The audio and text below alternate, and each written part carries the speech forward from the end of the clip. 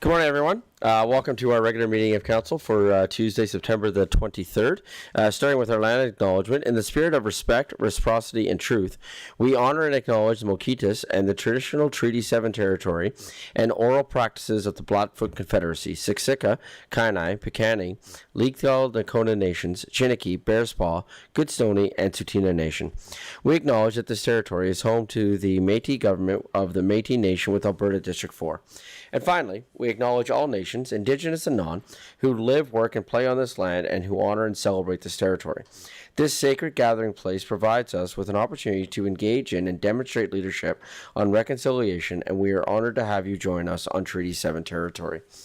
Looking now to our agenda, are there any additions or changes to the agenda? First, looking to council if they have any, and then looking to administration if you have any. Mr. Edney? Oh, here we go. Yeah, thank you, Mayor Dean. Just requesting that council remove item 8.1, the property tax adjustment, from the closed session. Unfortunately, this report just wasn't ready to go to be presented to council. We have an internal process that it didn't go through. And after reviewing it, I think it's better that administration gets some more information before bringing it to council. Okay, thank you. Any other comments, questions from council? Great, thank you. Can I have a councillor make the motion, please? Councillor Randawa. Thank you, Your Worship. Good morning, everyone. I move that the council approve the September 23rd, 2025 regular meeting of council agenda as amended. Remove agenda item 8.1, property tax adjustment. Any comments or questions from council? Call for the vote.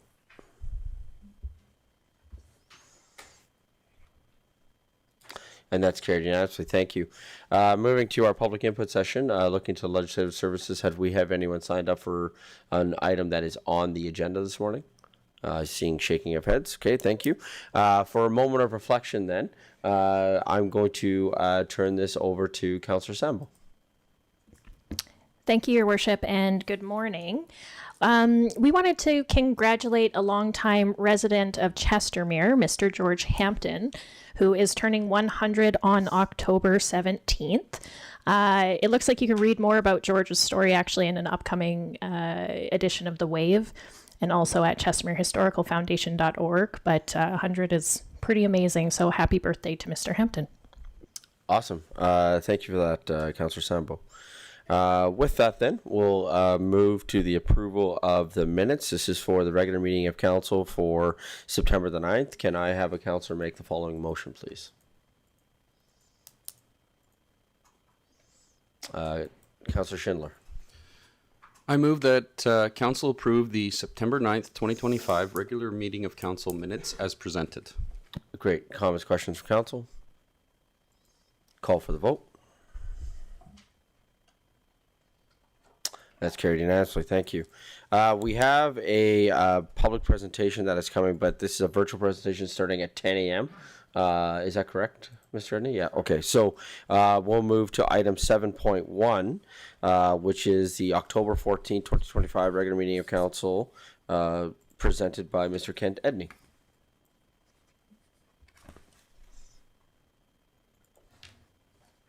Perfect. Thank you, Mayor Dean. Good morning, council. This is a quick verbal update. We have a meeting scheduled for October 14th. At this point, we have no items to deal with on that agenda, so my recommendation to council at this point is we cancel that meeting, and just looking for a motion from council to cancel the October 14th regular meeting of council. Great. Thank you. Can I have a motion? Can I have a councillor make the following motion, please? Councillor Narayan.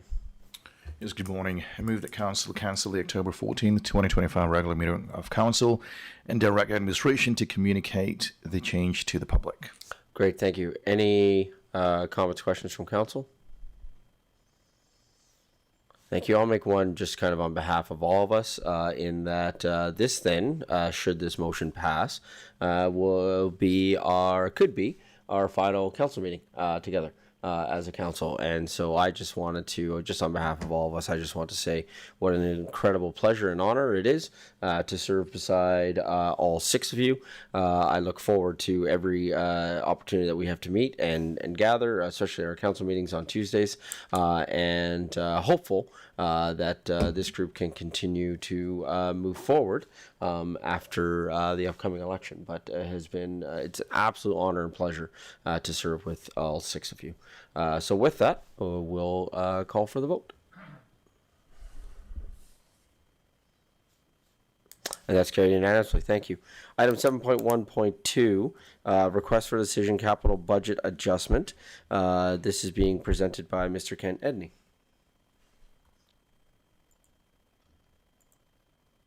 Yeah, thank you, Mayor Dean. This was a item that we dealt with at our last regular council meeting that council tabled at the time.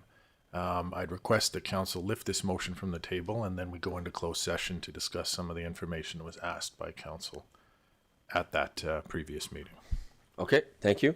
Can I have a motion to lift this from the table, please? Oh, it's already on there. Sorry, my bad. Can I have Councillor make the following motion, please? Councillor Sambo?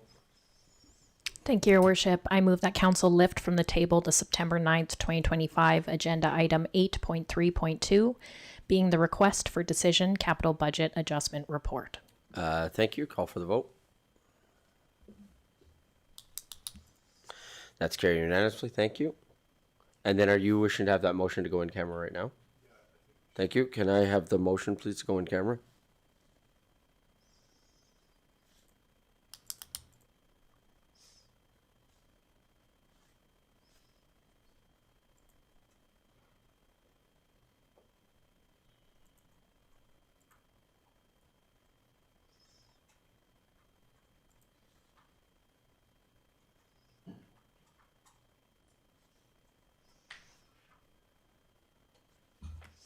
Great, thank you. Can I have a councillor make the following motion, please? Deputy Mayor?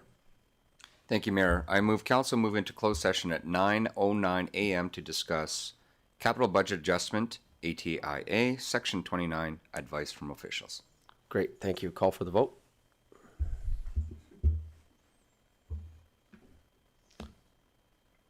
And that's carried unanimously. Thank you. Mr.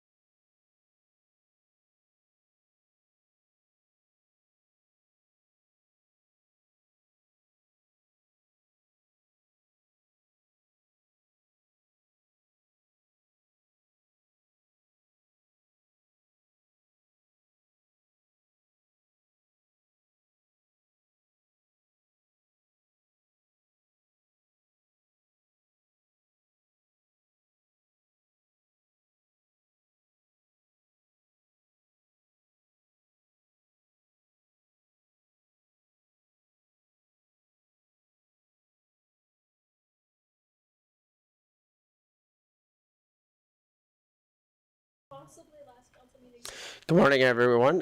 Just coming back from our closed session, can I have a council member make the following motion, please? Councillor Schindler. I move that council come out of closed session at 9:25 a.m. Great, thank you. Call for the vote.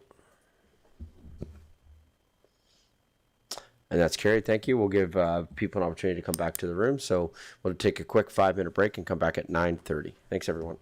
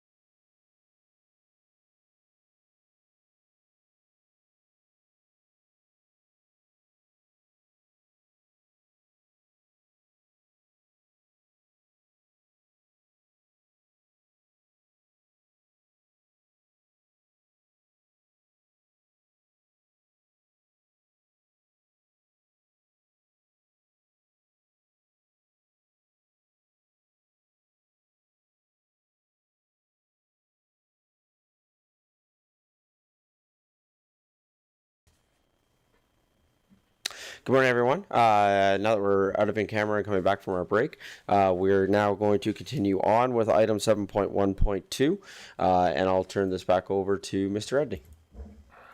Yeah, thank you, Mayor Dean. As discussed back on September 9th, administration is just looking for an increase to the Storm Pond Capital Maintenance Plan capital project budget from $40,000 to $60,000, with funding to come from excess funds available in the 1538974 Alberta Limited capital budget. So this is a utility capital project, and we've had some savings in some of our other projects that can fund this $20,000 difference. So just respectfully asking council to approve this budget increase. Great, thank you. And just as a point of clarity for public, this is a presentation that was done back on the aforementioned date. So what was that date again when the presentation was done, Mr. Edney? September 9th. Thank you. So this is a presentation that was done on September 9th, and there was some questions that were asked that fall under the privileged information that's now been presented to council, that now council is satisfied with that information. So the presentation was done at that time. It's the same presentation. There's no more kind of pertinent information, if you will, to be able to move forward. So can I have a councillor make the following motion, please? Deputy Mayor Warzowski. Okay, I have a question, but I have no problem making this motion as well. I motion council approve an increase to the Storm Pond Capital Maintenance Plan capital project budget from $40,000 to $60,000, with funding to come from excess funds available in the 1538974 Alberta Limited capital budget. Thank you. Comments, questions from council? Deputy Mayor. Thank you, Mayor Dean. And my question through yourself to our CAO. This budget of extra $20,000, I have two questions, so I'll ask them both because I expect them to be the same answer, but I'll ask them for our public. This $20,000 was budgeted after going through our procurement policies, understanding what the extra cost would be to complete this work. I guess it's only one question. I summarized it in one question. Yes, that's correct. Thank you. Thank you. Any other comments, questions from council? Call for the vote. And that's carried unanimously. Thank you.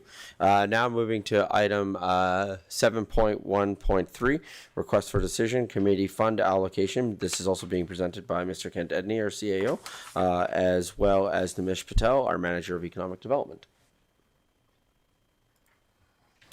Perfect. Thank you, Mayor Dean. So I'll start things off on this particular report and then hand them over to Mr. Patel to finish up on the economic development side. So back during final budget, council was deliberating what we should do, or what you should do with some of the money in the budget, and one of the things you did was allocate some money for what you called at the time committee work.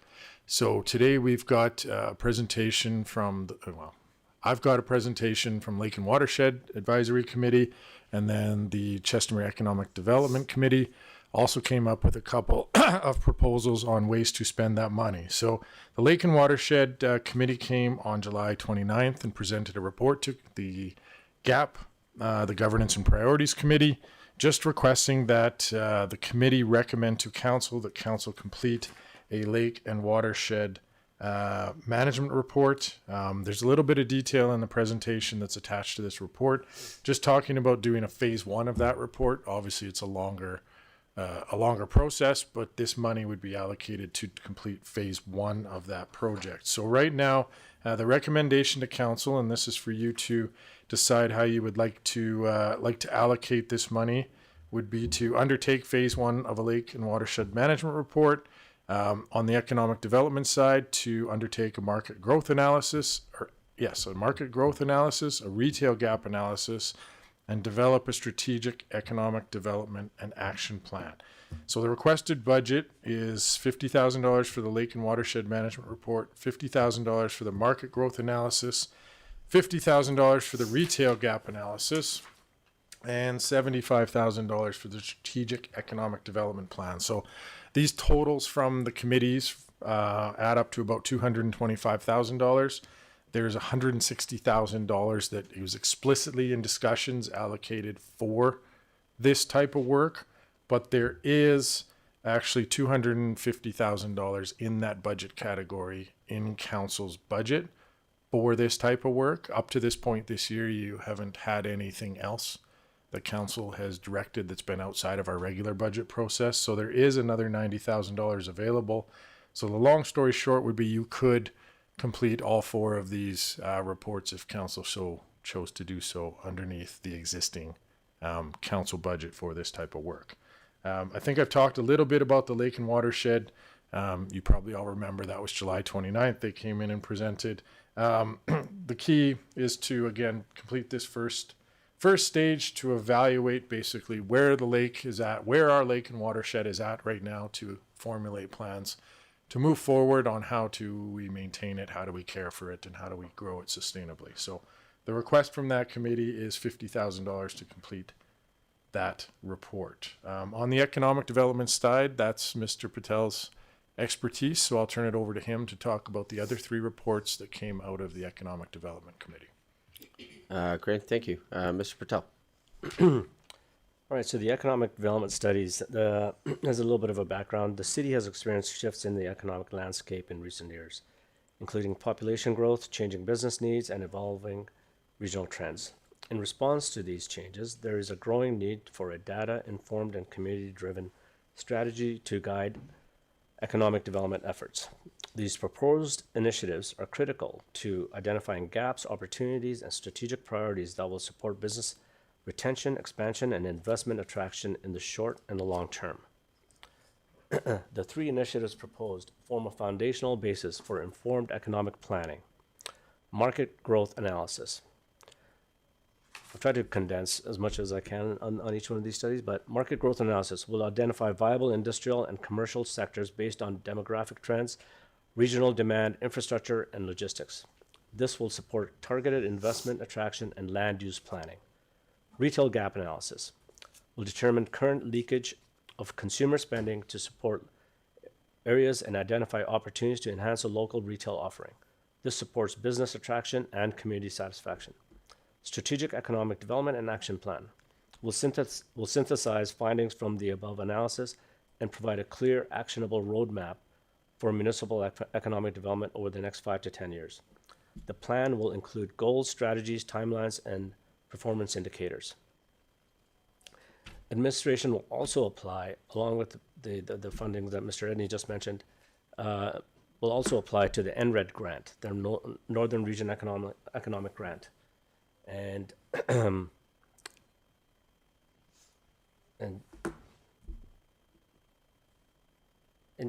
thing about the Northern Economic, the NRED grant, it's it just got launched a couple of weeks ago, and it goes to November 28th.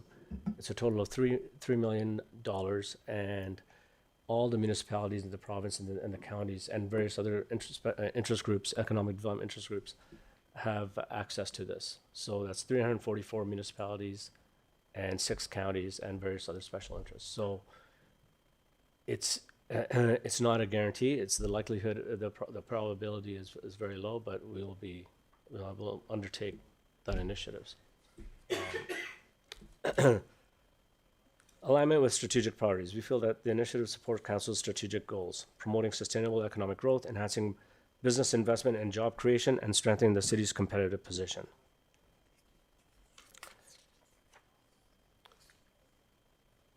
I think if you look at other options, I think if we don't undertake these studies, Council can take this as information and revisit it at a later date, or approve other options to approve partial components only, which limits the effectiveness and strategic integration of the findings, and you only have half the information that you need.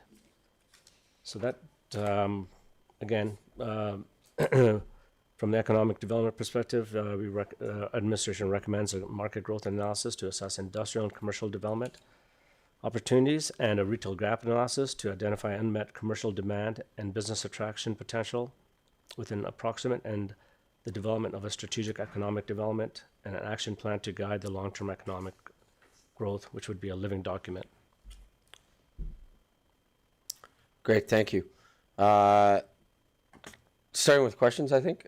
Just first, procedurally, are you going to be looking for separate motions on this? Are you going to be, how would you like, procedurally, what were you thinking, or is that kind of what we're going to hash out here over the next few minutes? Mr. Edney? Yeah, it doesn't really matter to me. I think that's how would council, separate motions may get a better reflection of each individual project for each council member, as we're asking to kind of approve them. They're all, the economic development ones are all related, but not integral to doing the next one, I don't think. Sure. If I speak on behalf of Nimish, you could do any two of the three without having to do the third if you wanted, right? Okay. Yeah. Okay, thank you. Deputy Mayor. Thank you, Mayor Dean. I'm fortunate to sit on both these committees, the Lake and Watershed Committee as well as the Economic Development Committee, CDAC. And my first question is in regards to the watershed. Well, I have two questions through our mayor. And I may know the answers to this, but it'll, I think, add some color to what administration is asking for in regards to this 50,000. On the first 50,000, I just want to make one comment on the Lake and Water Management Plan. Sitting on this committee, Lake and Water and Management and a strategic plan is certainly important to that committee. I'll also suggest that it does include more than just Lake and Watershed. It does include, our green spaces and just our environment as a whole. So if we move forward with this approval, I'd expect that to be considered as we move forward with this plan. But my question through our mayor to our CAO is, in the past, under the council of the day, they were directed to go forward with getting quotes for a strategic plan for the Lake and Watershed. And just curious how we came up with a budget of this 50,000. Was it based on some of those numbers, or is this just based on soliciting the market and having an understanding of what these costs would be to present a Lake and Water Management report? Mr. Edney? Yeah, thank you, Mayor Dean. To Councillor Warzanowski's question, what I did is I looked at all the submissions that were received for that original report, and honestly, I sort of took the middle, and then in my mind just accounted for what inflation looks like over the past few years. So I believe this is a budget that if we put out the same scope, we should be able to get a number of qualified bidders come in within our budget parameters. Okay, thank you. that answer? I have some more questions for Nimish. That answers my question. Thank you. But I'll just turn off my mic and let the other council, because I'm sure they'll have similar sentiments, and I'll add if necessary. Thank you. Councillor Ryan. Yes, thank you, Worship.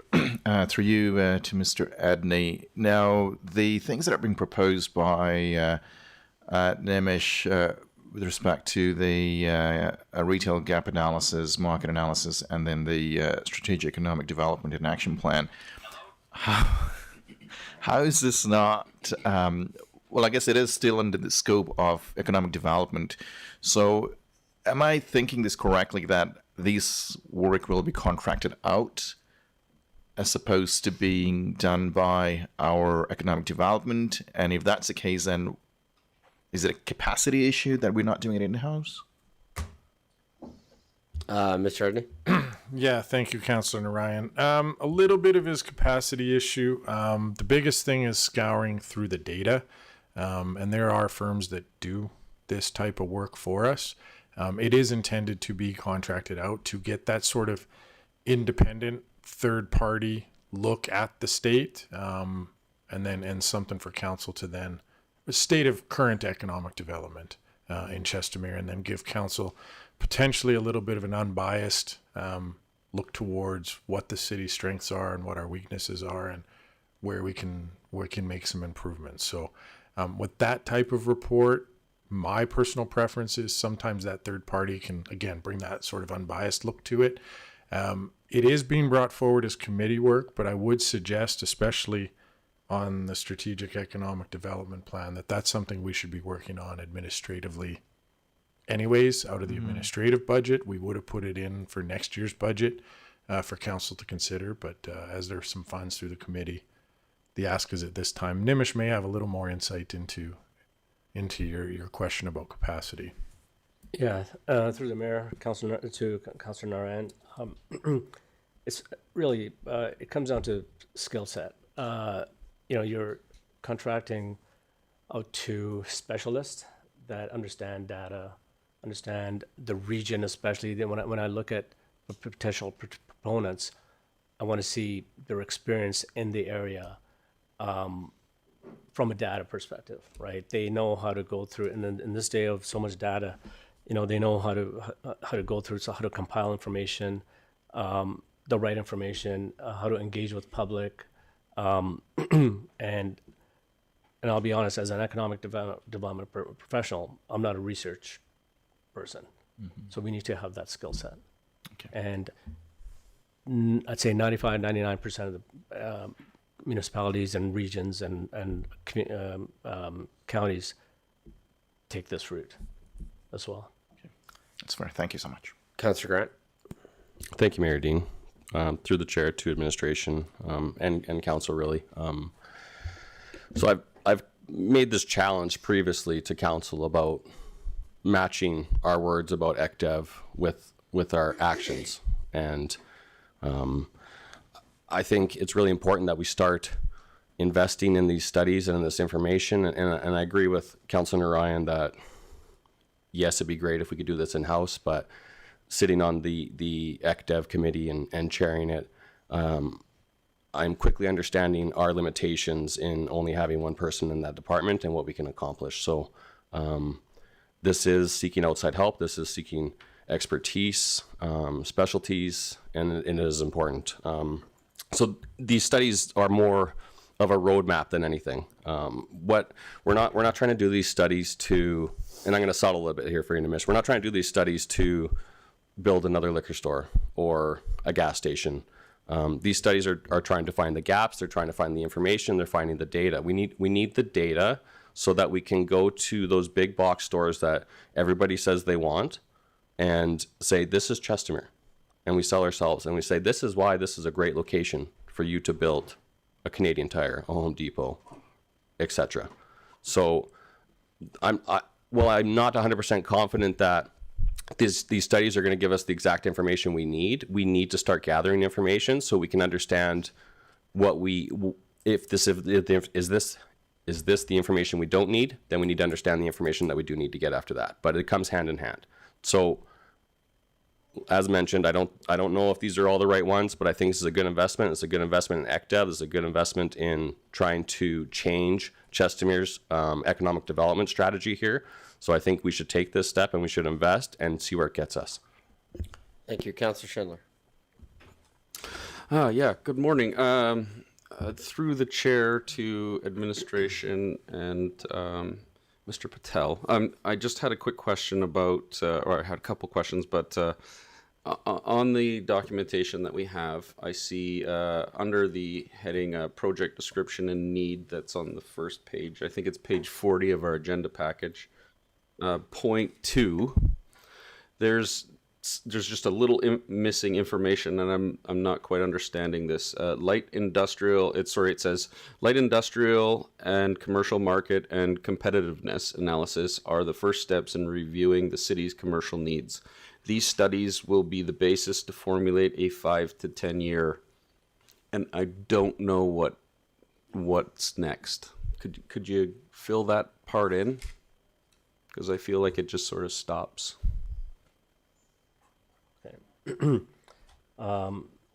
Or is that 5 to 10 year and then it has a colon and then an and. Okay, I'm just actually looking for that. All right. Okay. Yeah. Right. Okay.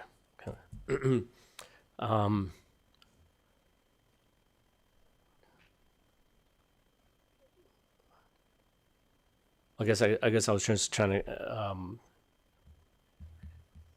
So I was just trying to tie it into the strategic economic development strategy.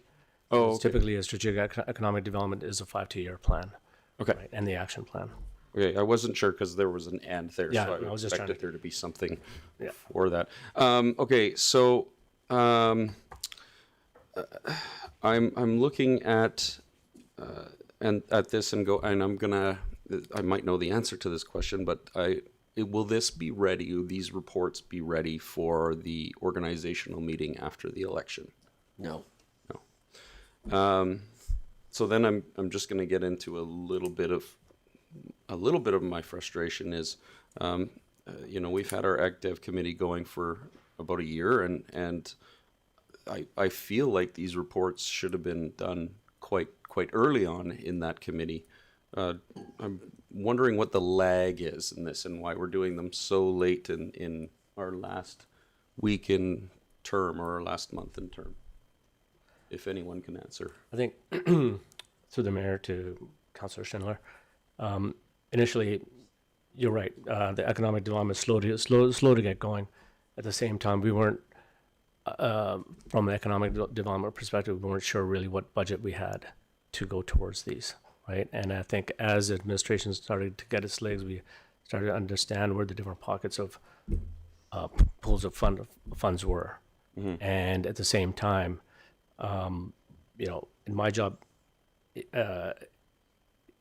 engaging with industry, engaging with site selectors, engaging with business developers for that represent Alberta everywhere, what their needs are, what are they looking for, right? So taking a full inventory of what we have here, which was basically nothing, to now what we need to have, right? Mm-hmm.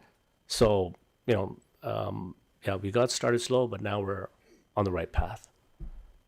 Yeah, I could see this information being really useful during our MDP process and through many of the decisions that we've had, and to help us navigate those strategies going forward to bring businesses to Chestermere, because that's really what we want to do. And I think we indicated that right at the beginning of our term as one of our strategic plans is to develop economic initiatives in Chestermere, and I'm hoping that we get to continue in the next term as well. But okay, I think that's all I have for today. Thank you. Deputy Mayor. Thank you, Mayor Dean, and thank you, Councillor Schindler. I share in your frustration, and I sit on this committee. We were certainly off to a slow start, and two of our councils sit on this committee, and we're both passionate about economic development. Let's be honest here. If all the stars aligned before we present her to MDP, I mean, that would just be wonderful. But we are at a stage now where we need to get moving with our strategic plan for our economy. And I share my sentiments with Councillor Grant. Is this market growth analysis, is this retail gap analysis required? Or is it just going to validate information that we already know? That being said, if we do nothing, we're not going to get anywhere. So we have already, let's remind Council that we did budget for $160,000 for some of this work previously when we reviewed our budget a number of months ago, and we have funds available for this. So as we move forward with the Council of the day after the election, they will be better positioned to respond to improving our economy by approving both the Lake and Water Management Plan and some of these asks of our Economic Development Officer. Thank you. Councillor Sambo. Thank you, Your Worship, through you to Mr. Edney and to Mr. Patel. I know you're really familiar with the Community Futures Wild Rose, and I sit on that board for Chestermere. Community Futures has a bunch of data that's related to all of this. You've reviewed the workforce study. We've talked a little bit about the business walks. How does that integrate into this? And how can we use that data without redoing all of it? All of it's very current, without spending more money on some of this stuff. How does that tie in? Right. So community futures, as well as the market growth, retail, and the strategic, all of those, the budget that we have here, it's based on my conversations with other municipalities and various service providers. Now, there will be overlap between the various service providers, and community futures as well. So information that we have, plus what the different service providers are providing. If there's overlap, they'll be able to use that. So we will be using some of that stuff. We do have the labor and workforce information, and so when we take in our proponents, when we're talking to them, we'll provide them, and they'll also have information. They've mentioned that they because I've tried to focus on people that have experience in the region, so they may already have some of the information that they don't have to do additional work. So I think, the budget that we have is, I think, in my mind, top end, but that's based on the information that we have right now.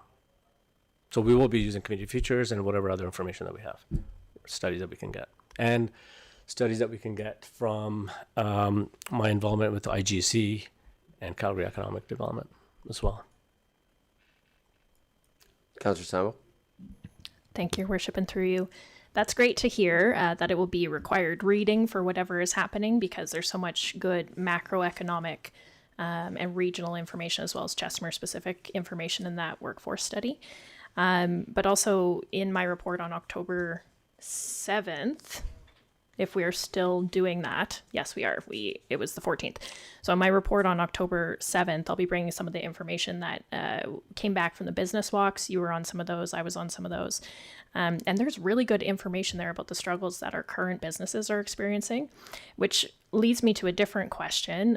As Councillor Grant was talking about, there's different types of economic development, and the kind of economic development that I think CDAC, the Economic Development Committee, and you and some members of council really want to get moving is the larger economic development, larger strategy, long-term thinking for the future.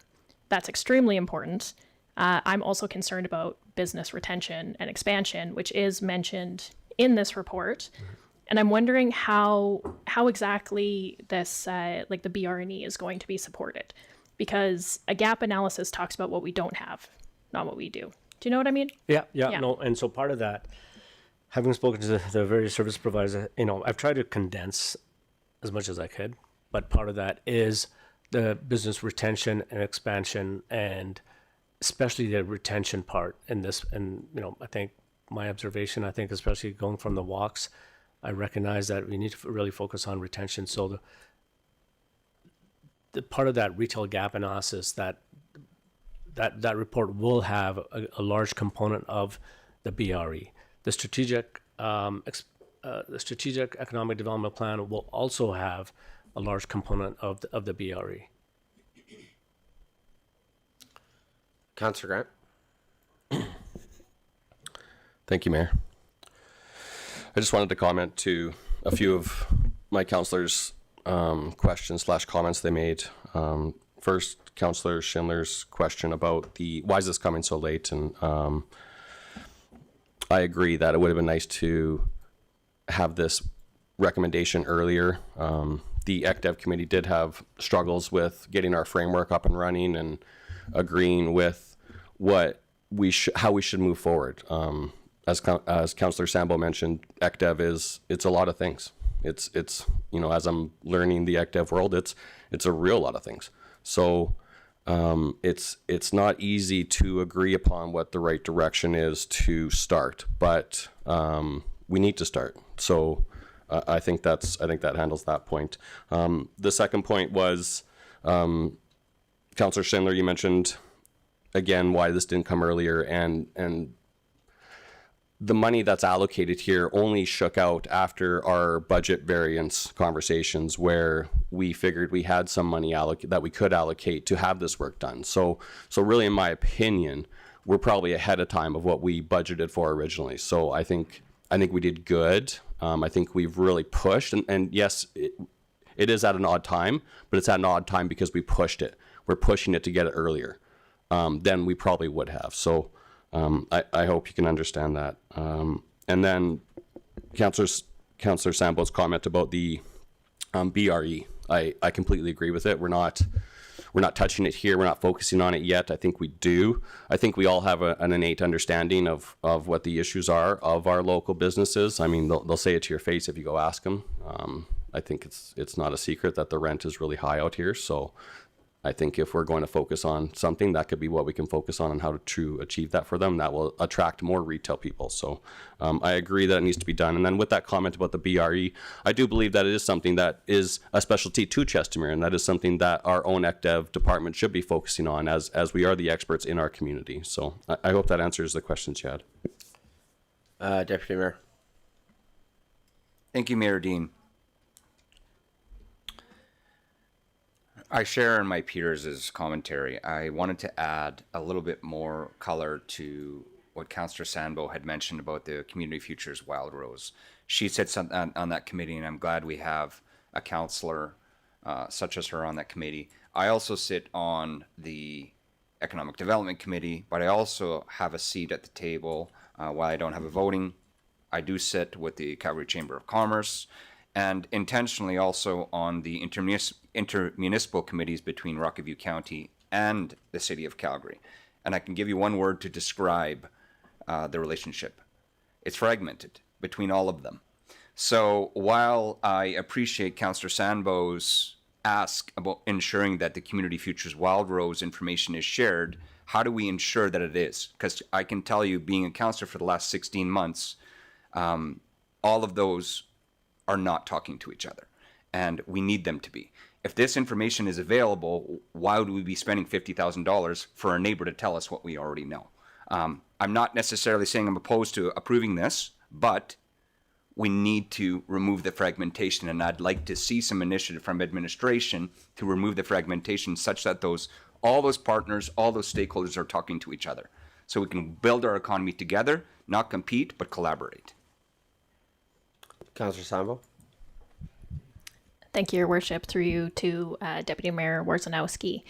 Just in response to that, this is public information and I'm trying to get it out now. So actually, Chestermere didn't have a seat on Community Futures for a long time. They had invited Chestermere for a long time and we hadn't filled it. So now we have someone sitting there and we're starting to get this information out. This particular report that I'm talking about, I'll share it again with Council. It's from 2024 and it is regional. So it's Chestermere and East and North. So most of the information is about the region, not Chestermere specific, but there is some really interesting information that calls out Chestermere specifically. So there's regional data and industry data that could be a base for some of this, but it's not complete enough for Chestermere's context. Okay, so with that, I think it's time to move forward to the motions for these. So I guess we will start with the lake and watershed one, as that one was first up. So can we okay, thank you. Can I have a councillor make the following motion, please? Deputy Mayor.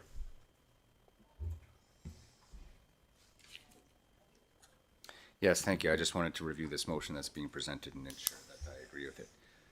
Thank you. Mayor Dean, I motion council approve an allocation of funds from the council other fees and services operating budget to fund the following study.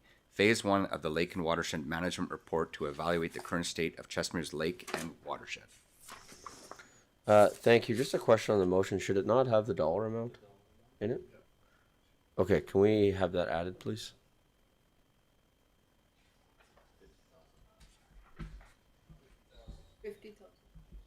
I'll restate the motion. That's not immaterial. To approve an allocation of $50,000 from the.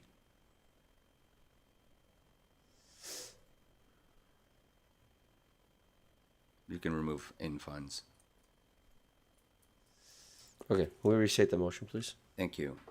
I motion council approve an allocation of $50,000 from the council other fees for service operating budget to fund the following study. Phase 1 of the Lake and Watershed Management Report to evaluate the current state of Chestermere's lake and watershed. Comments, questions from council? Call for the vote.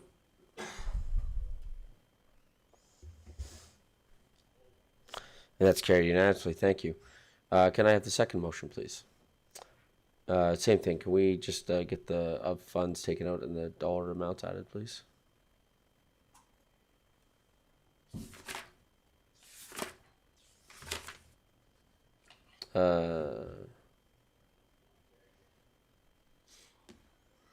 Okay, thank you.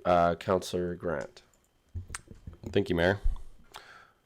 I move that council approve an allocation of $50,000 from the council other fees for service operating budget to fund the following study. A market growth analysis to assess industrial and commercial development opportunities. Great, thank you. Comments, questions from council? I just have one. I just want to respond to some of the other comments that were made just during the question period there. I just wanted to respond to those. I think it's important to remember, Councillor Grant alluded to this, that we didn't approve the final budget for 2025 until May, June, and we had August off. So really, from time of approval of budget to this proposal coming forward is essentially 3 months, maybe 4. Taking out the fact that we didn't have council meetings in August. So I think that's an expedient timeline with the way governments work. And I would also suggest that this is also one of those tensions of being a first and a fourth year council at the exact same time, right? We approved our kind of first overall budget back just a few months ago, and then we're right back into election season.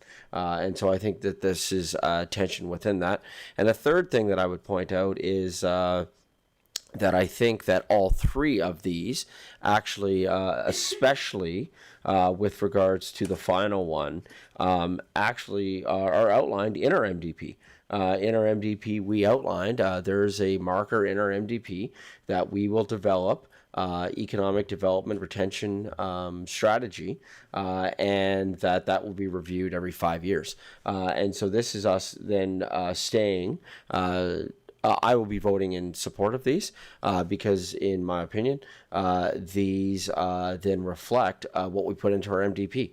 And this follows a plan that has been outlined from the very beginning. And so I think we should be a little easy on ourselves and on administration in terms of timelines, just because, again, we've accomplished a lot in a year. And budget processes and all those sorts of things do take some time, and there has been a lot that has accomplished. And so, in my opinion, this stays with that plan that was outlined 16 months ago, a commitment to economic development within the city of Chestermere, and it just continues along with that plan, an acknowledgement that we inherited many many situations, and this council again.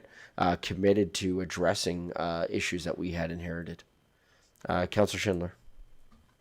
Yeah, I just wanted to clarify my comments because I hear my fellow councillors, but I think they misunderstood what I was saying when I was talking about how I had frustration in this.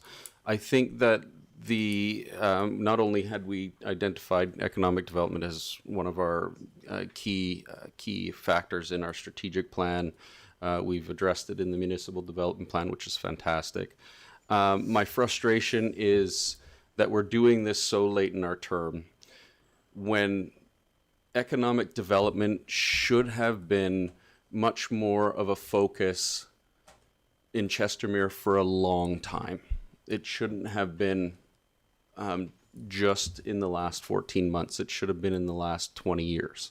I'm not saying bringing it to any other councils. I'm just saying that this information should be updated regularly, maintained. We need to have a better focus on economic development. I will absolutely support these motions. I think that they're much needed in our community, and we should be maintaining this information going forward as we continue to grow at our exponential growth rate. I hope that clarifies what I was saying earlier.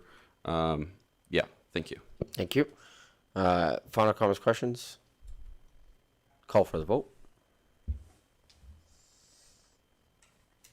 That's carried unanimously. Thank you. Can I have the third motion, I guess it would be, and just the change?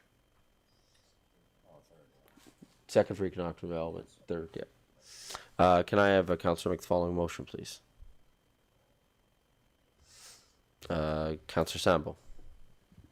Certainly, Your Worship. I move that council approve an allocation of $50,000 from the council other fees for services operating budget to fund the following study: a retail gap analysis to identify unmet commercial demand and business attraction potential with an approximate and business attraction potential. Great, thank you. Comments, questions from council? Call for the vote.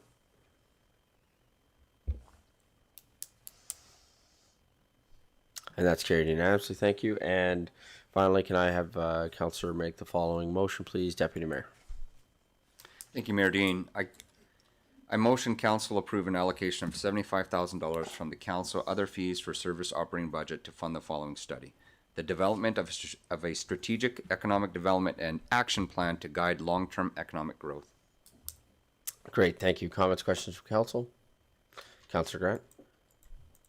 Thank you, Mayor. Since this is our last one, I just wanted to point out that, you know, this isn't us spending money for money's sake or just spending it because we have it in the budget. We've purposely found this money to do this work because it is so critical, and I don't expect that we're going to get information back and just sit on this information. This information is going to come back, and we're going to action it. It's going to become a long-term plan for this city. So I thank everybody for their support on it, and I think it's a great first step, and let's get going.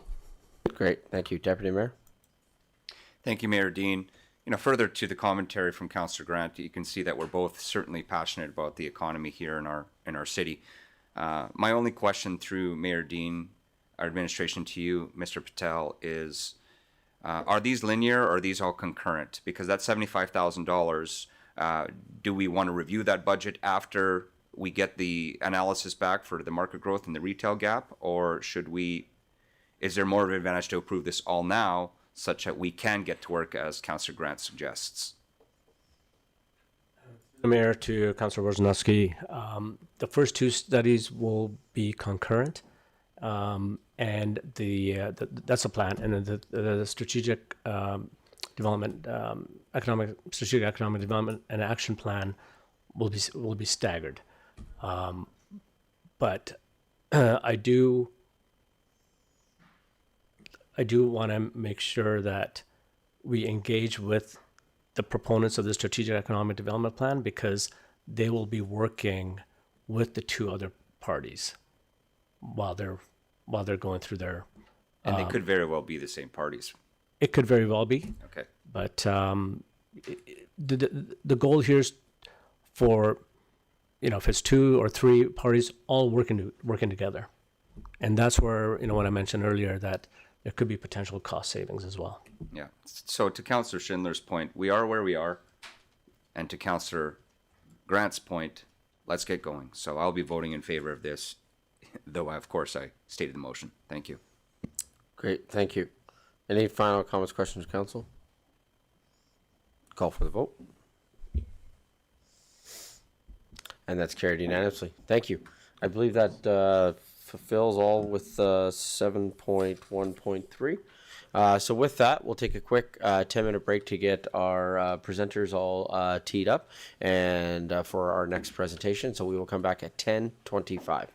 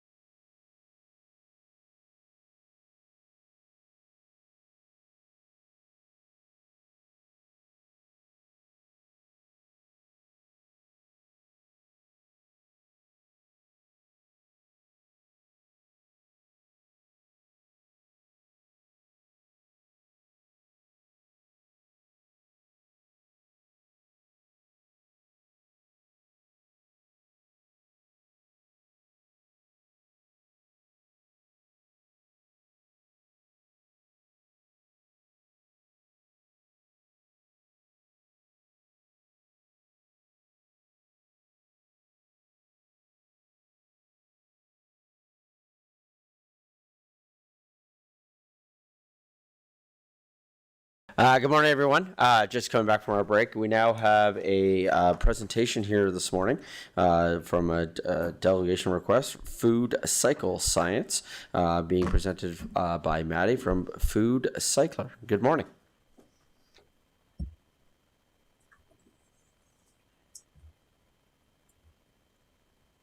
Great, thank you.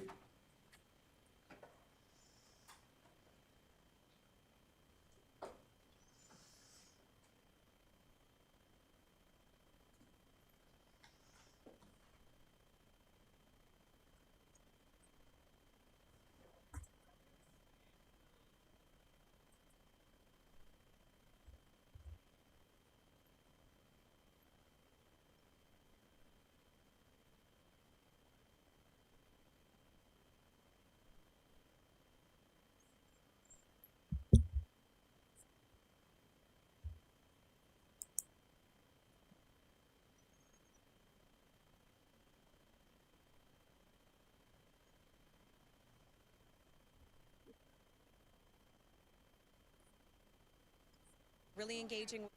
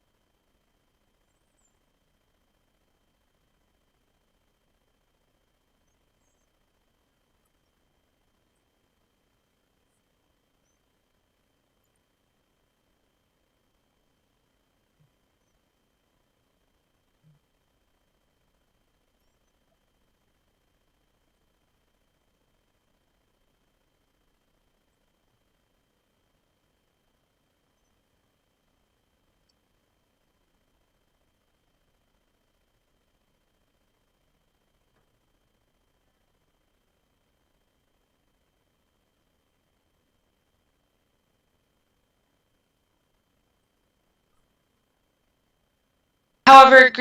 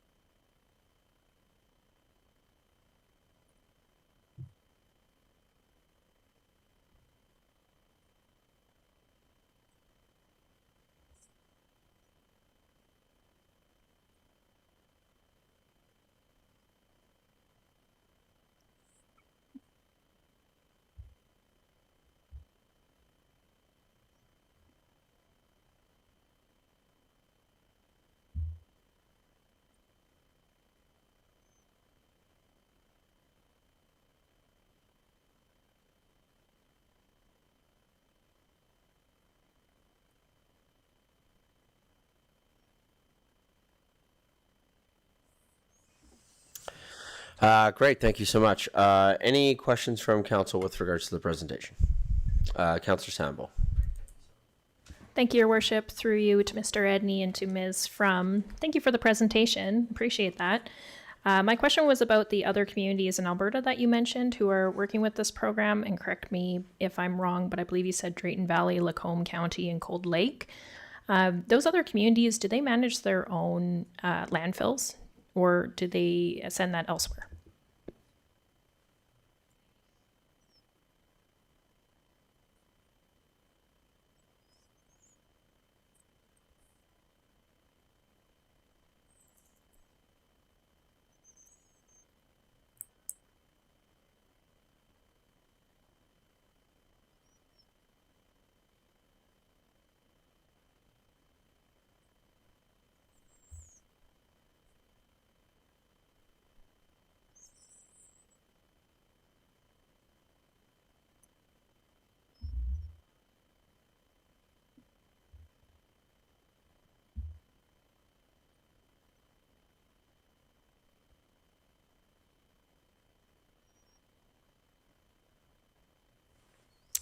Councillor Ryan. Thank you, Your Worship.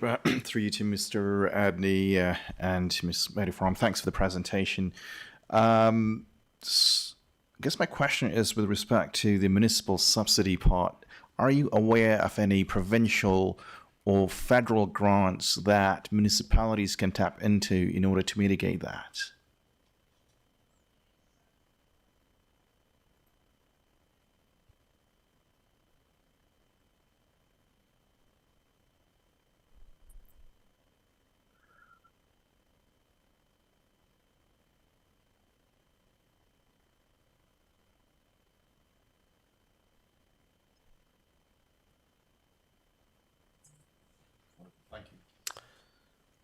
Any other comments, questions from council? Councillor Sambo. Thank you, Your Worship, and through you. Ms. From, I'm wondering about those reduced hauling costs, as well as if, for example, if you have less volume, maybe operationally you could collect less frequently. Really, I'm wondering if there's anything tangible about the cost savings for a program like this.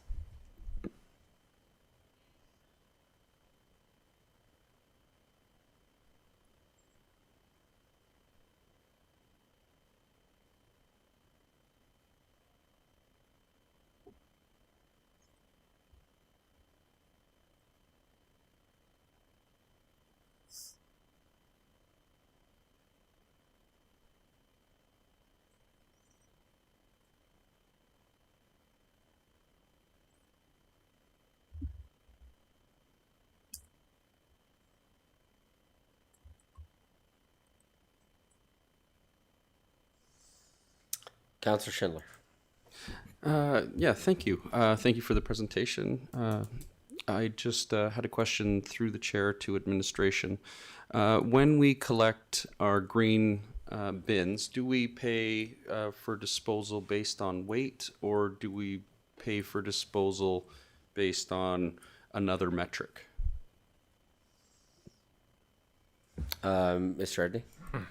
Yeah, thank you, Mayor Dean. To Councillor Schindler's question, we pay based on weight delivered to the compost facility.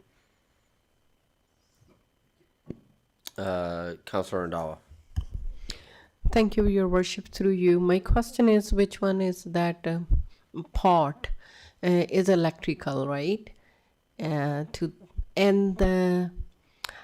case that is not working, what is the cost to replace it, and how much electricity it consumes per household?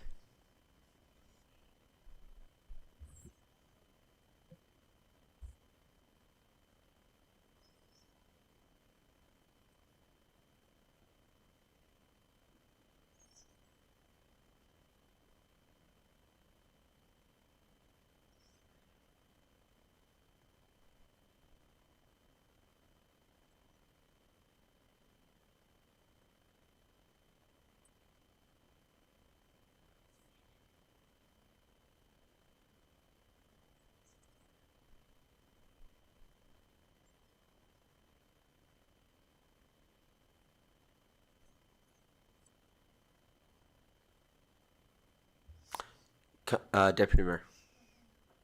Thank you, Mayor Dean.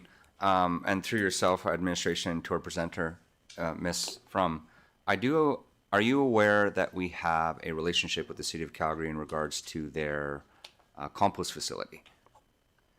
Okay, so you are? Okay. And the reason why I bring that question up is because if they have a composting facility, and I don't know what happens when you deliver compost to that facility and what comes out, but it is different, obviously, than sending it to a landfill.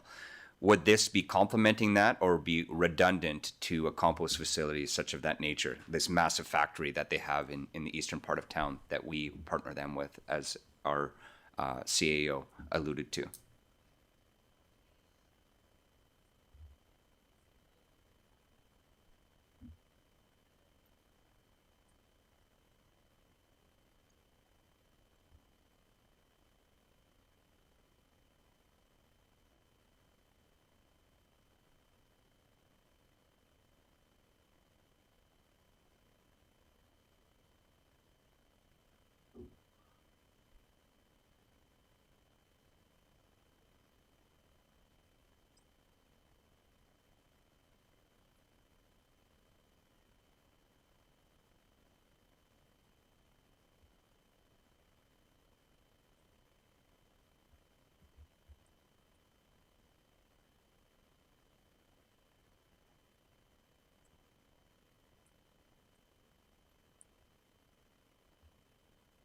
Thank you. And I was just going to ask a question, if I may, through our mayor to our CAO. Just some food for thought. I just want to make the comment that we do have our own greenhouses as well within the city of Chestermere to beautify our city, which I think is wonderful. And while it might be a bit of extra work, I can see that, and I know we compost at the facility ourselves. Our team that really makes our city beautiful. It may be a bit of work, but if there was something like this, it would probably complement that facility to help our greenhouse and having a product like that instead of having to do all of the composting on site. But thank you for the presentation, Mrs. Frum. Councillor Sambo. Thank you, Your Worship, and through you. The last question that I have is about uptake. Do you have any data about how quickly communities, what percentage of people are, getting on board with this program after it's implemented in, say, the first year?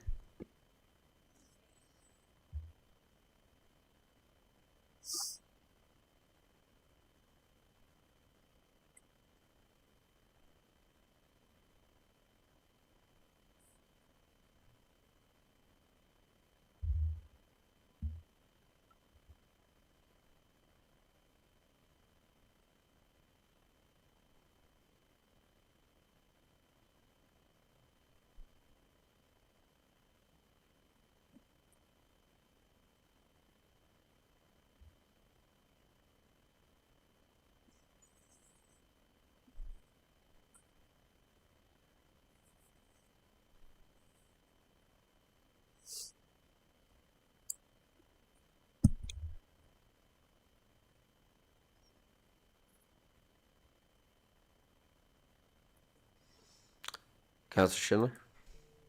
Okay, thank you. Through the chair, through administration to Ms. Frum, I have a question about the machine's, I guess, warranty or what happens if it breaks. In other communities, have you had issues, or who pays for a brand new machine? Have you had issues with that if they break? If we have a program like this, and they keep breaking, are we going to get bombarded with questions and concerns?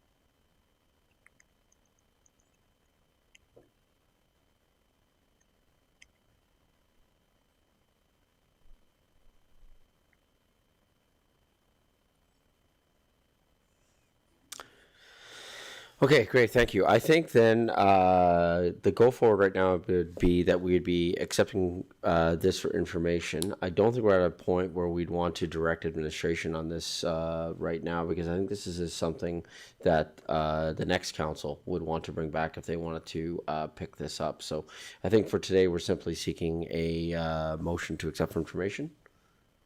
Correct? Yeah. Okay, can I have the motion to accept for information, please? Can I have a councillor make the following motion, please? Councillor Schindler. I move that council accept the delegation request from Food Cycler for information. Comments, questions from council? Call for the vote.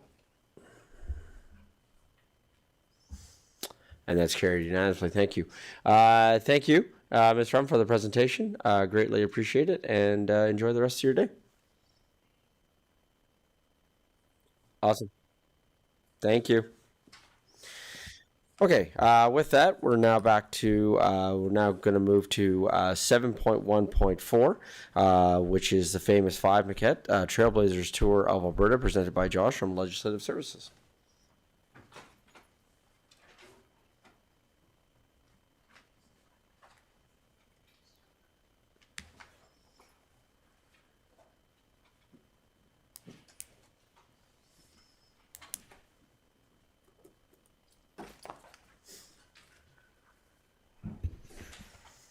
Good morning, Mayor and Council. Josh Estanislau, Legislative Assistant number 2. I'm here today with an RFD for the famous 5 Maquette Trailblazers Tour of Alberta. So the motion that we're recommending to Council today is that Council direct administration to proceed with the famous 5 Foundation and Trailblazers Tour initiative as presented. So some background information. The Famous 5 Foundation is a registered nonprofit whose mission is to empower women and girls to courageously lead change that contributes to a society without boundaries for women in the spirit of the Famous 5. On March 13th, 2025, Kimberly Gunn, the project manager of the Trailblazers Tour of Alberta from the F5F, reached out to administration to express their interest in coming to Chestermere in January 2026 as part of their tour. This project was then delegated to the Chestermere Municipal Heritage Advisory Committee. On September 18th, 2025, the committee passed a motion to support the F5 Maquette Trailblazers Tour of Alberta and recommended that the initiative be passed on to council for formal adoption. So about the tour itself. So the F5 Maquette is a miniature of the F5F's women's or persons monuments installed in Calgary and in front of the Senate of Canada in Ottawa. And then these are then toured around legislatures, post-secondary institutions, public libraries, and city halls across Canada. Along with the bronze statues, a reception event will be held called the Pink Teas in honor of the pink teas that were held as a creative force of resistance. These were disguised as social gatherings and allowed women to organize for suffrage without interference from opponents who wanted to disrupt her work. In the modern times, however, that is now more open to everyone, and it is encouraged that everyone from all backgrounds attend the Pink Tea. So some information about the tour itself. All of the tour info is in the report, but I'm just going to cover some key highlights. So the first one is that each portion of the tour is typically a 1-month commitment. They're looking to come to Chestermere by the last week of December 2025 or the first week of January. So this would mean that they would need a response from us in the next 3 to 6 weeks. The second thing is that the F5F arranges transportation, installation, and deinstallation, as well as the insurance of the maquette exhibit. For the duration of the time in our location. So this means that there are no financial implications for the city. This whole tour is funded by the F5F, who get their funding from grants and individual donations. Another important thing is that the exhibit requires a secure space, which can accommodate an oak table, which is 4 by 6 feet, 2 pull-up banners, and room for visitors to look and touch the exhibit. During the committee meeting, we've suggested that this be the City Hall lobby, as that's where it will probably get the most foot traffic during winter in January. Lastly, for the opening reception, the foundation will help organize an impactful pink tea to bring together past, current, and future leaders. They will contribute up to a maximum of $100 for refreshments, but it is up to the municipality if they want to add some funds as well. To conclude, upon approval by council, administration will work with the foundation to bring the tour to Chestermere. I've been talking with the foundation myself, and we expect that we will basically do minimal effort regarding this because they take care of everything, and we don't expect the operations of the city to be affected. But given that, I'm happy to answer any questions. Great, thank you. Any comments, questions from council with regards to the presentation? Councillor Sambo. Thank you very much, Your Worship. Just a comment, this project is very personally significant to me. If you really think about it, less than 100 years ago, 90 years ago, myself and Councillor Randhawa, it would have been illegal for us to sit on this bench. And the Famous Five were really instrumental in advancing women's rights so that we could do things like this. Just think about that, 90 years ago. That's really not that long. So it looks like this project is going to be very low input and low expense, zero expense for the city. I'm really excited to see it coming forward. Thank you. Great, thank you. Any other comments, questions from council?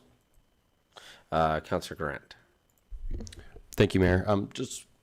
I'm on the committee that had the presentation brought forward originally, and I learned something that day, and I thought it was something that I should share, and that was, and I'm not sure if Josh mentioned it, but that the Famous Five originated out of Alberta, and I thought that was quite an amazing thing and part of our heritage, and was another reason why I would support this.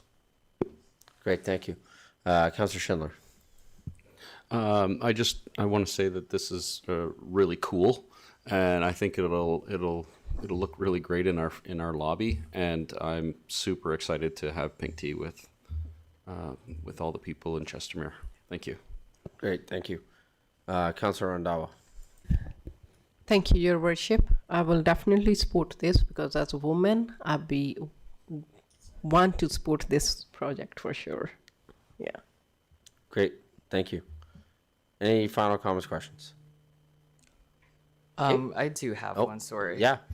So I forgot to mention this in my report, but the foundation does encourage organizations and other groups to present along with the exhibit if they do want to collaborate with them. So in the event that this passes, the foundation is open to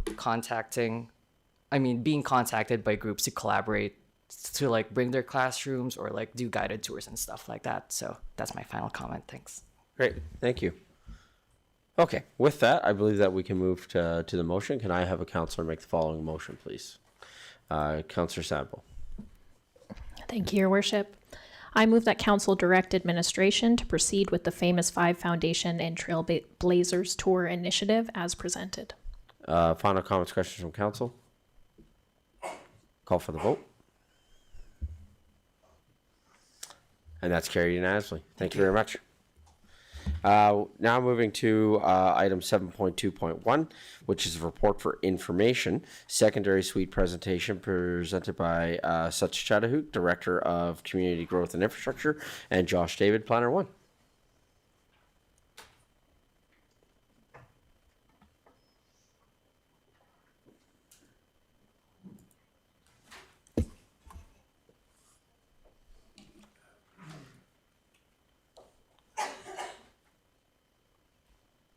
The presentation on screen.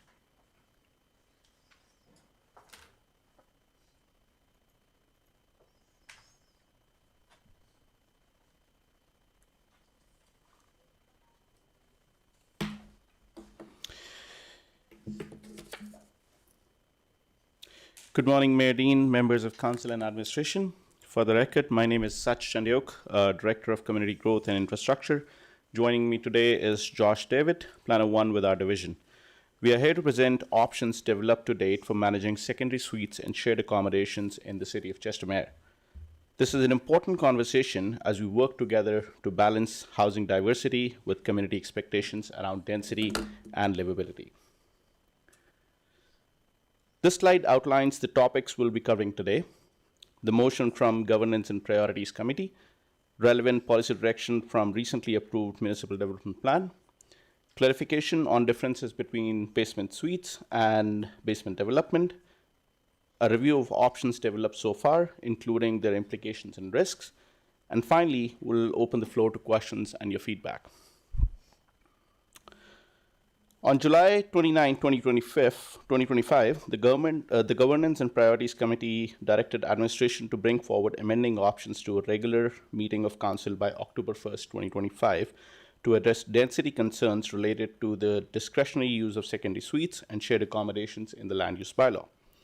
In response, administration has reviewed the current land use bylaw and developed several preliminary options. While this work is ongoing, today's presentation is intended to share progress to date and provide contextual information to support future decision making. The motion before council today is simply to receive this report as presentation for information.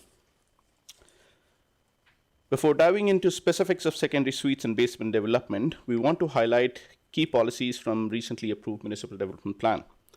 As shown on the slide, the MDP actively supports secondary suites in both growing and established neighborhoods. These suites are recognized as flexible housing options that help accommodate Chestermere's diverse and evolving population. Any future amendments to the land use bylaw must be aligned with these policies, ensuring consistency with our long-term planning vision. Now we'll dive into difference between basement development and secondary suite. The term basement and secondary suite are often used interchangeably, but they represent distinct uses and different regulatory implications. A basement is a portion of a building located wholly or partially below grade. To develop a basement, a homeowner only requires building permits and trade permits. No development permits are required. A secondary suite, on the other hand, is a self-contained independent dwelling unit within a principal building. It operates independently from primary residence and requires a discretionary use development permit, which is subject to appeal by affected parties. It is also subject to stringent building code requirements, including fire separation, ventilation, and secondary access. Understanding this distinction is critical when considering how these uses impact density, safety, and parking in our neighborhoods.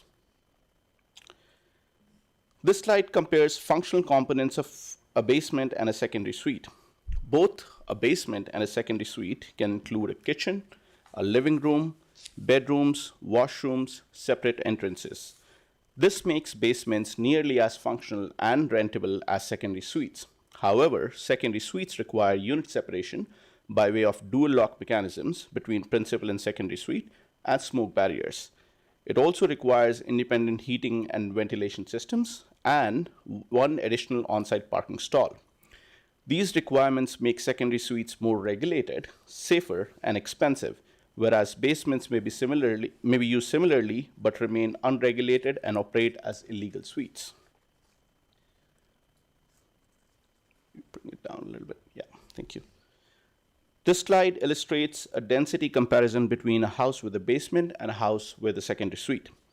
Assuming both homes have 3 bedrooms in the principal unit and 2 bedrooms in the basement or the suite, each household could accommodate up to 10 people, assuming 2 people live per bedroom. In both cases, the rooms in the basement or the secondary suite can be rented.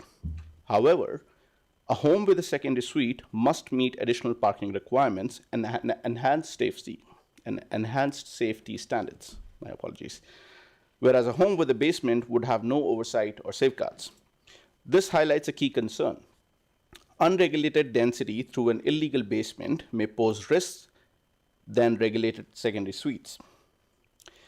In summary, basements can offer similar functionality to secondary suites, but without the same regulatory oversight. This increases the risk of unregulated secondary suites in the community. Secondary suites, while more expensive and complex to permit, offer greater safety, clearer accountability, additional parking, and compliance with building codes. Importantly, secondary suites do not inherently increase density. They simply formalize and regulate existing living arrangements. We must also recognize that land use bylaws are not the most effective tool for controlling density. Density is established through area structure plan and outline plans. The land use bylaw only regulates the use of the land and not the users of the land. Currently, secondary suites are listed as a discretionary use in 6 land use districts, as shown on the slide. 3 residential districts do not permit secondary suites, including the residential planned lot front drive R1 PFD district. This is a front-loading typology with a capacity to accommodate up to 4 parking stalls and may be a candidate for consideration of a secondary suite. Scroll up a little bit. Thank you.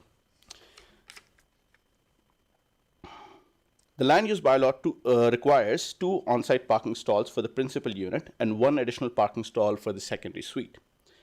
This makes the overall requirement for 3 on-site parking stalls for a house with a secondary suite. On the slide is a comparative analysis of 2 land use districts.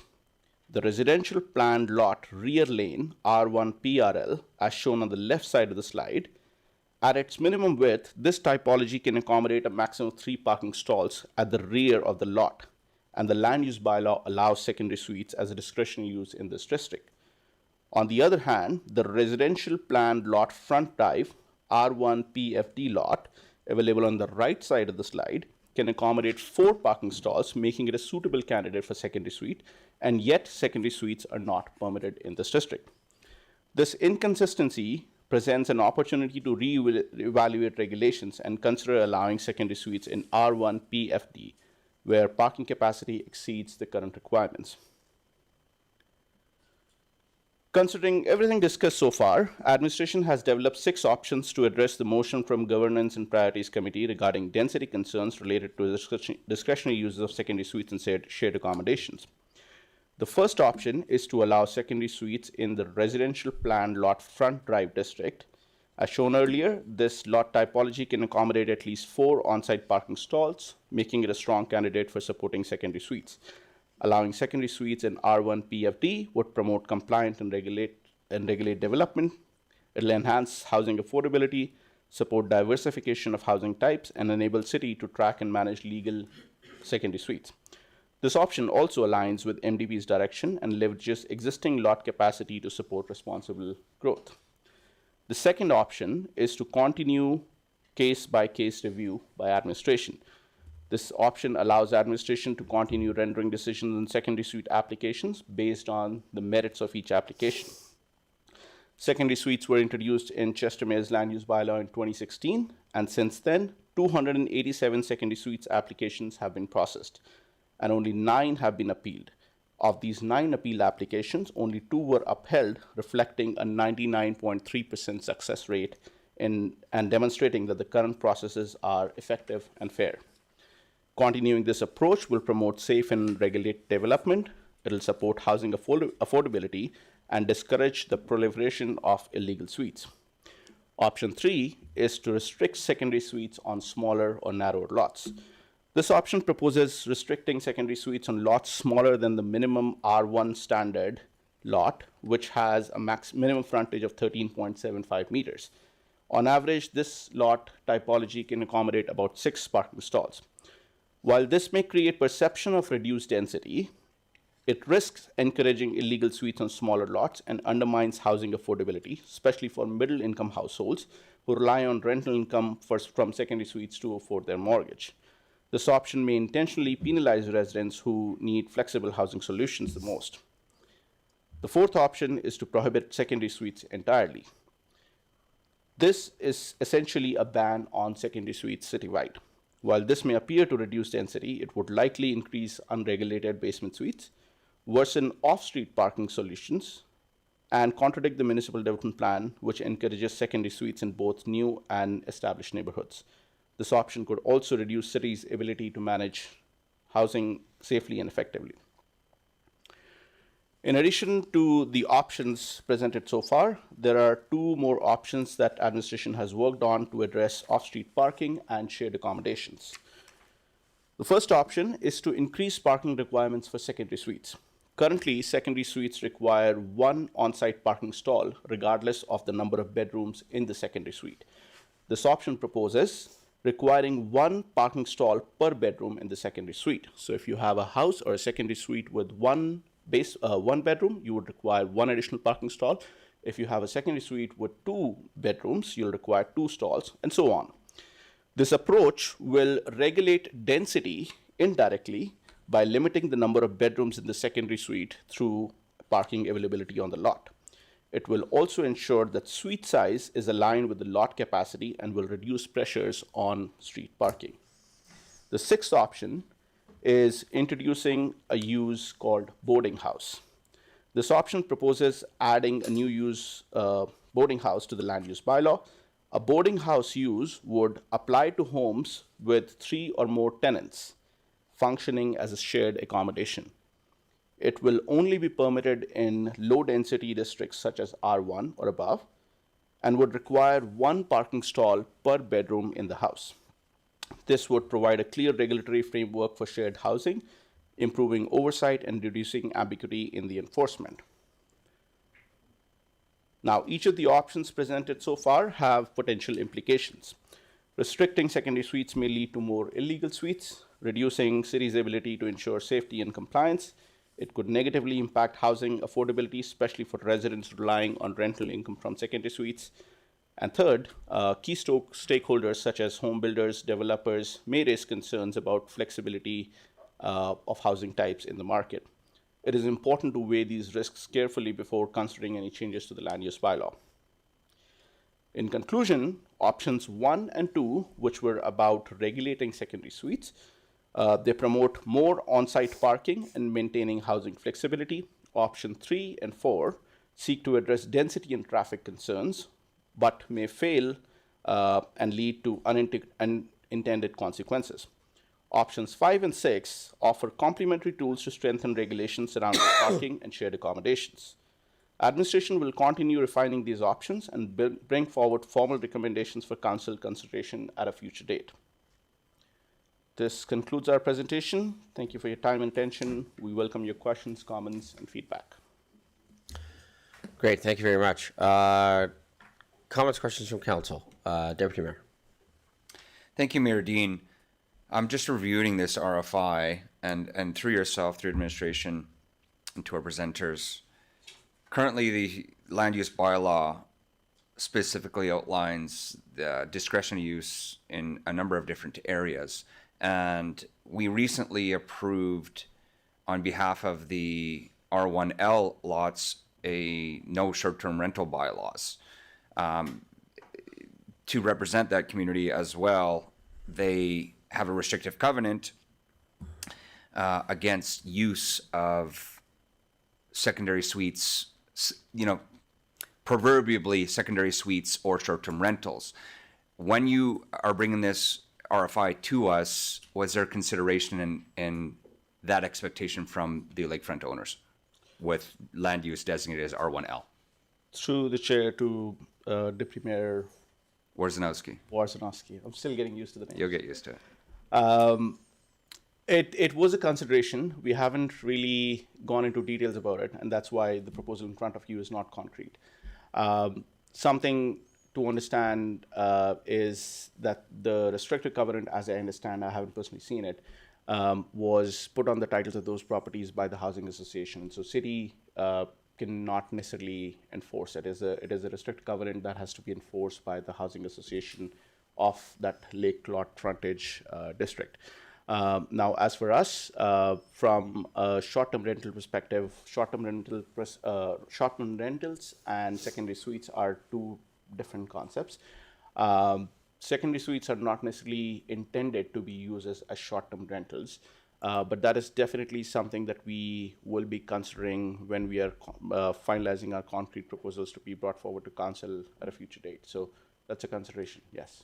Yes, while I think the lakefront owners and a lot of us do understand that there is a restrictive covenant, The restrictive covenant is a different vessel to enforce how that land use is used, even though we have our own land use bylaws. The restrictive covenant does state that it's meant to be a single dwelling home, which is one of the reasons they were against the short-term rental bylaw. I know that's not what we're discussing here, but also why they wouldn't be supporting secondary suites, because it would be in contravention of the secondary bylaw, and not the secondary, but the restrictive covenant. And I know they would have the expectation or the ask from council to support their efforts in protecting that restrictive covenant and their expectation to have more than a single dwelling on their properties. So thank you for the RFI. I just want to bring that forward because it is a working document as we move forward with developing what the secondary suite bylaw looks like. I think there's some work to be done to understand exactly what the lakefronters are expecting. Thank you. Councillor Ryan. Thank you, Your Worship. Through you to Mr. Redney and administration. Thanks for the presentation. I do sit on the SDAB board and have sat through a few appeals on secondary suite. One of the common denominators and concerns are usually surrounding secondary suites on cul-de-sacs. I haven't seen anything on here unless I'm missing something. I'm just wondering if you can speak to that and if there is a way to have in our bylaw that sure, we could have secondary suites, but not on cul-de-sacs. Through the chair, I'd like to provide a little bit of clarification on that front. And thank you for asking that question. Cul-de-sacs are not necessarily smaller lots. They're actually bigger, wider. They're bigger lots, not wider. They're bigger lots at the back. And the only difference between a standard rectangular lot and the cul-de-sac is the frontage of the lot is a little bit smaller. Now, if we are able to sort of ensure there's enough parking on the lot, which is a requirement of the secondary suites, then there's not much difference between a lot that's rectangular in nature or a lot that is on a cul-de-sac or pie-shaped. Primarily, it boils down to how much parking spaces can be accommodated on a lot. The difference or the perception that comes out of a secondary suite on a cul-de-sac is that there's no on-street parking, because primarily the pie-shaped lot sort of covers the driveway and there's not much lawn area or frontage in front of cul-de-sacs to be able to park lots. And that's the perception that people often lead with. However, at the stage of sort of deciding on a secondary suite application, we do not take into consideration the parking that's available on street. We only take into consideration that the parking that's available on site. If your lot is not big enough, you will not get a secondary suite on the parcel, regardless of it being a pie-shaped lot on a cul-de-sac or a rectangular lot on a standard street. So I don't, from a planning perspective, I don't necessarily differentiate between a pie-shaped lot or a rectangular lot, because the issue is not to, the issue is related to on-street parking and not off-street. Whereas at the stage of secondary suite, the issue that we deal with is how many parking stalls are available on site on the lot itself. Yeah, and thank you, and if I may, and I think that's how generally how the SDB board looks at it, because that's what the bylaw states, and that's what usually the staff member, that's how they would explain as well. I really like your choice of words with respect to perception. There's definitely the perception among neighbors whenever they do see an application for secondary suite.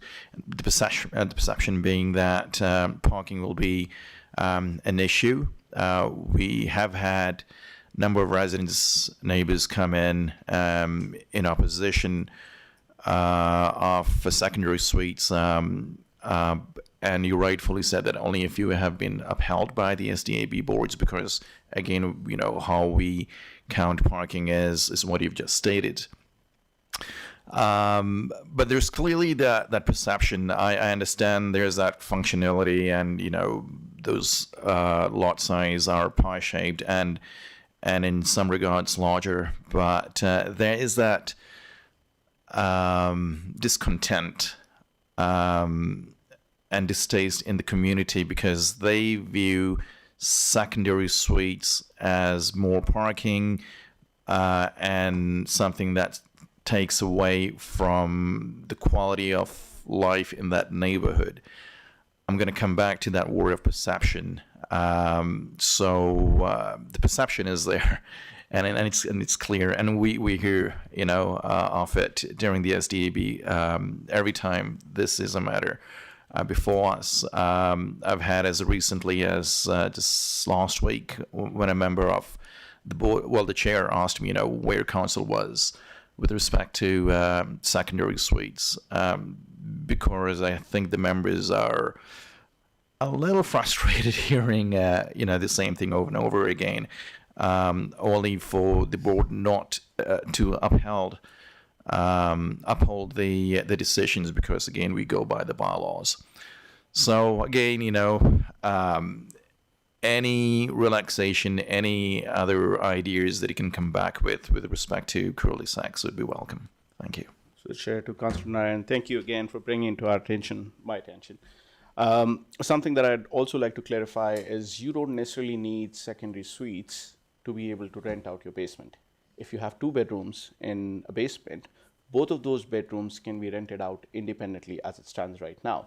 In which case, if there are 2 parties, separate parties living in the basement, number 1, you don't have parking on site. Number 2, you now have 2 additional cars that are going to be parked on the street. On the contrary, if you have a secondary suite approved, you now have an extra parking stall on the lot, at the very least, with today's regulations. So secondary suites, again, contrary to popular belief, are actually a good thing because it allows us to regulate parking. It allows to ensure the safety of the secondary suite in terms of smoke and ventilation. It's a separate independent unit. And so from a planning perspective, I absolutely support secondary suites because it allows us ability to regulate them better. It allows us to ensure there's more parking available on site rather than people parking off site. Whether or not people choose to park on their lot is a habitual behavior question. It's not a question of planning laws and regulations. It's a question of what your behavior is towards parking and everything. So regardless of you having more secondary suites or not in the community, people who are choosing to park on streets will continue to park on streets. The issue is, if the issue is on-street parking, it's an entirely different issue than the secondary suite conversation.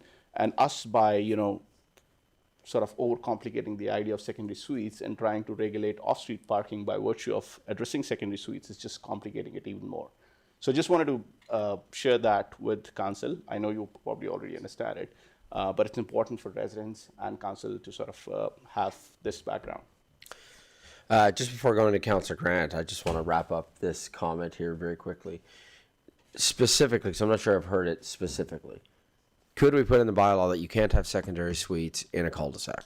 So, Chair, we can do anything that council wants. So, but sorry, no. But like, there's no legal stipulation that would stop you from doing that. You could have that in the bylaw. So someone could then challenge the bylaw, sure. And we all know that there's been provincial changes at the provincial level where if the provincial government doesn't like a bylaw or a provision you put in your bylaw, the provincial government now has the authority to come in and change whatever bylaw you do now anyway. All of that aside, I just want to I think the specific question is, should council wish it, they could create in the bylaw that cul-de-sacs shall not have secondary suites. So the Chair, to Nadine, that is correct.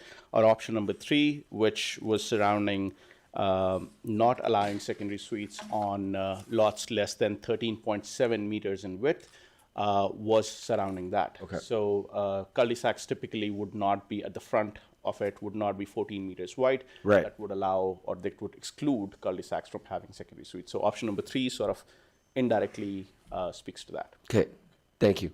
Councillor Grant. Thank you, Mayor. Through the chair to Mr. Edney and Mr. Shandyhook, thank you for the presentation. To be candid, I was kind of gobsmacked that our question about density came back with recommending more secondary suites. And, I think I fundamentally disagree with you, and that's okay. We can have a debate about the points and the counterpoints. I think I wrote down a counterpoint to probably every point that you mentioned, but I'll digress on some of them for now. I'm going to help out my colleague here, Councillor Narayan, about the cul-de-sac question. So we did a lot of analysis here on secondary suites and basement developments, but the fundamental thing you guys are missing on the cul-de-sac, or I guess we should say we, I don't want to say you guys, we are missing on cul-de-sacs, is that when you have a secondary suite versus a basement, you now get recycling, garbage, and organics pickup. So now you have six bins on the street. So to say that that doesn't affect parkability or the street, I would say is not true. So that wasn't really a question, it was more of a statement, but I think we're going to save a lot of this debate for later. I know I have a lot of opinions on it, and I have a lot of solutions that I think would work beyond the cul-de-sac solution. But in the report here, we mentioned that secondary suites do not create density. So then my question is, what does create density? Through the chair to Councillor Grant, density is allowed through area structure plan and outline plans. When council is approving area structure plans and outline plans, you are endorsing that a developer could have so much density in the area. Yes. And that is what produces density. Completely If agree. you are going to allow for someone to construct a house and house or single detached dwelling as a permitted use, by virtue of allowing that as a permitted use, you are approving the density that's contemplated in the outline plan. Now, some houses might just have one person living in it, and others might have 10. Like I said, the land use bylaw cannot regulate the users. The purpose of the land use bylaw is to regulate the use of the land. So we can allow a house or a commercial building or something else. But we can't necessarily go in and say this house can only have 2 people or 4 people. If you were to choose to do that, then we need to build indirect mechanisms by virtue of limiting the number of bedrooms in a house or something like that. So secondary suites, again, a secondary suite could have 2 bedrooms in the basement, and a basement development could also have 2 bedrooms in the basement. You can rent out the entire secondary suite to one family with 4 members, or you can rent out 2 separate bedrooms in the basement to 2 different people or 4 different people, 2 couples, so to say. It is essentially achieving the same idea of the same 4 people living in the basement suite or the basement development. That's why I say secondary suites don't necessarily change density. It's more of managing that density that's already there in a more safer, regulated way. Councillor Grant. Thank you, Mayor. So yes, I do understand what you're saying, and I do think that some of your solutions on how to address it are what we should be going at as far as parking regulations. But I fundamentally disagree that 2 parking stalls in front of 2 parking stalls is 4 parking stalls. Through the chair, I'd agree with you, and there's a solution for it that we can work on. So that's good. And you know, I've kind of lived this real world example in Chestermere. I lived in Chestermere a long time, and for a long time I lived in.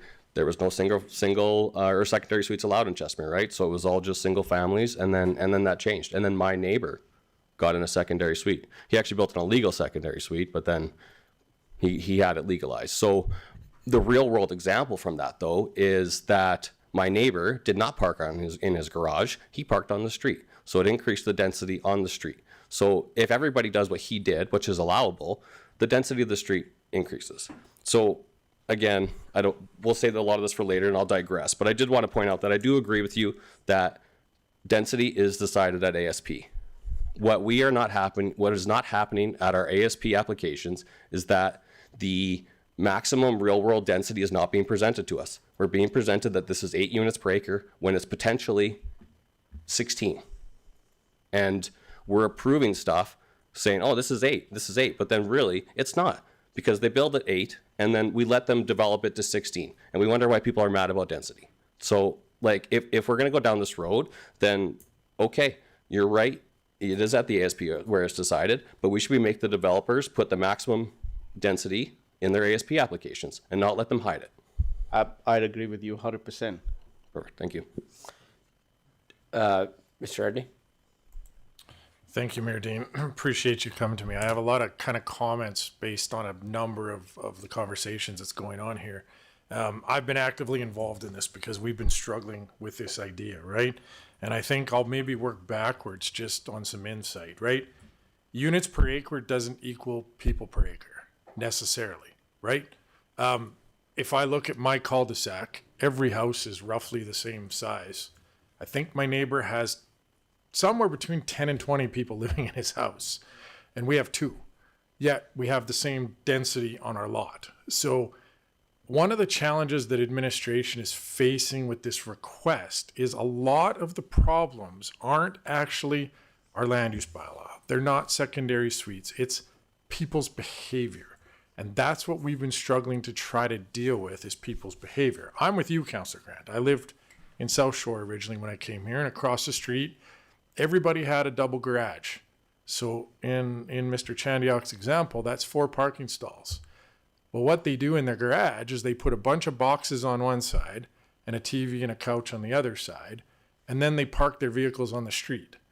And how do we ever actually regulate that without actually regulating how people park? And we can do that. They do that in larger cities.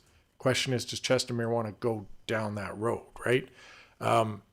When I look at my cul-de-sac again, I live in Kinniburg. We have 3 houses on the corners of the cul-de-sacs that have triple car garages. I don't think that's the same issue that you're reflecting, where maybe it's a smaller house on a cul-de-sac without a garage. I'd argue that that house could support at least 3 stalls. Maybe it's not 6, 3 in the garage and 3 on the driveway, but it could be 3. And I think that's one of the things we need to look at administratively is the parking aspect. Because I sense from all the discussions and listening to council on this that, it's not necessarily the people. Maybe sometimes it's the perceived type of people that are renting versus just living, but fire code allows 2 people per bedroom. So in Chestermere, we have a lot of houses that are 3 bedrooms up and 2 down. You can have 10 people live there.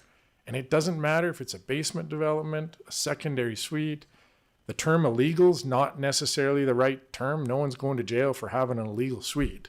It just means it's not an approved secondary suite, right? As Mr. Chandiok mentioned, you can have people living in your basement with a kitchen. That doesn't make it illegal. So this is a really complicated issue. And I think listening to some of the feedback from council, what I'm hearing is we need to focus on that parking requirement. And potentially, if you're going to have a secondary suite, and this was an idea we talked about, maybe in our general house where we don't have a secondary suite, you're not trying to tell people where they can and can't park. But in the secondary suites, you do. If you say you've got a stall on your lot, that's where the cars have to be. I know it's going to be complicated. It'll add another level of enforcement. But to some of the points here, it gets those cars related to a secondary suite off the street. Now, flip side, if there's no secondary suite and there happens to be, again, like my neighbor, I don't know how he has 8 cars all the time, but he does. And 3 are in the garage, 3 are on the driveway, and 2 are parked in front of the cars on the driveway. I have a trailer sitting in front of my house that it's not mine. I can't park there. But again, as a homeowner, I don't own the street. So how do we now enforce people parking on the street? So I think that was just some comments in that we're trying to think of these things, but it's a really, really hard thing to do in the land use bylaw. Through the chair, if I may also, can we go back to the slides there? I'd like to present an option here, just about here. On the screen, you see a lot that's called R1PFT, so that the lot that has 4 parking stalls there. In this typology, and I'm only using it as an example for demonstrating what secondary suites do.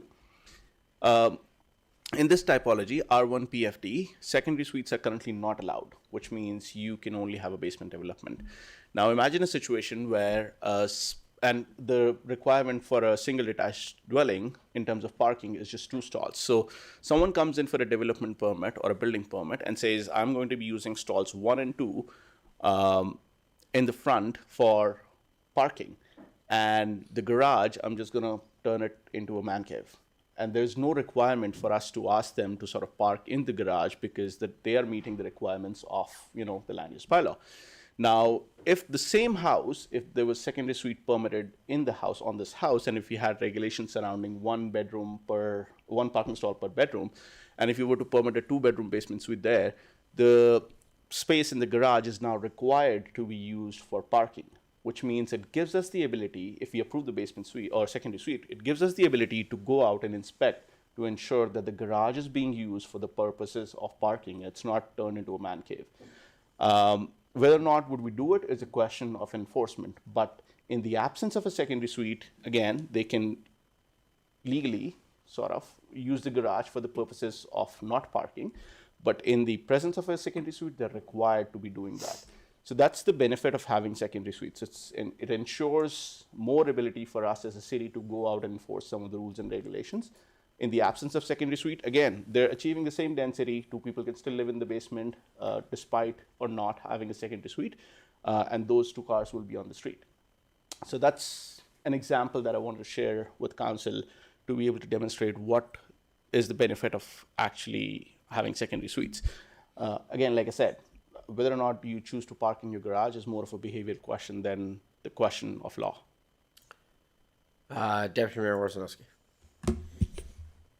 Thank you, Mayor Dean. A lot's being said here. I'm not going to add too much because there will be a debate forthcoming, I'm sure, at council at a future day in council. I just wanted to add, in its own simplicity, I think there's a discrepancy on the understanding of reality versus what's on paper and what you're presenting as a planner. We're not planners up here, and we only hear what our residents complain about. And through our mayor to our CAO, my concern would be whatever we paper up, how do we ensure that it's policed? Because if we do have this behavioral challenge of people having available spots in front of their homes, in a garage, or otherwise, and we add the additional ability to control how parking is on the streets, you can say all you want, but if you're not enforcing what your bylaw is saying regarding secondary suites, it's not worth the paper that it's written on. So I just want to make sure that everybody understands that if we're going to move forward with this, that there's a bylaw and a policing aspect to support what us as council are trying to represent on behalf of our residents. So, Chair, I agree with you 100%. It's an enforcement issue. Councillor Sambo. Yes, thank you, Your Worship, through to Mr. Edney and to Mr. Shandiok. Shandiok. Getting better. Boy, there's been so much conversation, but I just have some clarification questions. I mean, first of all, I think the discussion is really spot on. Parking is a huge issue. But the other issue is, I know when I'm door knocking, when I'm talking to residents, there are some serious safety concerns about the number of people in, for example, basement suites, like serious safety concerns, which I consider an enforcement issue. So just some questions for clarity. The difference between a basement and a secondary suite, it says separate entrance, yes, for both. Is that mandatory for either of them or just possible? Through the chair to Councillor Sambo, a secondary suite is supposed to be operating as an independent unit, which means it is supposed to have a separate entrance. A basement development could have a separate entrance, but is not required to have one. Okay. But for the secondary suite, it would be mandatory to have a separate entrance. Through chair, that is correct. Okay, so that eliminates a good portion of Chestermere that could legally get a secondary suite. Through the chair, if there's no secondary entrance, you will likely not get you will not get a secondary suite. Okay. Also, when we're talking about this boarding house concept, can you tell me, what is that? Are we talking about roommates or is this temporary? Yeah, lodging? through the chair. Yes, thank you for asking that question, allowing me to provide clarity. Typically, a lot of investors would buy houses because they have some money sitting, and then in the house, they'll rent it out to sometimes different people, different parties. We feel when your tenants are more than 2 in number, so if you have 3 tenants or more, it is essentially a boarding house, and the likelihood of you using that property as an actual single detached family-oriented home is very less. Now, all of these 3 people, because they're different parties, unrelated, are probably likely to have different their own cars and transportation systems. And so that sort of increases the likelihood of more parking on the street. And therefore, in cases where you are going to use the property as a boarding house, which means having 3 or more tenants, we would require you to take a development permit for a boarding house, through which you'll be required to assign more parking units on site, thereby sort of reducing off-site parking scenario issues. It's a new use. Again, it's sort of semi-commercial, I'd say. It still meets the character of a residential neighborhood because essentially people are just residing there, but they're not necessarily all related. And so there are different parties to deal with. And that's why, and a lot of it comes down to, is it an investor's home or is it actually a home? And so in cases of it being an investor home, I think that use sort of fits the category. It'll also allow us to regulate some of these homes that are shared accommodations more better, and enforce laws as they should be. Okay. So I think the key piece that I'm understanding there is it's an absentee landlord almost all the time. You could, yeah. I mean, let's assume there are 5 bedrooms and the landlord lives in one, and the rest 4 rooms are rented out. Gotcha. I'd consider it as a boarding house. It's basically different parties living in different rooms. It's a shared room facility. In that case, do you think conceptually and legislatively, does that concept fit better with secondary suites or with short-term rentals? Through the chair to Councillor Sanbo again, I feel it's more so to deal with shared housing. I don't necessarily contemplate as short-term rentals because different parties might be residing there for longer term. Sure. It's not necessarily a short-term rental issue, and secondary suite is typically rented out as an independent dwelling unit to a family or something like that, and so it's not really associated with that as well. So secondary suite being the only unit that you're going to rent out, rooms being separate units that are going to be rented out. So it's a different typology, different type of development, so to say. Just something to think about on there. If it is largely a commercial property, we should consider that, whether that's considered a commercial property. Maybe I'll just pin that one. I don't know if it needs comment, but just pin that for later, if that's its primary purpose. I did just have one broader question because it wasn't specifically addressed, but because of the requirements for making a secondary suite, and because of the simple fact that you would have to do extra stuff to legally get a secondary suite, a lot of people are not going to do that. So how do you de-incentivize the illegal suites? How do you do that where there is no rules being enforced, at least, or no regulation around things like parking or number of occupants outside of fire code, which is still very high? What do you propose in that scenario? Through the chair to Councillor Sanbo, I have 2 proposals. The first one is, number one, working with developers to ensure whenever they're getting their approvals in terms of, housing units, if they're contemplating the house is going to be used with a secondary suite, get the approval at the get-go. And so it's sort of a working relationship with developers and having a better understanding of how they're going to be selling those properties. That's number one. If you captured it there, then anybody coming into the house later, renting out the basements, they already have an approved secondary suite with an approved use there. The second aspect of it is someone choosing not to go ahead with secondary suite because it's $30,000 or $40,000 more expensive than a standard basement development. The only thing that you can do is you can go, again, your enforcement scenario can change. You can go complaint based, or you could go start knocking on the doors. It all depends on the capacity you have in your enforcement team. Typically, municipalities would go complaint-based. It's a very thin and fine line to walk on in terms of differentiating between a secondary suite and a basement development. And so the officers need to be trained. Building code guys will step in. And at that point, you can basically just issue a stop order or a warning letter to say that you're using it as an illegal suite. You either upgrade or stop using it as an illegal suite. Again, that line there is very thin and fine to walk on. Mr. Reddy? Yeah, thank you, Mayor Dean. I'm just going to circle back to a comment that Councillor Warzanowski made, and I just wanted to provide some administrative perspective to that. And I think it's something I've talked with the executive team about. as we come forward to council in the next term here, a lot of these policies, we're going to come with what are the costs of implementing them as far as enforcement. And I think it'll be important too for council to understand what are the procedures in enforcement and how do those work. We have an example in a particular case of what happens when you tell someone you can't do that and they keep doing it. Under the MGA, at some point, it ends up to us taking possession of their home.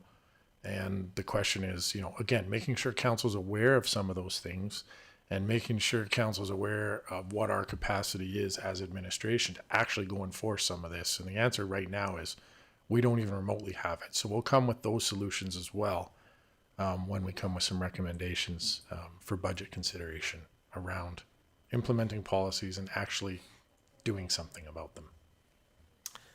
Councillor Schindler? Yeah, thank you. You sort of alluded to one of my questions, Mr. Edney. So through the chair to administration, Mr. Chandyhook, can you help me understand how the application process would happen or is, or happening now? Do people come to the city with plans and go, I would like to build this secondary suite and here's the construction plans about what I'm going to do if I have to cut a hole and build a new doorway or something like that? Or do they do that work ahead of time and then do it as something else and say, I'm doing this doorway as, what if they do it without a permit? If you could. Sure. Yeah. To the chair, to Councillor Schindler. There are two ways secondary suites can be developed. Number one, a lot of developers or builders would incentivize secondary suites because they have a crew who's already working on site. Right. And at the stage of construction of the house, it's way more easier to incorporate those changes than done after the fact. And so a lot of times the builders will market homes with secondary suites, at which point at the stage of development permit, they'll come in and they'll give us information about this is my site plan, this is what it looks like, this is the parking scenario, here is the additional parking stall that you want, here is where my air and ventilation HVAC systems are going to be, and they'll have to fill out an application form. We take a look at the application, we get all the plans and everything. Here's the cutout for the door where it is going to be. Right. We get to see all that information at the stage of development permit and building permits, based on which we will render a decision, again, contemplating that the application sort of meets the requirements of the land use bylaw. If it meets the regulations of the land use bylaw, we will probably approve it. And if there are no planning concerns, we'll approve the application, at which point we will circulate the application or advertise the application, and neighboring property owners, in the MG it says affected parties. So you could be an affected party when you live in on the north side of the town and the house is actually on the south side of the town. Right. If you can demonstrate that you are somehow affected by that decision, MG is open in that context. So if you're an affected party, you can appeal the decision, our decision. You can appeal the conditions of the decision, or you can appeal the decision itself, at which point SDAB will consider it, listen to all the parties, and then render a decision. Either they'll uphold the decision of the development authority, or they'll deny the application, either or. And at that point, you have a decision in terms of the development permit for the secondary suite. And then you go on and apply for building permit and trade permits, which includes your structure of the secondary suite, where the walls are going to be and stuff like that. And then electrical, water, plumbing, all of that comes after the development permit. So that's the standard process. Okay. In case of a basement development, you actually do not need a development permit. So you just apply for a building permit. So there's the process and the rigor that goes into assessing a secondary suite is just not there for basement developments. You just apply for a building permit and you'll get it. So there's no assessment, there's no appeal process, and you could still essentially, again, have 2 bedrooms, a kitchen, a washroom, except this smoke detecting mechanism, and still use it functionally as an illegal suite. Right. If I can add to that, so someone can do that and do their development in their basement, and that's, you just get your building permit, you normally have your inspections and whatnot of things. in a normal basement development, you're not required to do fire break, air separations between spaces, put in those fire separations. So, for example, someone does all this, does their building permit, it gets their building permit, develops their basement, cuts a hole. They want to turn it into a secondary suite. What power does the city have to come in and say, well, actually, I need you to tear out the ceiling so I can see your fire break and your vapor barriers, so that we can determine that this is an enclosed unit? Through the chair, if the basement is already constructed and they're applying after the fact, we, through the building code process, would have the authority to ensure they have the necessary mechanisms to convert it into a suite. We can ask for inspections. A lot of times people would already have that information because, again, they're two different, very, very different processes, and it's expensive to rip out everything after it's constructed. So people would plan for it ahead of time. And if they already have that information, it obviously sort of makes it easier. If not, then that option to ripping out ceiling and showing us the vapor barrier or the smoke, separation always exists. Destructive testing is sort of allowed, or destructive. I think it's called destructive testing or destructive inspection. And then my final question is related to the so if this is all done, and you mentioned something about like someone turning their garage into a man cave, and then we're demanding that you keep your car's ability to park in the garage so you get your 4 spots, but somebody comes in after the fact, after they've had all the approvals, everything's good, and wants to turn it into a man cave, or like you say, what recourse does the city have to enforce that, or are we going to codify that? So are we going to have yearly inspections of the secondary suite to determine that it still meets the parameters of a secondary suite? Can we do that? Through the chair, again, once a development permit is issued, and I'm going from a complaint-based scenario, and I'll get to your point as well. If we get a complaint that on my neighboring lot, there's this guy who's using his garage as a man cave or whatever it may be, or for storage purposes, and if we have a approved secondary suite application that demonstrates that, or that requires them to be parking in the garage, we can go and enforce that. We can tell them that you're supposed to be using it as for your parking, and you now have all this stuff, so you have to be using it for whatever you're approved for. Okay. That's option number 1. The frequency of those inspections, or if you're going to do yearly inspections, is an issue of how much enforcement capacity do we have.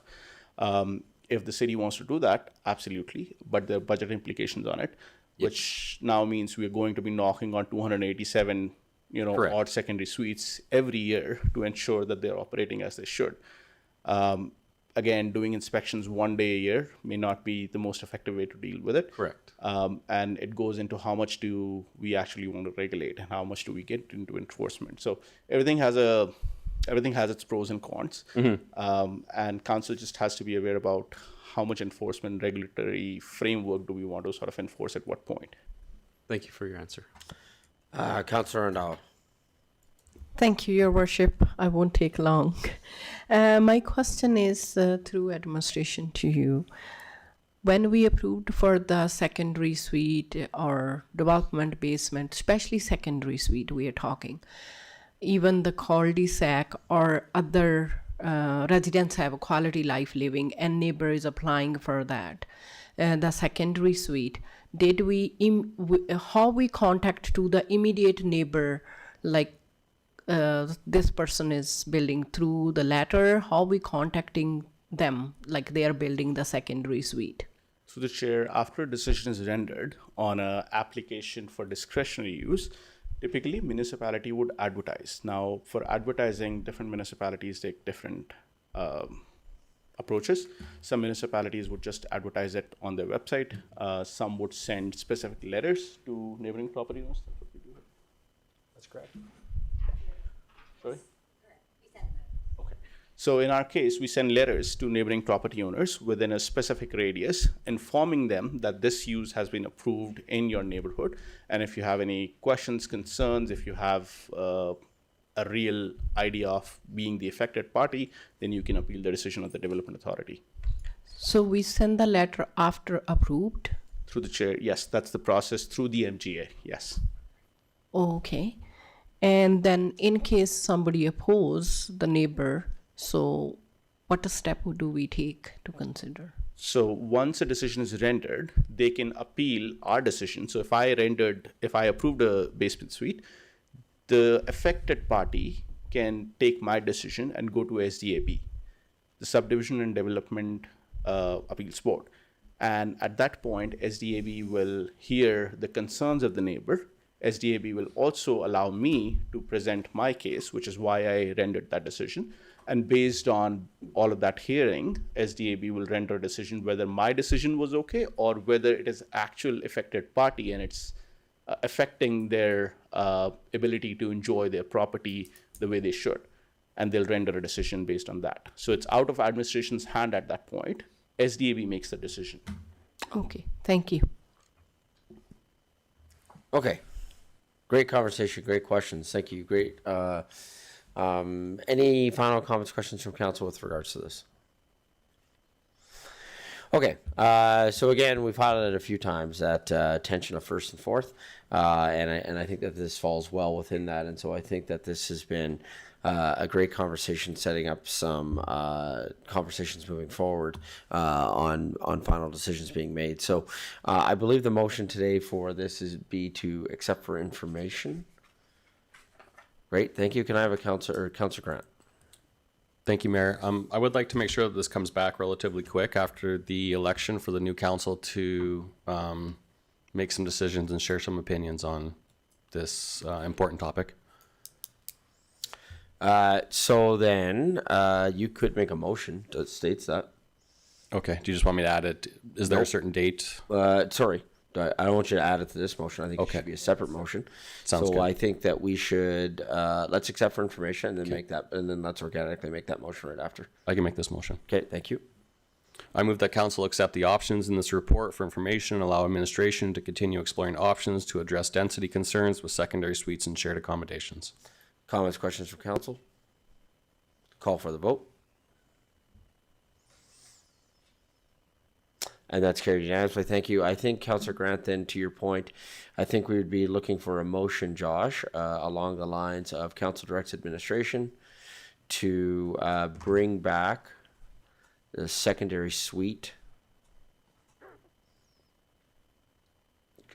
conversation, secondary suites for discussion to council by the end of December 2025. Does that work for admin? Yep. Yep. Councillor Grant?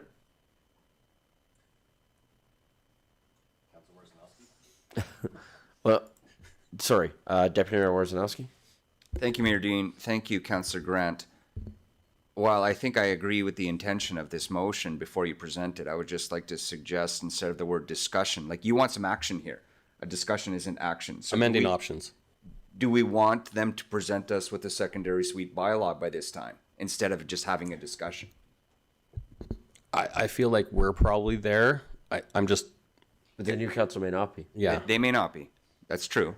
And they can decide whether they change their agenda, but at least we can prepare our future council for that. So I would suggest, as long as administration, if you're going to be, check with them to see if they've got the capacity, since you're presenting this motion. I would not recommend administration doing a new bylaw based on this matter, because you're almost tethering that new council to that. Fair enough. Yeah, fair enough. So I think you leave it for this for now, and then that new council then has the opportunity to have that conversation. I think the original motion was amending options. Yeah, Does that sound good? Secondary suites amending options. That's good, yeah.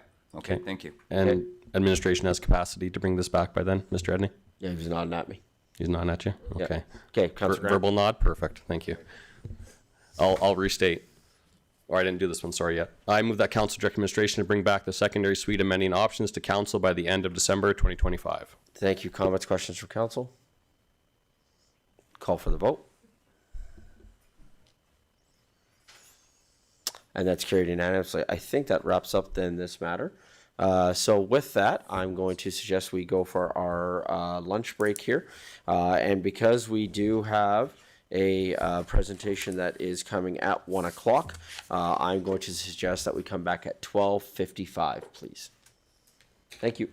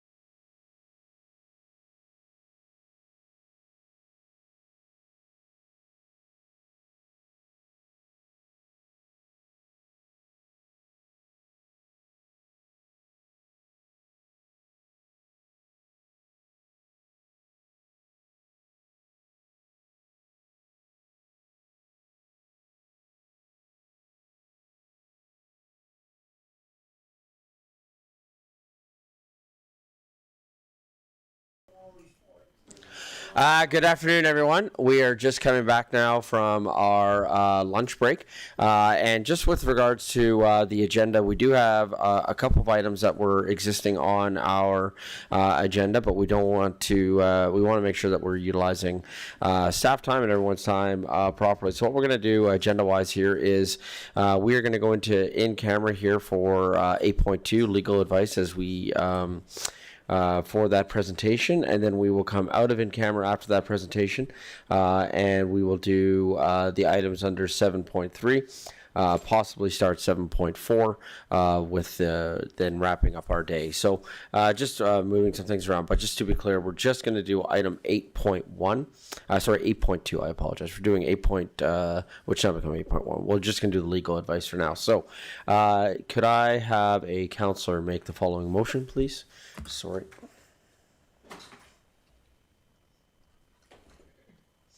Councillor Sambo. Thank you, Your Worship. I move that council move into closed session at 12:58 p.m. to discuss the following: legal advice, Access to Information Act, Section 32, privileged information. Thank you. Call for the vote.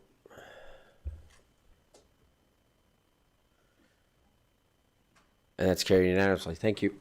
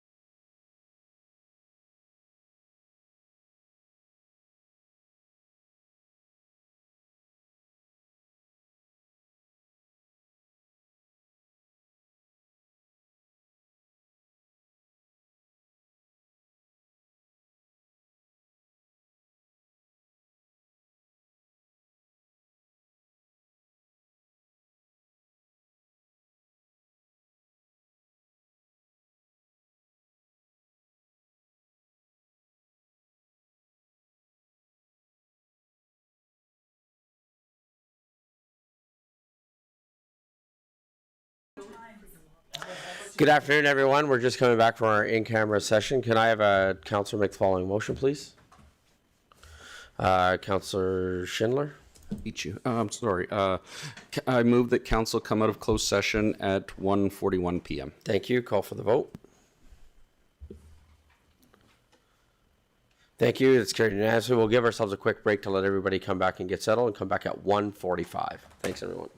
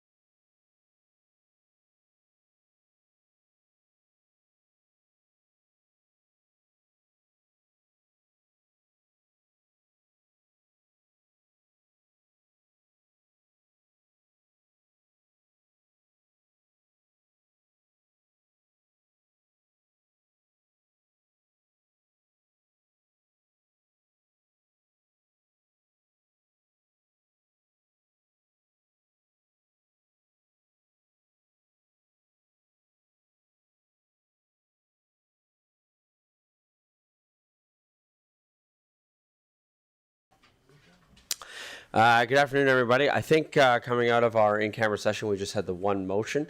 Can I have a councillor make the following motion, please? Councillor Schindler. I move that council accept the legal advice discussion for information. Comments, questions? Call for the vote. And that's carried unanimously. Thank you. Moving now to item 7.3.1, report for information, Q2 variance report. And this is being presented by Ms. Sandy Jo Hall-Watt, Director of Corporate Services.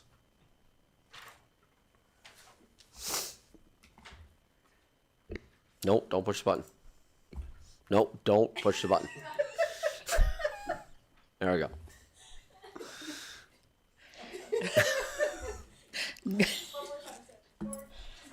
Good afternoon, Mayor and Council. My name is Sandy Jo Hall-Watt. I'm here to present to you the 2025 Q2 year-to-date variance report, actual to budget, January to June 2025.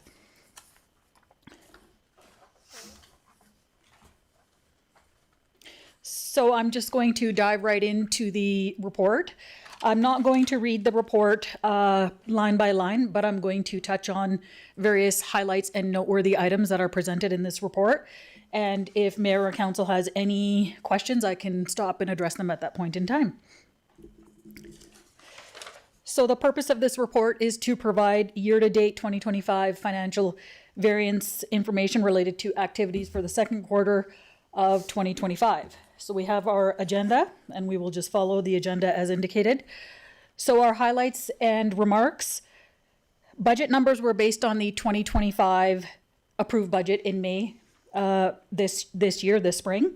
And I just do want to mention that since amortization is such a significant line item, that amortization expenses were calculated based on budget, and we will be doing the year-end actual entries in December 2025 in preparation for year-end. So highlights. The biggest highlight here is that administration is forecasting an expense surplus of approximately 1.48 million at the end of the fiscal year, primarily due to an increase in revenues generated from user fees and charges, which include permitting fees, subdivision requests, and building permits, in addition to an increase in forecasted interest investment revenues.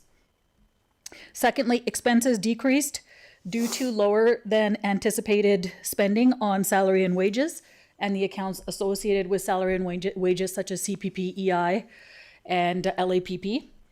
In addition, contracted and general services were significantly low as of Q2 due to timing of operating projects, especially because we were going to be gearing up on those projects in the coming months, and this report goes up until the end of June 2025. And lastly, we have requisition payments. Provincial education taxes were lower in Q2 due to a matter of timing. So once we run the Q3 variance analysis, there will be a significant catch up in the expense line items.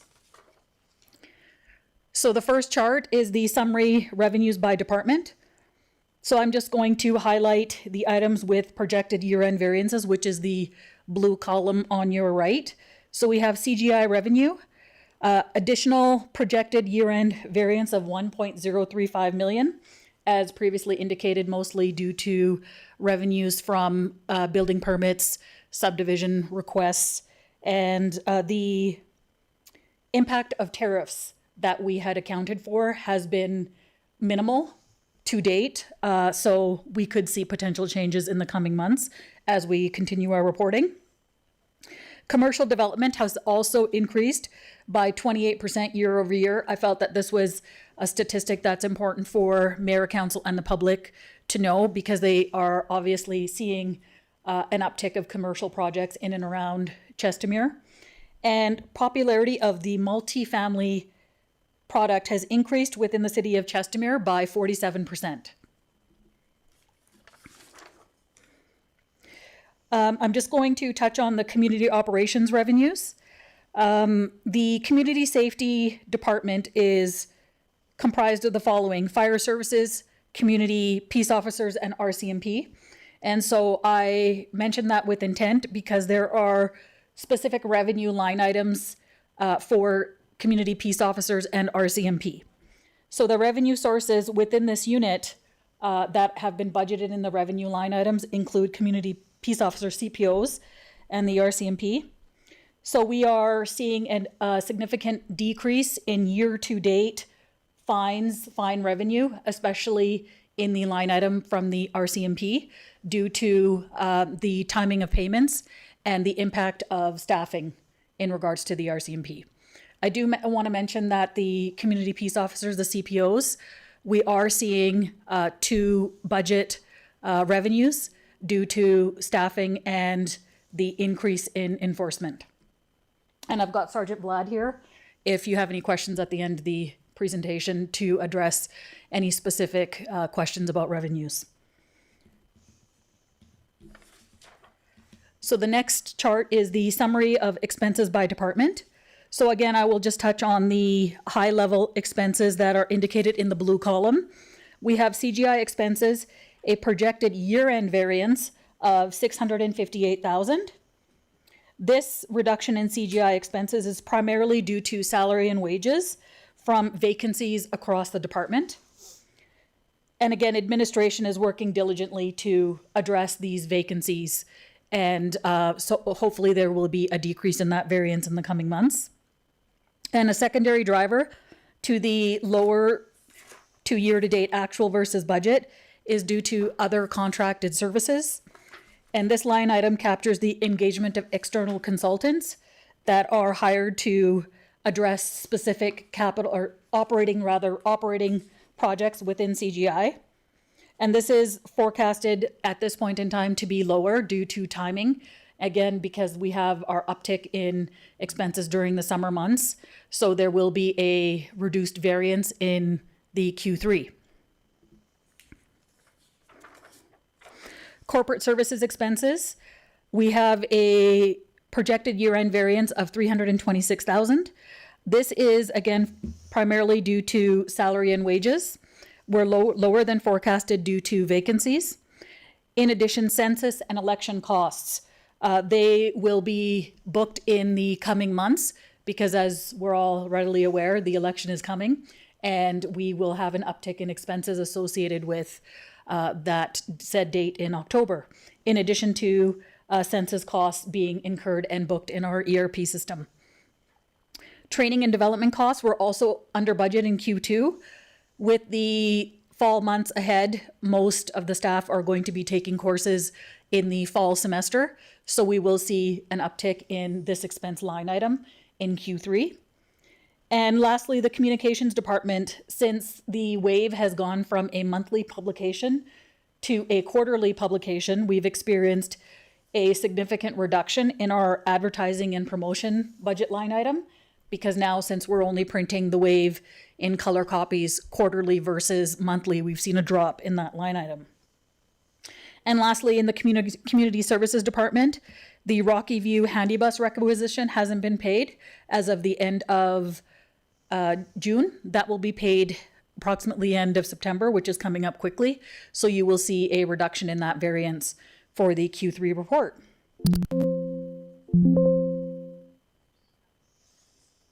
Community operations expenses. There is a variance of $70,695. And this is due to the salary and wages, again, due to seasonal positions commencing work in Q3. So most of our seasonal positions actually started in July, but they were hired in the late weeks of June 2025. So we will see that variance drawn down in Q3. In addition, the utility expenses that were accounted for, we'll see an uptick in Q3 due to consumption and usage. So again, that variance will be minimized in Q3. Summary of revenues by category. So this is the same information, just presented in a slightly different way. So we have a variance as indicated in CGI for user fees and charges of the $1,035,000.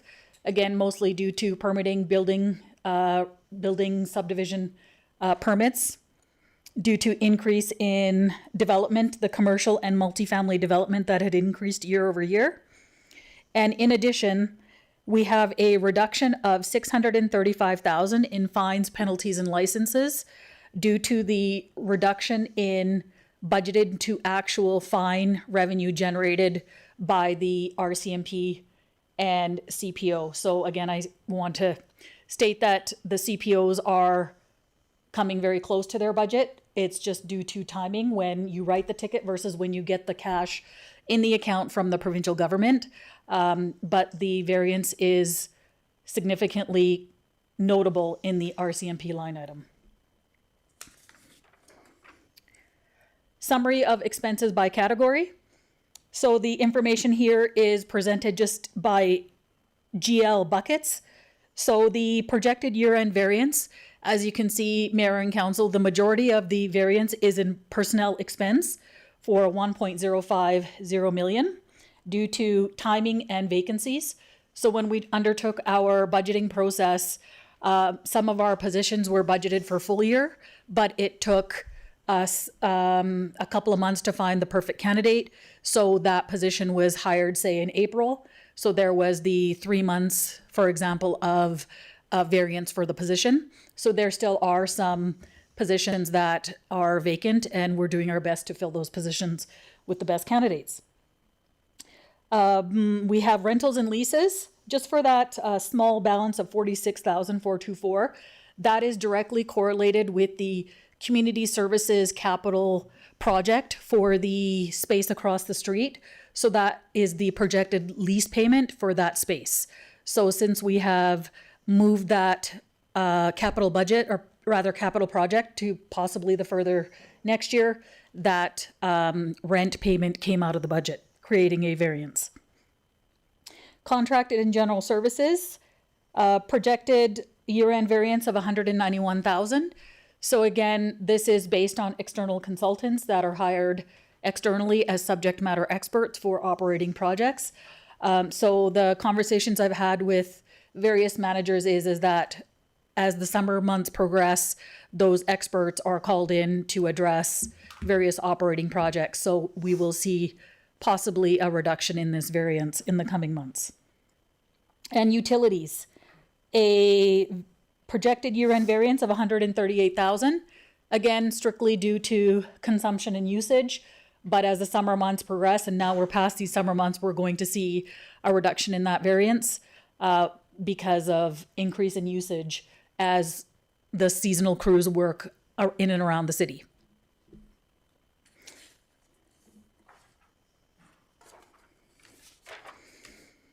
So I'm just going to touch high level on the notes.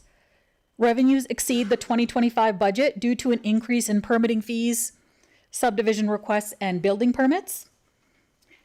When comparing Q2 2025 actuals to Q2 2024 actuals, revenues are higher due to an increase in property taxes. This growth is primarily due to continued development and an increase in assessed values. Salary and wage expenses are lower than anticipated due to several vacancies and full year budgeted backfilled positions that will be addressed hopefully in this fall. And contracted and general services are expenditures that are lower than budgeted due to timing. Operating projects will be addressed in the upcoming quarters, therefore reducing this variance. Conclusion, staff is seeking a motion from council to accept the 2025 operating second quarter, January to June, actual to budget variance report as information. And I can address any questions or comments at this time. Great, thank you. Just before going to comments and questions, Mr. Edney. Yeah, thank you, Mayor Dean, and thank you, Sandy, for this presentation. I just wanted to clarify two comments just as Sandy was going through her report. We have a little bit of a different format here than what council's used to seeing. So when Sandy was referencing that this variance might be expected to change, she was referencing the year-to-date variance. So one of the issues I saw last year is, especially in Q2, council was presented like a $7 or $8 million variance at that time. And then by the end of the year, of course, as Sandy mentioned, as we spend our money through the summer and fall months, we catch up and reduce that variance. So this report was intended, Sandy was talking about the blue column, but her comments were reflecting sort of the white or the red column of if you were to look at expenses, at the end of June, we had a $5.5 million positive variance. But we expect that through the summer months and fall to reduce down to about $1.5 million as managers forecast where their expenditures are going to come. So I think that's an important part to say. That's a part in our process we're taking into account now, is to not so much worry about the end of the quarter, but what is the end of the year going to look like? The other thing, and since our CPOs are sitting here, I'll make the politically incorrect. The fine revenue is not down because of our CPOs. It's down because RCMP is missing their target enormously. They're at about 15% of where they should be. So that's a different conversation we need to have potentially offline on that topic. But for the two gentlemen sitting here, they're doing their part. I also wanted to jump in on that because I made note of that comment, and thank you, Mr. Edney, for addressing that. I also think too, and I think I'm going to phrase this in a certain kind of way. During the presentation, it was said that it's due to some staffing over at the RCMP. Would it be fair to suggest that the staffing that is being spoken about is due to internal issues of the RCMP and has nothing to do with underfunding from the city of Chestermere? Would that be a fair assessment of the situation, Mr. Edney? I welcome any short or long comments on this. Thank you, Mayor Dean. Yes, that's an accurate assessment. Thank you. Councillor Grant. Thank you, Mayor. Through the chair to administration and our CPOs, I would like to echo your comment about the CPOs and them being out there. I do school drop off every day, and you guys are there all the time now, making sure that those intersections are safe. So I appreciate it personally, and I know that the other parents around me that pick up their kids in those school zones appreciate it as well. So thank you, gentlemen. And then my comment for Mr. Hallwatt and Mr. Edney was about the projected surplus, and that number kind of looks familiar. So my question to you is that number is being justified by increased investment revenue, and I'm just wondering if that is still true after our drawdown of our underperforming investments that we've actioned for our purchases. I can answer that. Councillor Grant, good question. In regards to revenue, so this is a projection or actuals till end of June. So we hadn't drawn down any of our investments. So as of Q3, when we have that drawdown based on our RSA approved motion by council, we will see that reduction in revenues. In addition, based on our financial plan for the golf course acquisition, it just depends on how much we have in investments. Okay. Mr. Edney? Yeah, thank you, Mayor Dean. Just wanted to jump on that. I think that's why it's important that we're putting in the forecast now. We were 300,000 over as of Q2 and would have been probably on track. We've made some changes in what we're doing with our investments in that time frame. So now we've forecasted to allocate for that. So we're not want to get us out of the idea of thinking that what happened halfway through is going to continue through the year if we know something has changed. So I appreciate the new process that we have now. So thank you, Sandy, for that. You're welcome. And if I can just address CEO Edney's comments in regards to the forecasted column, we just wanted to make sure, and I should have mentioned this earlier as a starting statement, it is, I don't want to use the word misleading, which it isn't, but it causes certain emotions when you present a Q2 latter months down the road, indicating, let's just say, a $5 million surplus. There's excitement and other things, other emotions that are felt. So with this new process of forecasting, it gives us a very real picture. And it also adds two elements. It adds accountability by managers who own their departments to ensure that items that are forecasted in their budget, those targets are met. And it also adds an element of transparency because these reports are coming to council and they have gone through some rigorous analysis. And we have met with every single manager to push them to think with a very proactive, forward-thinking scope to ensure that the projects and expenses that they have put in their budget is foreseeable. Thank you. Deputy Mayor Warzanowski. Thank you, Mayor Dean. Yeah, I certainly like the accrual base versus a cash base kind of accounting presentation because it does support all those things through our mayor administration to you, Mr. Hallwatt. I do have a question though. Part of our projected surplus is as a result of, you've heard it here in regards to not being able to fund vacancies that exist in our RCMP, but also within the city. If those were all funded, do you know what our surplus would be forecasted like now? If let's say we had all those positions filled. Sorry, just to jump in on that. The RCMP positions are filled. That budget's that. Okay, then let's the talk RCMP about the other positions- any vacancy. I apologize. Let me rephrase. The RCMP, this is what I was getting at with Mr. Edney. I think this is very, very clear. The RCMP are fully funded. It is not like that money has not been contracted out and those sorts of things. We have done what we need to do as the city with regards to that. What we're talking about is targets that are set with even within their own internal processes not being met. But we have done everything from the city perspective to ensure that they are funded to the level that they essentially, Mr. Edney may be further on this, that they essentially have asked currently to be funded at. We have met all of those requests for the funding with regards to that. That's what I was hinting at with that internal process. Mr. Edney?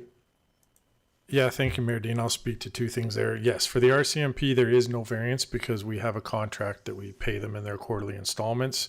There is a reconciliation in Q1, Q2 for us, their Q4, Q1 next year, where they do take into account their staffing levels and whether they reach those staffing levels or not, but that's not part of this variance report. To the question, I'm sorry, Sandy, I'll just steal your thunder since I'm on the mic. You hit on something important, Councillor Worzanowski. The personnel variance is not something I would forecast into next year to be the same.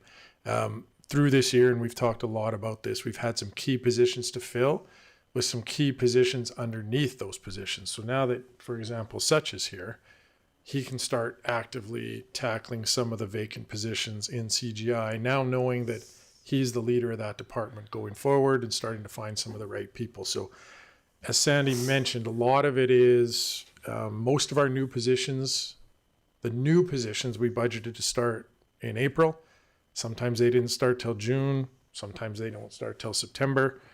So we get a variance there, but it won't continue next year now that that position's filled. And then some is just due to we had someone in a position, they left in March. We have to post it. We have to recruit. 3 months later, the new person starts. So we get 3 months of no salary in that position. But there aren't a lot of things. This is one place we can forecast very accurately because we know what people's salaries are. We know what our benefits cost. So variance in this line item is just generally due to timing.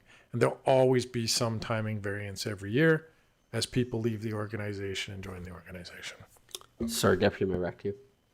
Thank you. I think you've answered my question. All my question really is can we afford to pay for these vacancies and we budgeted for them? The answer sounds like yes. If we had all these positions filled in an ideal world, regardless of how the RCMP takes their variance in their accounting or the vacancies that we currently have, it would be a net zero effect, correct? Sorry, Mr. Edney? Through our mayor to Yes, okay, that's correct. That answers my question. Thank you. Just want to make sure, that when we have surpluses, our residents may misinterpret what surplus means, right? So we have to make sure that we've accounted for a certain amount of money on behalf of our residents and our administration to pay for the roles that are yet to be filled. Thank you. Councillor Sambo. Thank you, Worship, and through you. My question is on that same line of reasoning. If I'm remembering, we budgeted a zero surplus. Is that correct? Like we weren't moving anything into special reserves. Correct. It was a zero surplus? Mr. Edney? You want me to? Sure. No, we did budget to move money into the restricted surplus. We moved money into recreation, and then there was some also left over that got moved in to our restricted surplus accounts for capital spending. Gotcha. That's what I know. But It it has to balances be at the zero at bottom the to end. zero, yes. So what I'm wondering on that then is, so if we're looking at, cash difference and what we were expecting is, 1.8 million. What is a reasonable variance for a $70 million budget? Because to me, that doesn't seem like that unreasonable of a variance, $2 million on $70 million. What should we be aiming for? Because it will never be exactly perfect to what we've budgeted.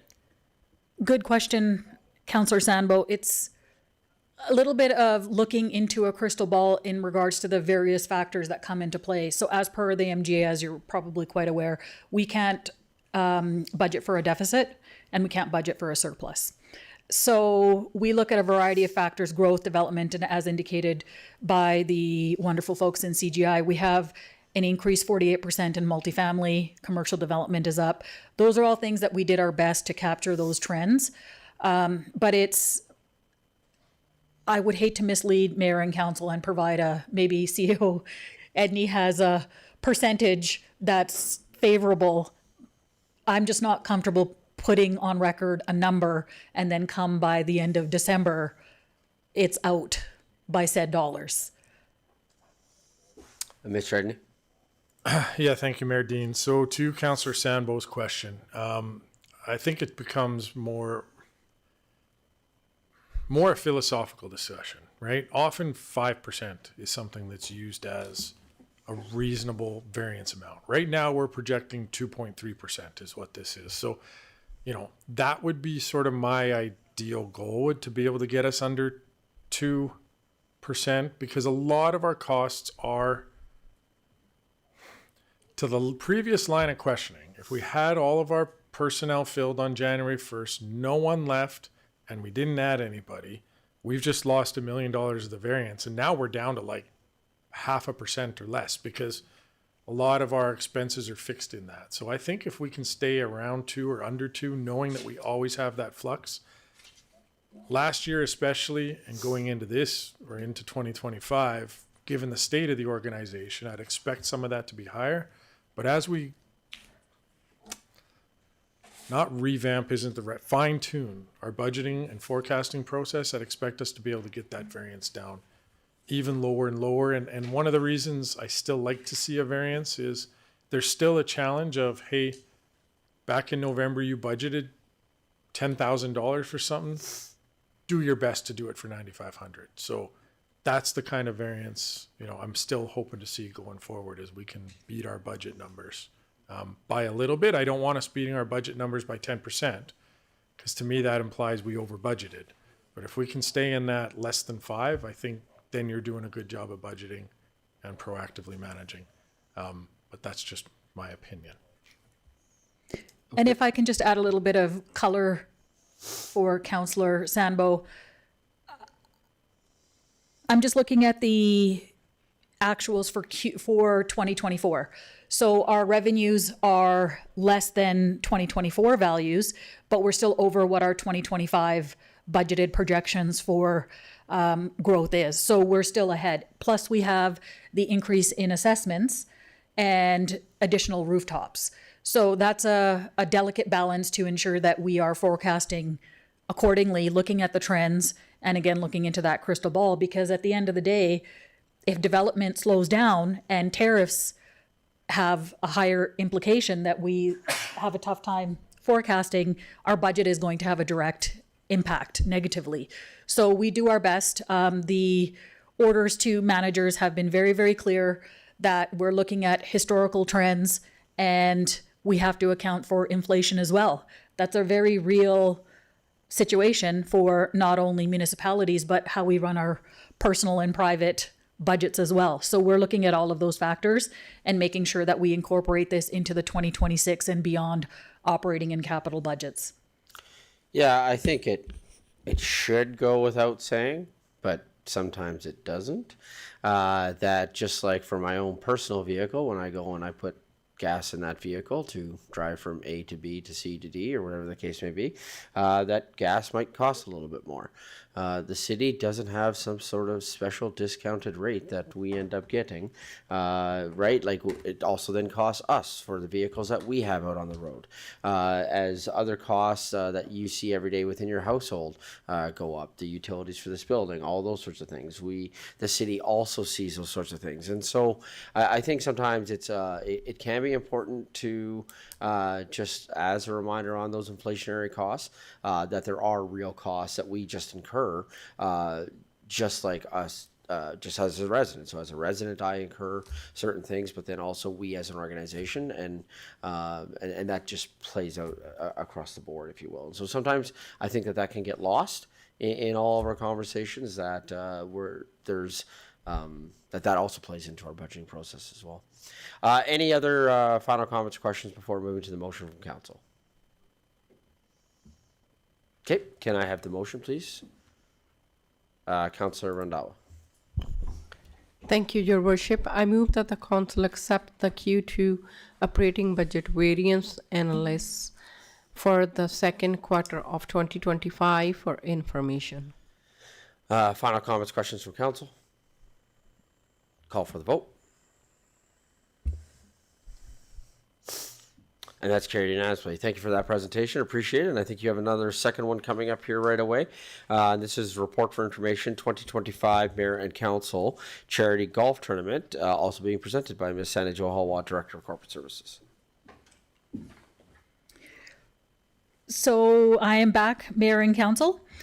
This one I'm going to read line by line because I'm very, very proud of our accomplishments and want to have Council really recognize my pride, not only as a city member, but as a member of the community, because we exceeded our expectations when it came to our second annual Mayor and Charity Golf Tournament. So the motion at hand is that Council accepts transferring $92,527.61, the monetary donations from the second annual Mayor and Council Golf Tournament to the Gifts of Kindness Fund for information. So the reason I'm asking for this transfer is just to ensure that those funds are transferred to the Gifts of Kindness GL so that we can clearly see these monies on the financial statements, so that it's very clear and transparent for not only Mayor and Council and administration, but the public as to the drawdown on future expenses for this line item. So administration is delighted to announce that this year's tournament generated $92,527.61 in proceeds. And further down, we talk about what the Gifts of Kindness Fund represents in the community. And lastly, this year's outstanding contributions from sponsors and residents will strengthen the fund moving forward, guaranteeing resources remain available precisely when our community members need it most. So based on reporting from 2024 versus 2023, we saw an uptick in members of our community relying on these funds. And that is a wake-up call in regards to the state of affairs with some of our most vulnerable residents. So it gives me great pride that these funds are held by our city administration to apply them to our residents that need it most. Thank you. a little bit further. So I'll just close with the same motion that, could you scroll? Thank you. That council accepts transferring the $92,527.61, the monetary donations for the second annual Mayor and Golf Tournament to the Gifts of Kindness Fund for information. And I just wanted to state as a matter of public record, thank you very much to the generous members of our communities, from individual residents to developers to business owners. I had so much fun raising funds for this golf tournament. And again, it gives me great pride to see all of the contributions made within the community. Thank you. Thank you. Just before opening it up to council for any comments or questions, I just want to highlight something. One of the things that I think our council has talked a lot about over the last year, and questions even that we get as we go around, is looking at things that have been accomplished in the last year. And we have talked, council, we've talked a lot about the investments that we've made in recreation. How a year ago, the city of Chestermere owned 0 acres, essentially, of recreation. And now we own over 160 acres of recreational land. And we talk a lot about that investment. I look today at motions that were made earlier today. And we talk about the investments that we just made in economic development. We took a significant step forward this morning with economic development. I am sure my colleague to my left has probably already heard from many of his neighbors about the Lake and Watershed investment that was made this morning, because that has been something that has been asked for a while, is this investment into the Lake and Watershed studies. And this is another one that council, I think we should be very proud of. This is an investment into some of our most vulnerable. And the beauty part of this investment that we're making is that it came from a charity event, and that this is not costing our taxpayers a single penny. We are investing right back into our most vulnerable people in our community, and we found a way to do it by bringing the community together. And if that's not legacy, I don't know what is. So, council comments. Deputy Mayor. Oh, I'm first. Excellent. Yes. This is our last formal council session, and as the deputy, this is the perfect time for me to thank my colleagues up here for the last 16 months and all that we've achieved. We go through a lot. We wear a lot of, leadership is about taking less credit than you deserve and more blame than you deserve. And that's what our council has done. So I'm certainly proud through our mayor, through our administration, Mr. Hawat. This is the icing on the cake to illustrate what we've done as a council. And I'm certainly proud not only of what we've achieved without an impact to the taxpayer, but also what we've achieved as a council over the last 16 months. And I'm looking forward to election season. I'm looking forward to what the next 4 years looks for us. So thank you on behalf of myself as the deputy, our mayor, council. What a run it's been. It's just great news all around. So thank you again. Councillor Ryan. Thank you, Your Worship. Just wanted to say we do have a fantastic community. So I want to thank them for making this attainment so successful. And thank you to Ms. Sandy Jo Hawat, to all the volunteers, everyone that have participated. This was a second tournament and you guys just knocked it out of the field. So great job and thank you so much. Councillor Schindler. I want to echo what Deputy Mayor and my other councillors have said and probably are going to say. The Gifts of Kindness is a program in the city that is so helpful to our residents. I think adding this kind of money, if someone can correct me, I believe last year it was something like $15,000 we had to spend on our community. And now we're giving back to our community almost $100,000. This is going to help so many people. And if there's anything that I've done here, it's make sure people's needs are met. And this council embodies that, making sure our residents' needs are met and people have the ability to thrive here in Chestermere.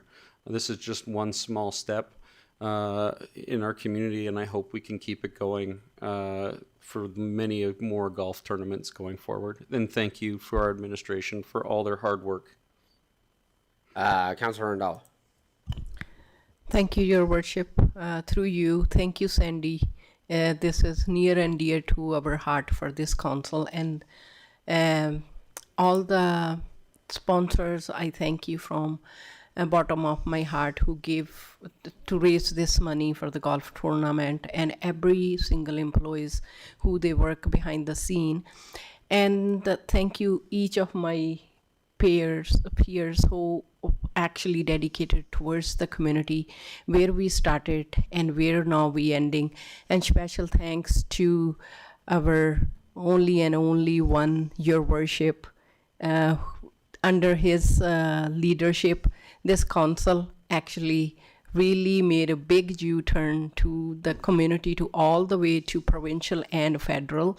And special thanks to all administration and Mr. Edney and everyone. I really appreciate for this, where we started, and I can't believe where we all now for this council. I really appreciate bottom of my heart each and every individual, and special thanks to Mayor Dean. Thank you, Councilor Ndao. I appreciate that. Okay, so can I have a councilor make the following motion, please? I figured that one was going to be a race. You would not believe. Councilor Schindler. He won the race, sorry. I won the race, I'm sorry. I move that council accept the transferring of $92,527.61, the monetary donations from the second annual Mayor and Council Golf Tournament to the Gifts of Kindness Fund for information. Final comments, questions from council? Call for the vote. And that's carried unanimously. Thank you.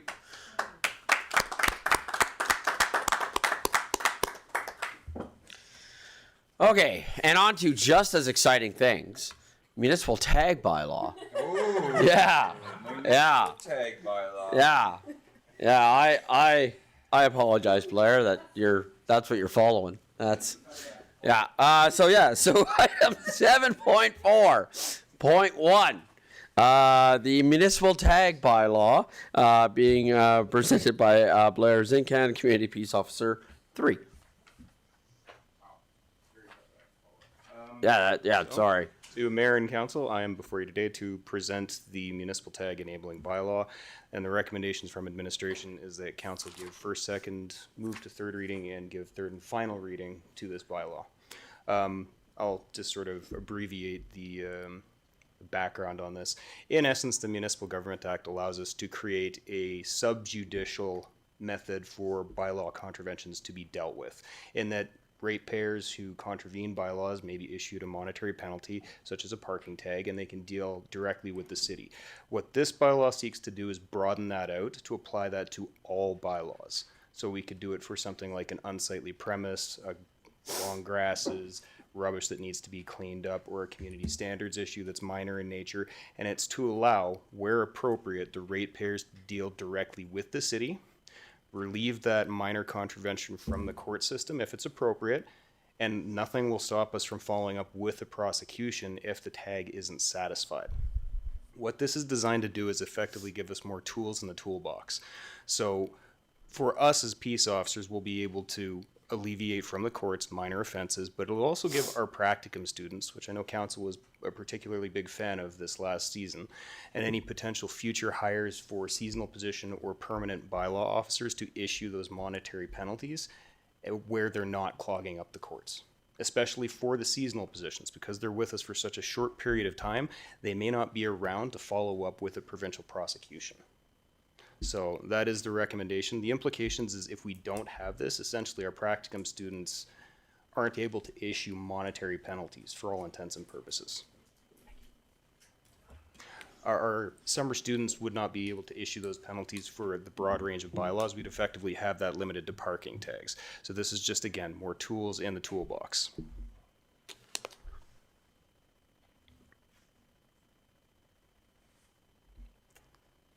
So if you want to council, we can go line by line. If you have any questions, we can address them specifically. It's really up to you.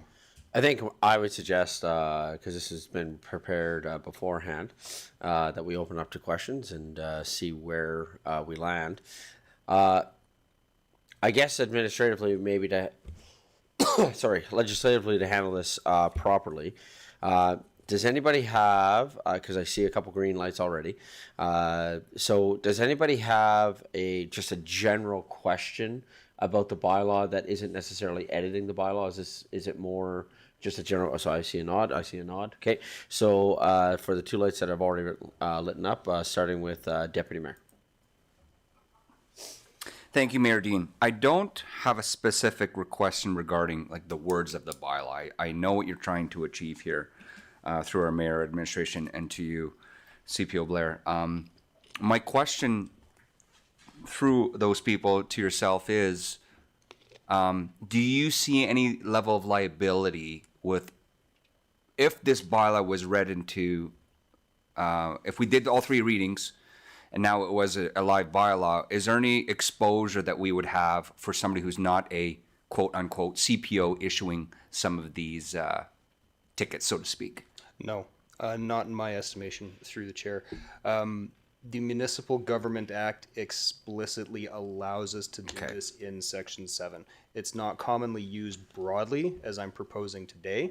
It's more commonly used for parking offenses, like you would see City of Calgary parking enforcement running around. What they're giving out when they put a little ticket under your windshield is a limited scope version of what we're doing with this bylaw. So let me give you an example. That's a good example, actually. So let's say you have a student or somebody in practicum who issues one of these tickets, and somebody comes and says, you know what, that person had no idea what they were doing. Would we be exposed in that scenario, or do we ensure as CPOs, and I see that our sergeant is sitting in the room as well, do we make sure that they have the proper training, that we mitigate any of those things, even though it's allowed under the MGA? Absolutely. All right, that answers my question. Do you want a more broad answer or just a limited one? Please elaborate. When we bring on practicum students and when we bring on CPOs, the practicum students are given a once-over of what they are and aren't allowed to do. They're also just not turned loose into the field. They're supervised and coached by an officer for weeks before they go out by themselves. And with our CPOs, there's a comprehensive 2-block program to make sure that they're onboarded properly for the bylaw enforcement side as well as the peace officer. We're actually going through this process with our most recent hire, and we will be shortly again. Well done. Thank you. Councillor Schindler. Hi, yes, thank you. Through the chair to, through administration to our great CPOs. Does this change how, would this bylaw change how tickets are processed, including locations for payment or the type of process that's going ahead? I'm seeing that we can do our own tags and collect our own fines. So does that change how things are working currently? It won't change how they're working, it will enhance them. We currently have a system already in place to deal with our parking tags that we issue. What we would effectively use is a similar system to process these tags. There will be a slight delay in bringing out the new tags that are more broad in scope because we're waiting for our Catalyst system upgrade. That will allow for an online payment option to make it even more convenient for ratepayers to go on. You know, you get an $85 parking ticket. I want this off my plate. Wait a few days. It's in the system. Go deal with it. Where do people currently pay those fines? They can call into City Hall. They can show up here in person. They can mail in. There's, I think, 5 different options. I'd have to actually go get my ticket book to name them off. Okay. Councillor Ryan. Thank you, Worship. I do have a suggestion in terms of amendment to the bylaw, point 7.4. Just before we do that, Yeah. we should do first reading. Yes. So what am any other question about generally about like the why or if a bylaw? Okay, so can I have a councillor make a motion to give first reading, please? I'll be happy to do that. Councillor Ryan. Okay, move that council give first reading to bylaw number 039-25, being the municipal tag enabling bylaw as presented. Okay, and now Councillor Ryan, your suggestion? Yes, thank you. That's section 7.4 of the bylaw that reads, council may provide the decision verbally or in writing to the appellant. I would like to propose that we move that to verbally and in writing. That can absolutely be done. Yeah.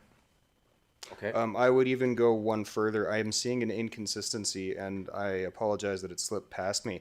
I would suggest that the wording for that go to council may direct administration to provide their decision verbally and in writing to the appellant. Yeah, that'll be good. Okay. Josh, did you catch that?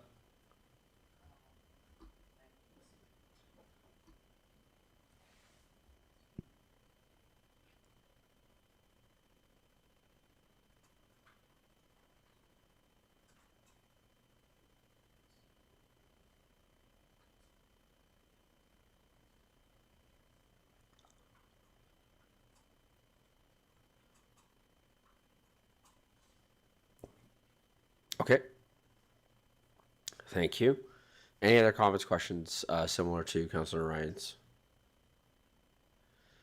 Okay, Councillor Ryan, can I get you to restate the motion, please?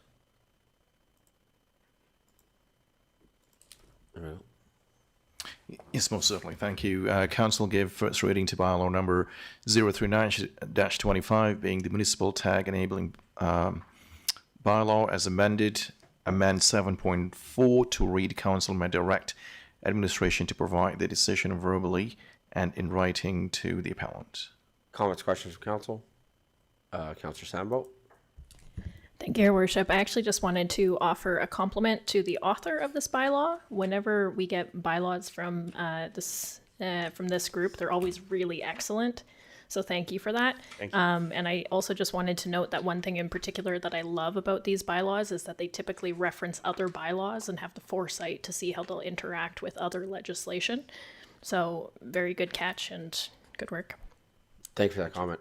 Any other comments, questions? Call for the vote. That's carried unanimously. Can I have a councillor make the motion for second reading of the bylaw, please? Councillor Randhawa. Thank you, Your Worship. I move that the council gives second reading to bylaw number 039-25, being a municipal tag enabling bylaw as presented. Comments, questions from council? Call for the vote. That's carried unanimously. Can I have a councillor make the motion to give council permission for third and final reading, please? Councillor Schindler. I move that council give permission to proceed with third and final reading to bylaw number 039-25, being the municipal tag enabling bylaw as presented. Thank you. Just as a reminder that legislatively this has to have a unanimous vote in order for us to move to third and final reading.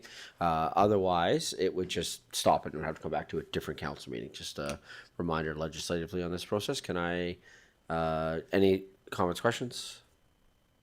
Call for the vote.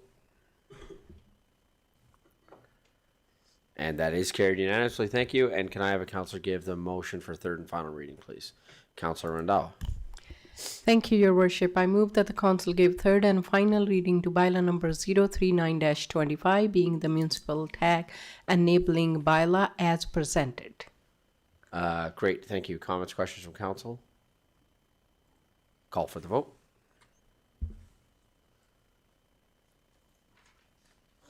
And that's carried unanimously. Thank you very much. Okay, of course this happens. Because our next one, we have some guests that will be arriving, and that one is at 3 o'clock. We are at 2:40 right now. So, council, my thought is that we could probably do 8.4 in between. Then we have to take a break coming out of in camera anyway, and then do the 3 o'clock presentations. How does that sound for everybody? Okay, can I, so Josh, I just need a motion just for 8.4, please. Because I'm confident 8.3 might take a little bit longer than 20 minutes.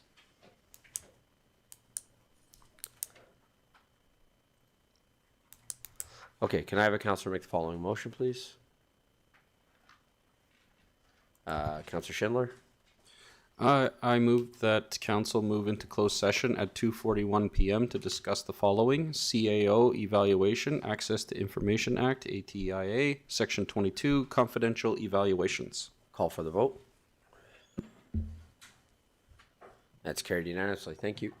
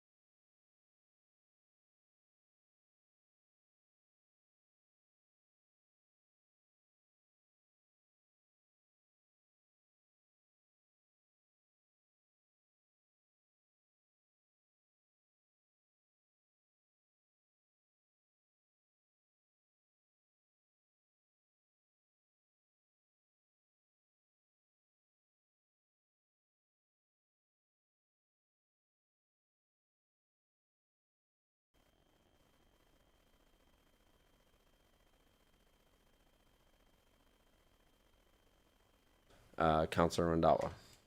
Thank you, Your Worship. I move that the council come out of closed session at 3:02 p.m. Great, thank you. Call for the vote.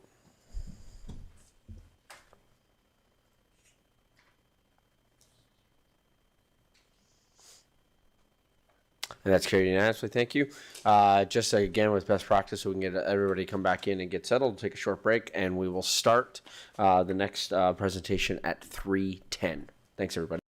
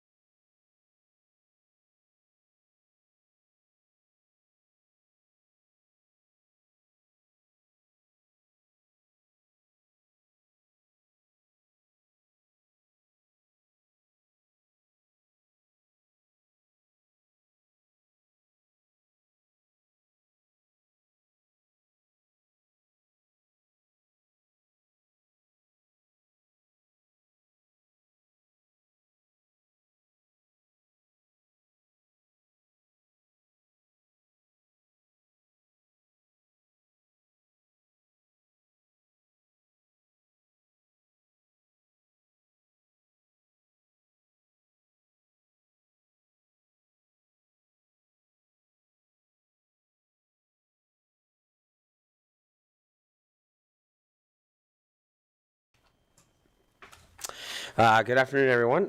Just coming back from our break, and we're going to be dealing with a couple of remedial orders here. And so the first one that we are dealing with is remedial order file CM 25780. This is being presented by Blair Zinkan, Community Peace Officer. Requested review of remedial order CM-25-0780 in relation to the animal control bylaw prohibited animals section 12. Preamble for this: on May 13th, 2025, the City of Chestermere Council passed bylaw 025-24 being the animal control bylaw. In that bylaw, section 2.37 establishes the definition of a prohibited animal, and it is depicted below. A prohibited animal means any animal found within Schedule B of this bylaw as amended from time to time. Schedule B outlines those animals specifically as pigeons, wildlife, and rats. Section 2.34 of the Animal Control Bylaw does go a step further, defines pigeons as follows: means a male or female member of the domestic pigeon family. Combination of everything that I've just discussed establishes that a pigeon is a prohibited animal within the corporate limits of the City of Chestermere. Section 12 of the Animal Control Bylaw specifically establishes that keeping a prohibited animal is an offense and allows for a peace officer to issue a remedial order requiring the removal or euthanization of that prohibited animal. And the section is found below. No person shall own or keep any prohibited animals in Schedule B. And further, a peace officer may issue a remedial order requiring the euthanization or removal within 14 days, just to keep it short. On August 6, 2025, Chestermere Municipal Enforcement received a complaint of a prohibited animal, specifically pigeons, being kept at 121 Willowmere Way. That is the subject property. It is depicted below. The coop is visible and circled for your reference in red from GIS imagery. The registered owners of this property are Mr. Beant Gill and Mrs. Baljinder Gill of Chestermere. For initial investigation, this is just being done on behalf of Peace Officer Ryder. On the same day the complaint was received, the primary investigator, Officer Ryder, attended the subject property and spoke with the occupant, who confirmed that pigeons were present at the property. If council requires the interaction, we can view it. The video is available right there, or you can have me at my word that he attended the property and the pigeons were admitted to being present. It's your choice. Peace Officer Ryder then departed the property and went back to the office. Peace Officer Ryder then consulted with Peace Officer Sergeant Vladimir Sursic, and it was determined that a remedial order issued pursuant to Section 545 of the Municipal Government Act should be issued forthwith for this issue. Mr. Gill was served personally at his property. The order depicted to the left later that evening. Service of the remedial order personally was captured on Peace Officer Ryder's body-worn cameras, depicted below if there's any contention on method of service or if council wishes to view the interaction. It is your choice. The remedial order required the following actions be carried out by the registered owner of the property with direct implications for Mr. and Mrs. Gill. 1. Cease the keeping of all prohibited animals found within Schedule B of the aforementioned bylaw, pigeons, and either euthanize or remove said prohibited animals from the City of Chestermere corporate limits. 2. Remove or substantively repurpose any pre-existing structures, installations, or erections that were previously for the purpose of keeping the prohibited animals, so that said structures, installations, or erections are no longer capable of housing or attracting any prohibited animal. The initial deadline for the compliance with this remedial order was 14 days from the day of issuance, or August 20th, 2025, 1830 hours. I will also note for council that these are standard provisions when dealing with prohibited animals, specifically the pigeons, and were also presented at the last remedial order review.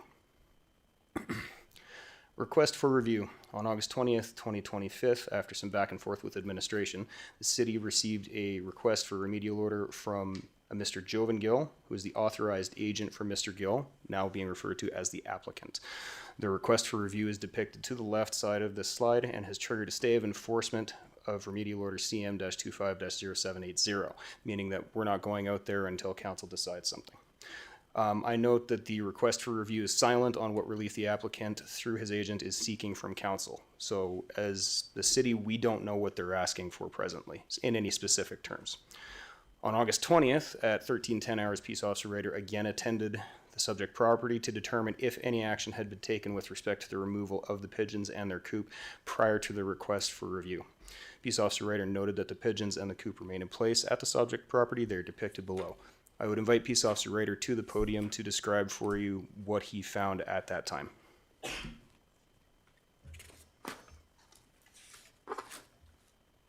Good afternoon, Council. I'm Peace Officer Ryder. I'm the lead investigator on the file we are reviewing today.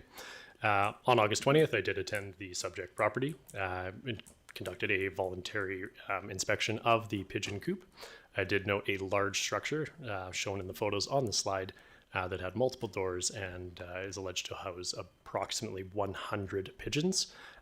Took photos and clarified with Mrs. Gill at the time that there was a stay of enforcement on the file, given the review was occurring, but obviously did caution that if there was proceedings to continue, that they should continue to make efforts to rehome the pigeons. Given the significant number of them, it's obviously a large undertaking. I did personally view pigeons in the coop. I did attempt to get in the third photo shown on the slide there. You can see kind of in there is a white bird, believed to be a pigeon. Thank you.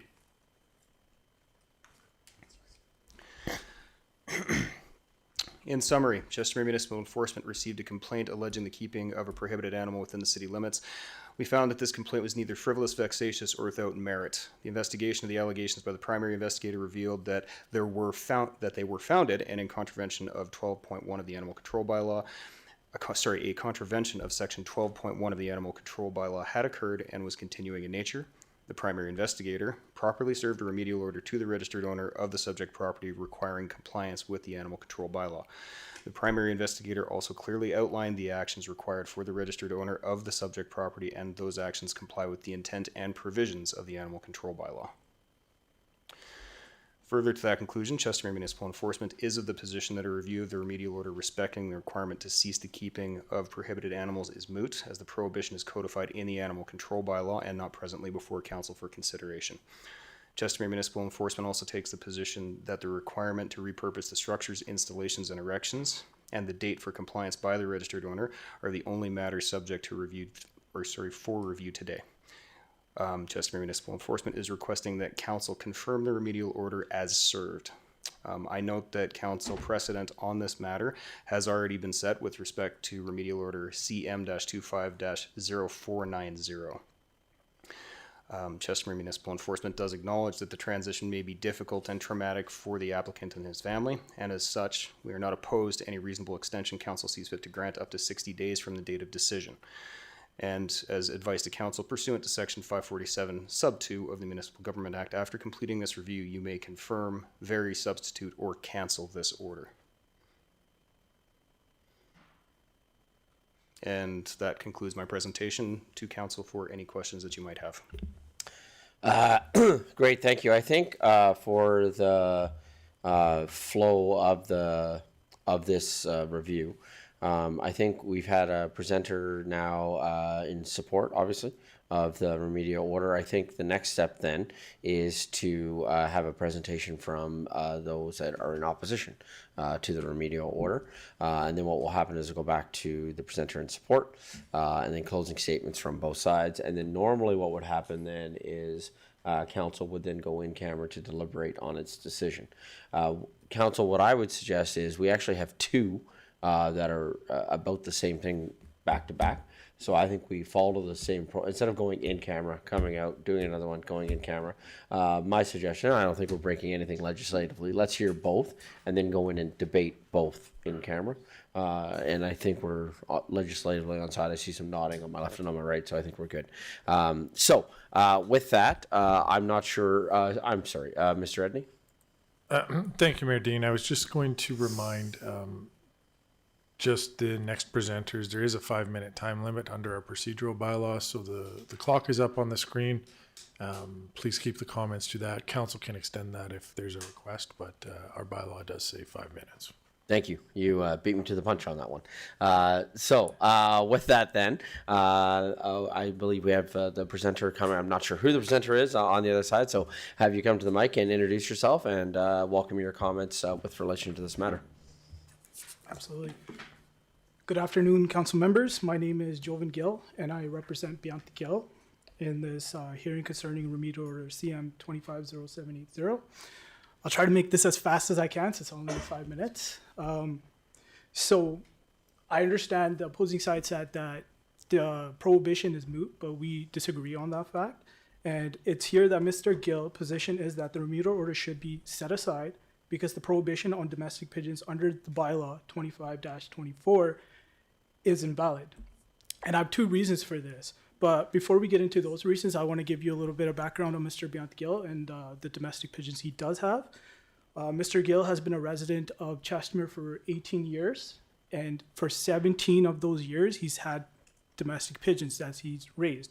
He followed the previous iteration of this bylaw, which allowed for an exemption for pigeons if you were part of the Canadian Fancier Pigeons Association or the Canadian Racing Pigeons Union. Now, those associations have been in existence for over 100 years. And we also need to recognize that these are domesticated pigeons, so they're not the pigeons that you find under bridges. They're bred and raised for a certain purpose, and they're completely dependent on their owners for shelter, for food, and for protection. So now getting to my reasons for why the bylaw in itself, or the prohibition, is ineffective. So under the Municipal Government Act, Section 13, it says that if there is a conflict or inconsistency between a bylaw and this or another enactment, the bylaw is of no effect to the extent of the conflict or inconsistency. Now, again, given that these are domesticated pigeons that are completely dependent on their owners for shelter, protection, and food, we believe that these pigeons are covered by the Animal Protection Act, which is a provincial legislation. So the requirement to remove and destroy birds that people have owned for multiple decades in 14 days is against the Animal Protection Act. The bylaw specifically violates Section 2 of the Animal Protection Act, as requiring owners to get rid of their domestic pigeons in 14 days would put those birds in distress. Now, Section 1, Sub 2 of the Animal Protection Act says that an animal is in distress if it is deprived of adequate shelter, ventilation, space, food, water, veterinarian care, reasons to protect from injurious heat or cold. There are also various other aspects that put an animal in distress. Now, the main section in this provision that applies to this is Section 2, Sub 1.1, which says no person shall cause an animal to be in distress. Now, given that the requirements to remove or destroy domesticated pigeons in 14 days under bylaw 25.-24 places these birds in distress, the bylaw or Section 12 of that bylaw is of no force and effect in accordance with Section 13 of the Municipal Government Act. That is our reason. That is the first reason that we would state. Second reason is that the prohibition of pigeons under this bylaw affect individual property rights. Now, common law has traditionally recognized a fundamental freedom, the right of individuals and the enjoyment of property and the right not to be deprived thereof or any interest therein, save the due process of law. This principle is captured by common law and was codified in the Canadian Bill of Rights and the Alberta Bill of Rights. Now, considering both of these legislations, they're pretty much identical. And under the Alberta legislation, the common law is repeated. And there is much case law on this common principle, which says that if somebody's property rights are affected, they are due notice and hearing. And precisely the case of Homex Realty Development Co.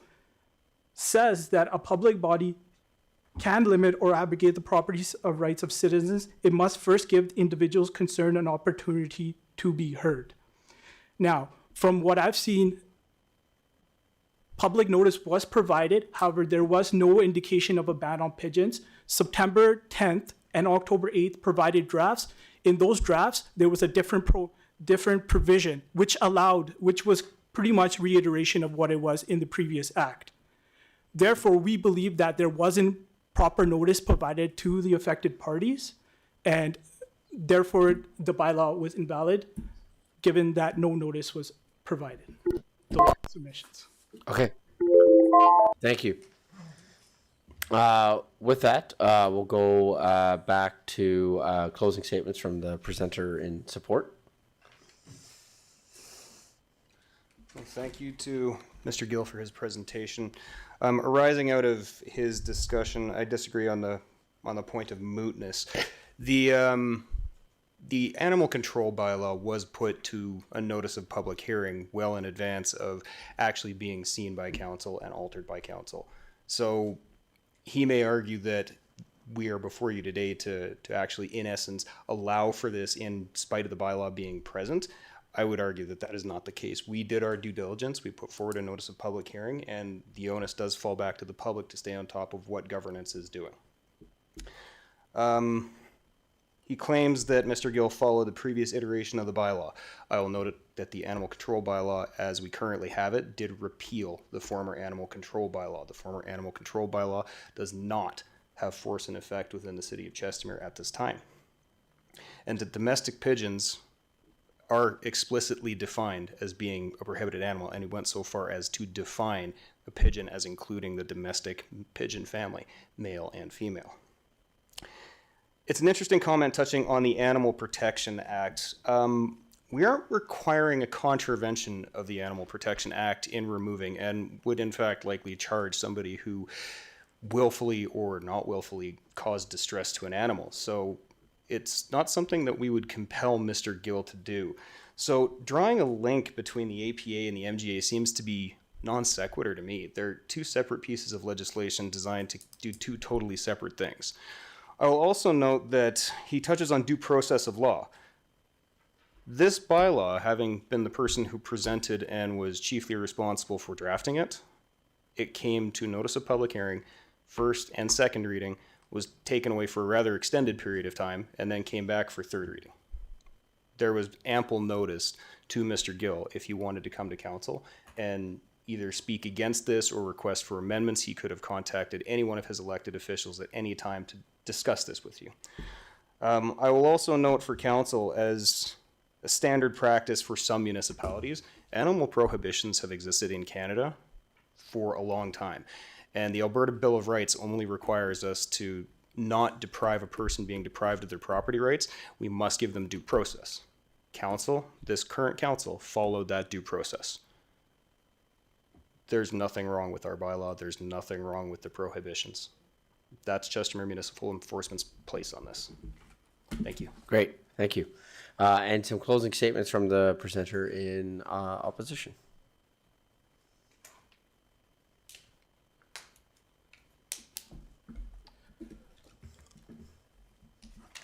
I would reiterate the Municipal Government Act in itself, that if it is in conflict, if a bylaw is in conflict with a provincial act, it is of no force and effect. Here, 14 days on a domesticated animal that is not a wild animal and is not adapted to living in the wilderness. Further on, when the bylaw itself says that you have to destroy the animals, that is placing an animal in distress. Furthermore, notice, I agree, notice was provided for the animal control bylaw, not for the prohibition of pigeons. I've stated that there was 2 drafts that were provided when notice went out, and both those drafts had legislation that was similar to the previous legislation, allowing for an exemption for pigeons if you were part of the Canadian Pigeons Association or the Canadian Racing Pigeons Association. So if the people who are affected don't know that they're affected, how is notice provided? Right?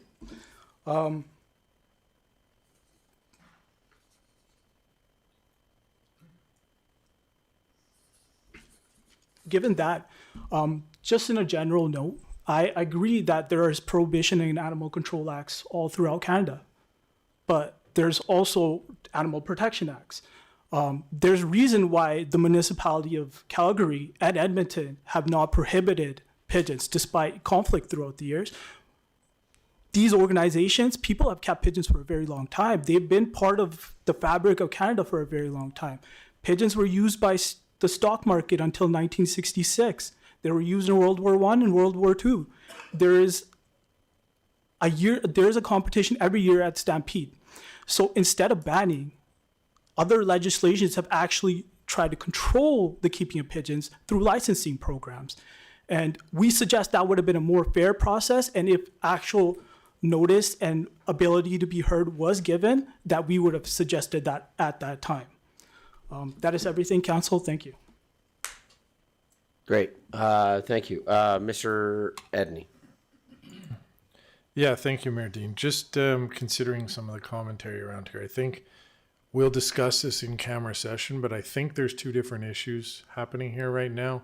What I'm hearing from the respondent is a challenge of the bylaw.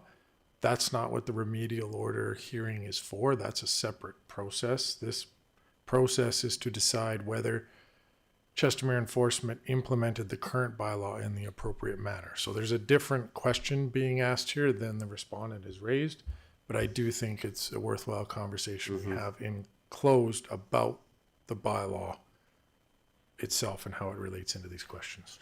Yeah, thank you, Mr. Edney. Just making sure we don't get confused. No, Mr. Edney, you're reading my mind on this one. I think I want to change what I suggested before because I think we need some advice from officials right now because I agree with your assessment right now.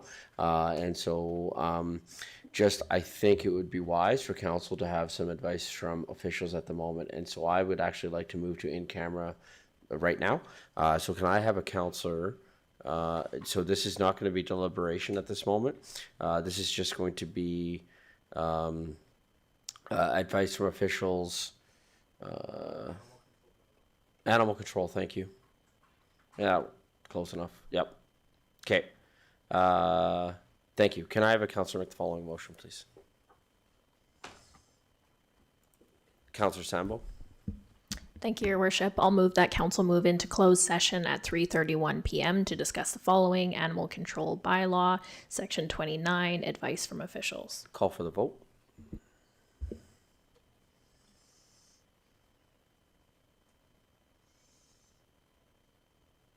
And that's carried unanimously. Thank you. So we're going to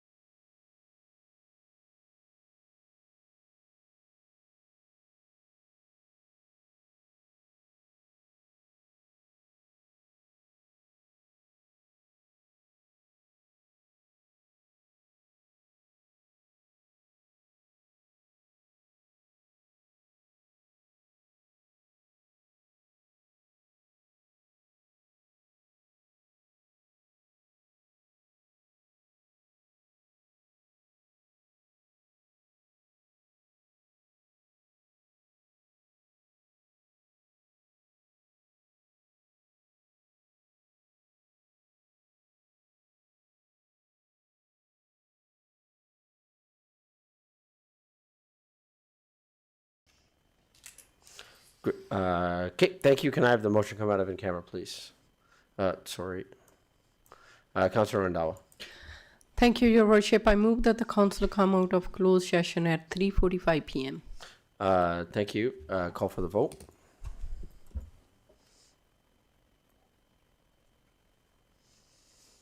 And it's carried unanimously. Thank you. Okay, we're now going to hear the second remedial order. We'll hear the second remedial order. We'll follow the same process. Presenter in support. So Blair, are you? No. Who's presenting the second one? Should be coming through the door any minute.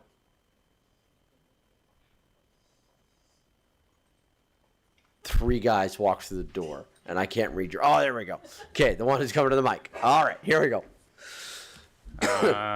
Good afternoon, Council. I'm Peace Officer Steinfeld with the City. Here to do a remedial order review on file CM 250943.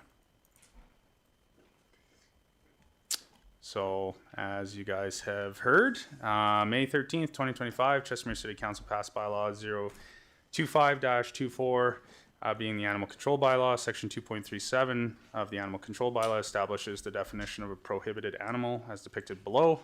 2.37, prohibited animal means any animal found within Schedule B of this bylaw as amended from time to time. Schedule B of the animal control bylaw outlines the animals currently prohibited within the city of Chestermere: pigeons, wildlife, and rats. Section 2.34 of the animal control bylaw goes one step further and defines pigeon as follows. Pigeon means any male or female member of the domesticated pigeon family. The combination of the aforementioned sections of the animal control bylaw clearly established that as of the passing of the animal control bylaw, a pigeon is now a prohibited animal within the city of Chestermere. Section 12 of the animal control bylaw establishes that keeping of a prohibited animal is an offense and allows a peace officer to issue a remedial order to effect the euthanization or removal of the prohibited animals from city limits. And as you can see below, we have 12.1. No person shall own, keep any prohibited animals, Schedule B, or any prohibited animals located within the city must be euthanized or removed from the city within 14 days of receiving a remedial order from a peace officer. The cost of removal will be at the sole responsibility of the owner. The lands upon which the prohibited animals are located. On September 9th, 2025, Chestermere Municipal Enforcement received a complaint of a prohibited animal, specifically pigeons being kept at 280 West Creek Drive, the subject property depicted below. The coop is visible and is circled in red.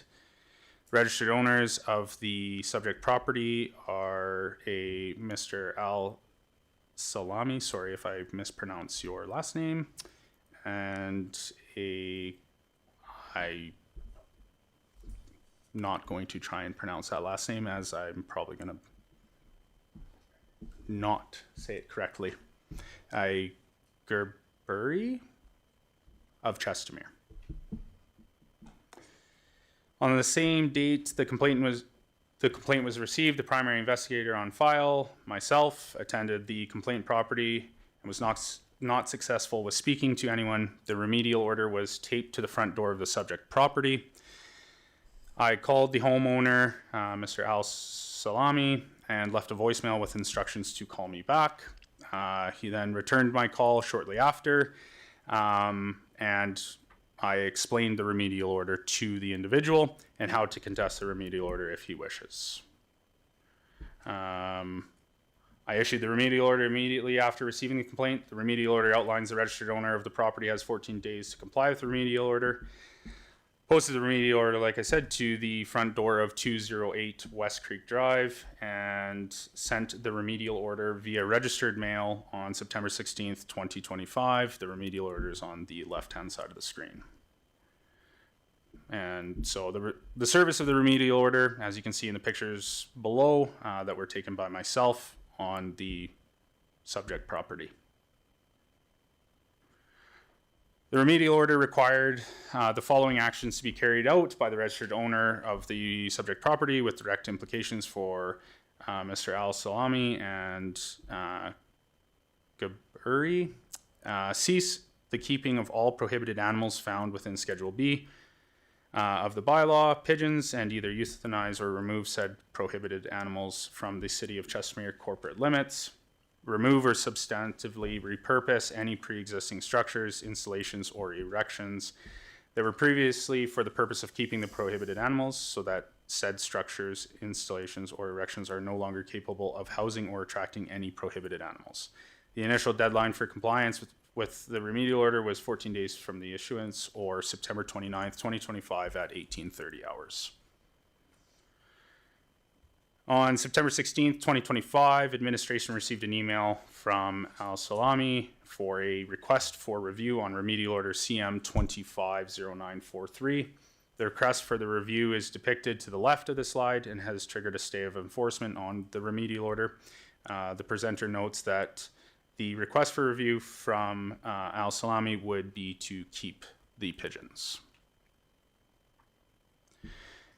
Here are pictures that were taken of the pigeon coop from a previous file regarding pigeons dated back to June 26, 2024.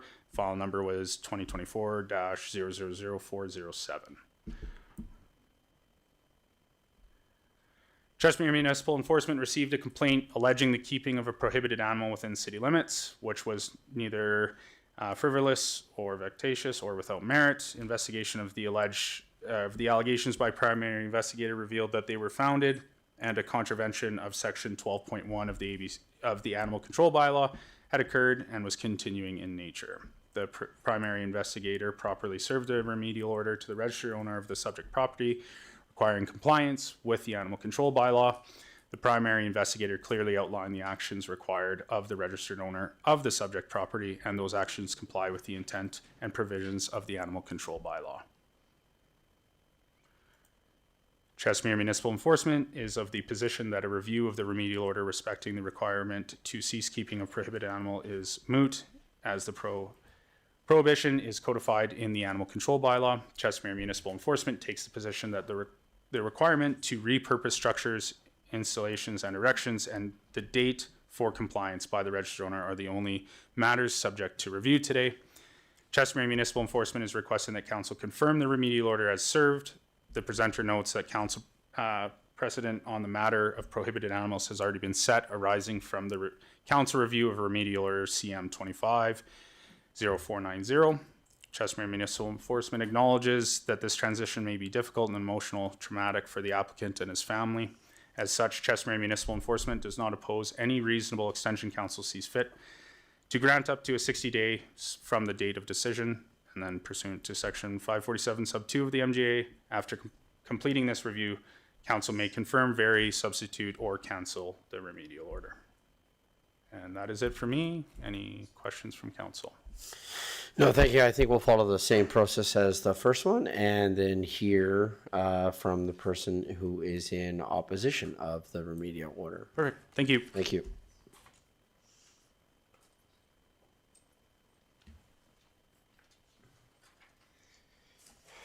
Good afternoon, councillor members.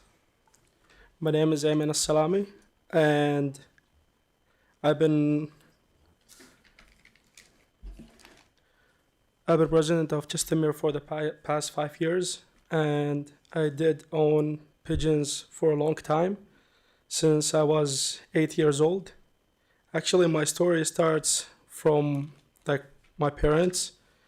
From a young age, I developed a deep connections with my pigeons. When I was 8 years old, my parents gave me a pet pigeon, and I became incredibly attached to it. Over the years, I have carried this attachment with me, and now as an adult, I have a collection of about 20 fancy pigeons. These pigeons are my constant companions, and they play a big role in helping me managing my anxiety and stress. They're present, bringing me a comfort and relief, and spending time with them has become part of my routine. And I take a great care of ensuring that my pigeons live in a clean, healthy, and secure environment. They reside in a fully ventilated, clean loft, which I clean thoroughly every 2 weeks. I have also installed lights inside the loft to ensure they are well cared for at all time. These pigeons are high quality show birds and are really expensive birds that are rare to find. Most of them are clipped and unable to fly. They are also vaccinated and checked regularly for health. I take great pride in ensuring their well-being and making sure they are always safe and comfortable. Occasionally, I let them out in my backyard once or twice a week for about 30 minutes after I feed them in 2 to 3 hours so they don't make mess when they go out, and they're always supervised and return to their loft when I'm there. I also want to emphasize that the pigeons I care for do not cause any mess outside the loft, as they are kept contained and are well maintained. In conclusion, I would greatly appreciate your understanding of my attachment to these birds. They provide me with much needed emotional support, and I endeavored to ensure they remain happy, healthy, and well cared for. Thank you very much for your time. Great. Thank you so much. Appreciate it. Okay. Any comments coming back from presenter in support? Throwing me a curveball here. Okay. I like curveballs. Thank you, Mr. Al-Salami, for your presentation. This is a representative of Chestermere Municipal Enforcement. I will note that in the bylaw, as cruel as this does sound, companionship was not a factor in prohibition. So the prohibition of these animals was essentially absolute. With that, I will note that the bylaw does also have provisions for emotional support animals if the applicant can meet the threshold for that, which my understanding is exceptionally high.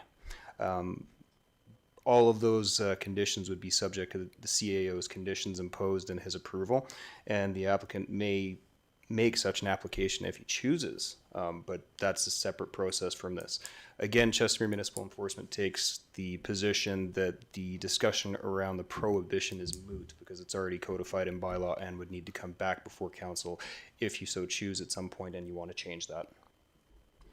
Great. Thank you. Any final comments from presenter in opposition to the remedial order?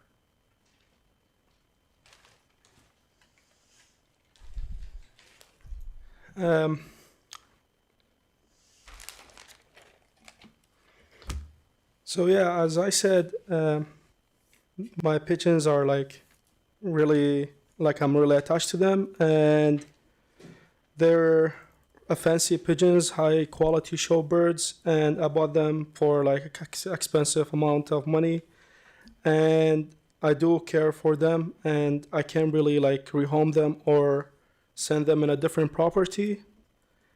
And I've been having them for the past 5 years, and I've been always a member of association of pigeon clubs. And yeah, thank you so much. Great. Thank you. Okay. With that, then, following the process as outlined from administration for this, I do believe now that we would go to in-camera to discuss, and we're going to discuss both remedial orders at this time. Correct? So can I have the motion to move to in-camera, please, so the council can discuss? Can I have a councillor make the following motion, please? Councillor Sambo.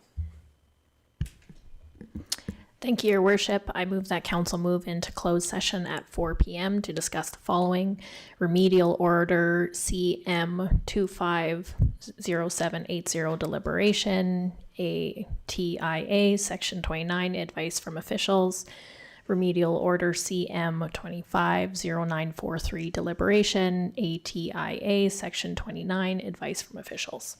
Great, thank you. Call for the vote. And that's carried unanimously. Thank you. So we just got to clear the room again.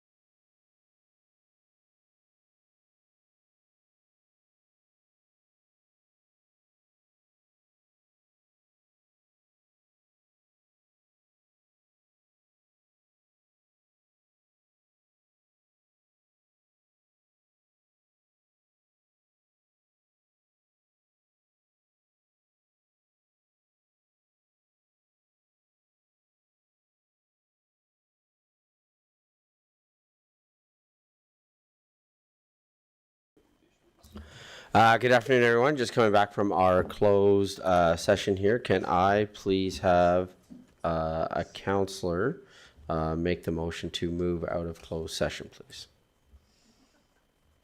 Councillor Randhawa. Thank you, Your Worship. I move that the council come out of a closed session at 4:21 p.m. Thank you. Call for the vote.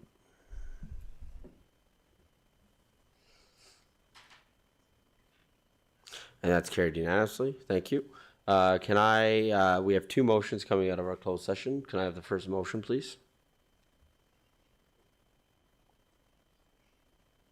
Thank you. Can I have a councillor make the following motion, please? Councillor Schindler. I move that council confirm the remedial order CM-25-0780 as served and grant an extension to Monday, November 24th, 2025 to comply with the remedial order. Comments, questions from council? Councillor Sambo.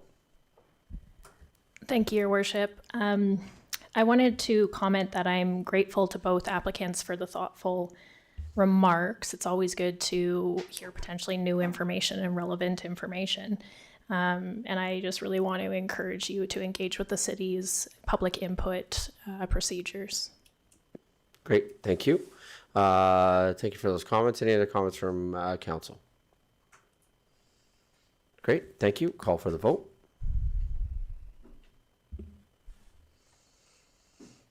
And that's carried unanimously. Thank you. And can I have the second motion, please? Can I have a councillor make the following motion, please? Councillor Sambo. Thank you, Your Worship. I'll move that council confirm the remedial order CM-25-0943 as served and grant an extension to Monday, November 24th, 2025 to comply with the remedial order. Thank you. Comments, questions from council? Call for the vote.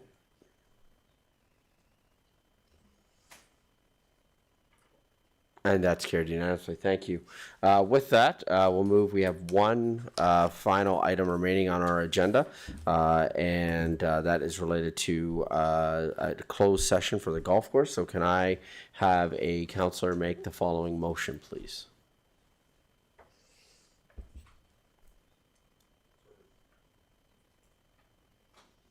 Councillor Sambo.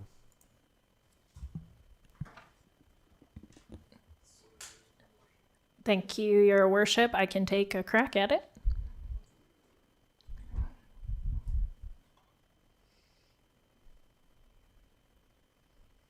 Thank you.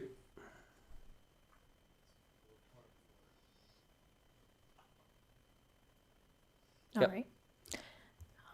I move that council, excuse me, I move that council move into closed session at 4:24 p.m. to discuss the following: Golf Course Access to Information Act, Section 29, advice from officials.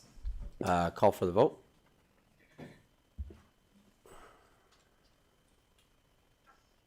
And that's carried unanimously. Thank you.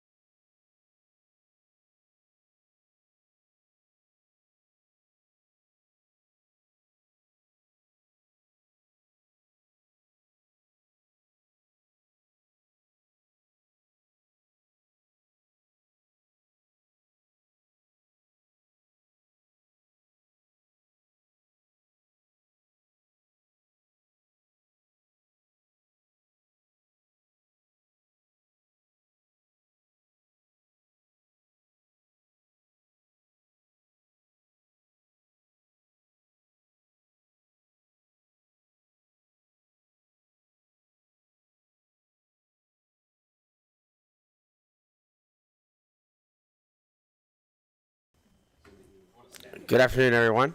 Just coming out of our closed session here, can I have a motion to come out of close, please?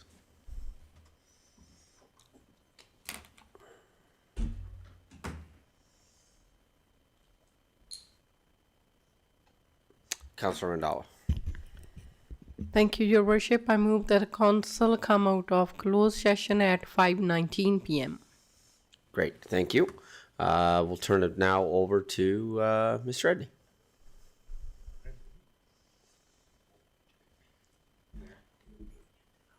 Oh, sorry, call for the vote.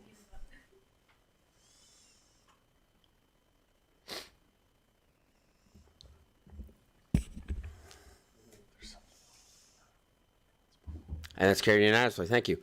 Now we'll turn it over to Mr. Redney for some exciting updates here, presentation with regards to the golf course. Mr. Redney. All right, thank you, Mayor Dean. I'll just give it a minute here to pop up the presentation. Okay, perfect. After a long number of months working on the golf course, we're getting to the point where we're ready to close on this acquisition. So I've got a presentation here just to walk council and the public through a little bit of where we're at, how we got here, and what the next steps are going forward on the purchase of the Lakeside Greens Golf Club. Oh, can we just go next slide? This. Perfect. So back on April 1st, Lakeside Golf Limited Partnership and Slocker Homes presented to the Governance and Priorities Committee on their plans for rezoning portions of the golf course for housing development. It was a animated discussion, to say the least, with some of those in attendance, but the committee was informed that if council did not approve the rezoning, the course would be sold to Slocker Homes. One of the questions that the committee asked at the time to Slocker was, what would you do if you owned the golf course? And their comment was, we would shut it down immediately. So this potential option was going to lead to the loss of the golf course at the end of the season, which is, of course, an important recreational asset in the community. So coming out of those discussions, council and myself had some conversations around what the next step and the best approach going forward would be. And on April 28th, the City of Chestermere and Lakeside Golf Limited Partnership entered into a letter of intent for the city to purchase outright the Lakeside Golf Course and all associated land and amenities for $10 million. Next slide, please. So we worked through the letter of intent, and then on May 30th, a purchase and sale agreement was executed by both parties, and the due diligence process commenced. The due diligence process was quite extensive. There was a lot to look at. There was a lot of things to evaluate, and the report presented to council, I believe, was quite extensive. To council, that concluded on July 8th, was presented to council on July 8th, and then the conditions of the sale from the city's perspective were removed on July 9th. One of the things with the golf course was that the current membership group had a right of first refusal to purchase the golf course in the event it got sold to someone. So they had the ability to match our offer exactly as we had the offer. On August 28th, the membership group met. Mayor Dean and myself attended that meeting, listened to some of the feedback, and it was overwhelmingly positive in support for the city and what the city was trying to do with the golf course. So on the 28th, the membership group voted to not exercise their right of first refusal. So that put us to the next stage of closing the acquisition.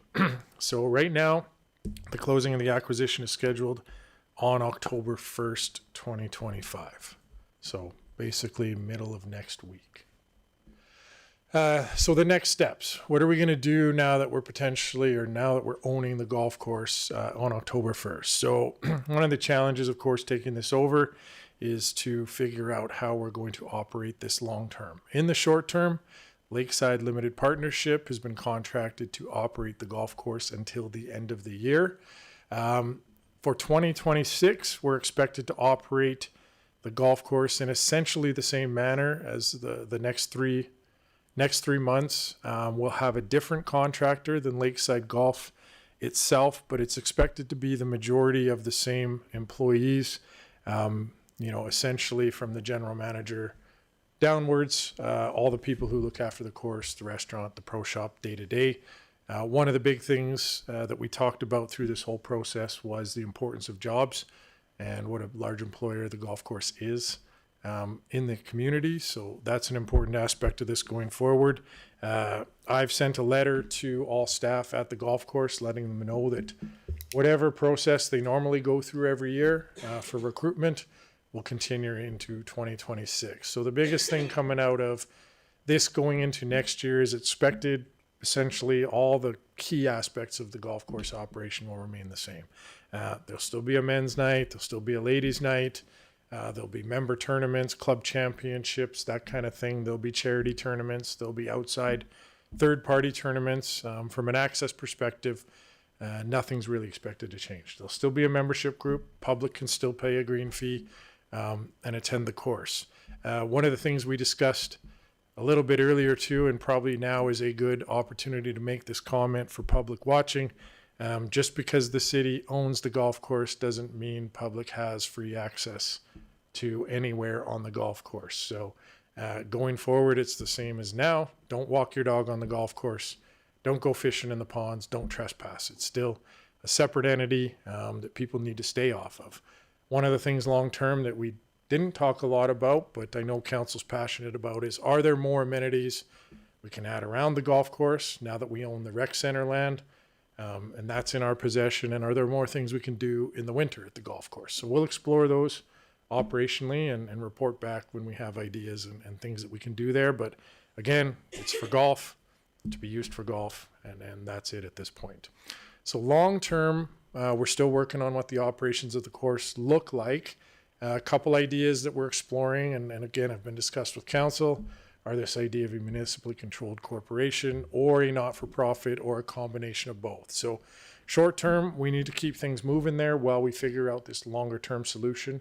But the end goal is to have a thriving golf course, a thriving recreational opportunity in our community. We just need a little bit of more time to figure out what the logistics and details of that look like.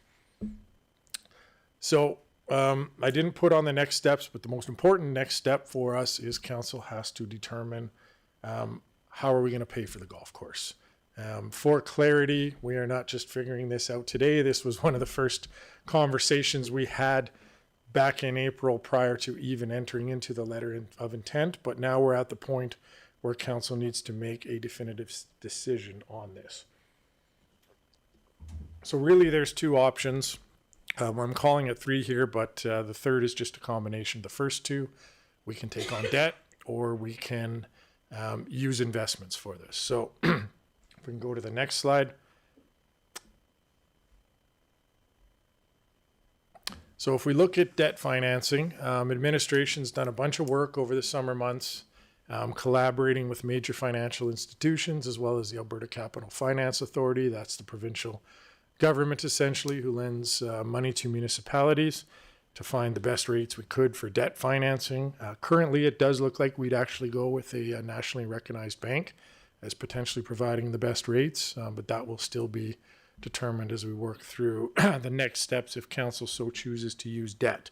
Under the MGA, one of the key aspects of using debt is the term of the loan has to match the life of the asset being purchased.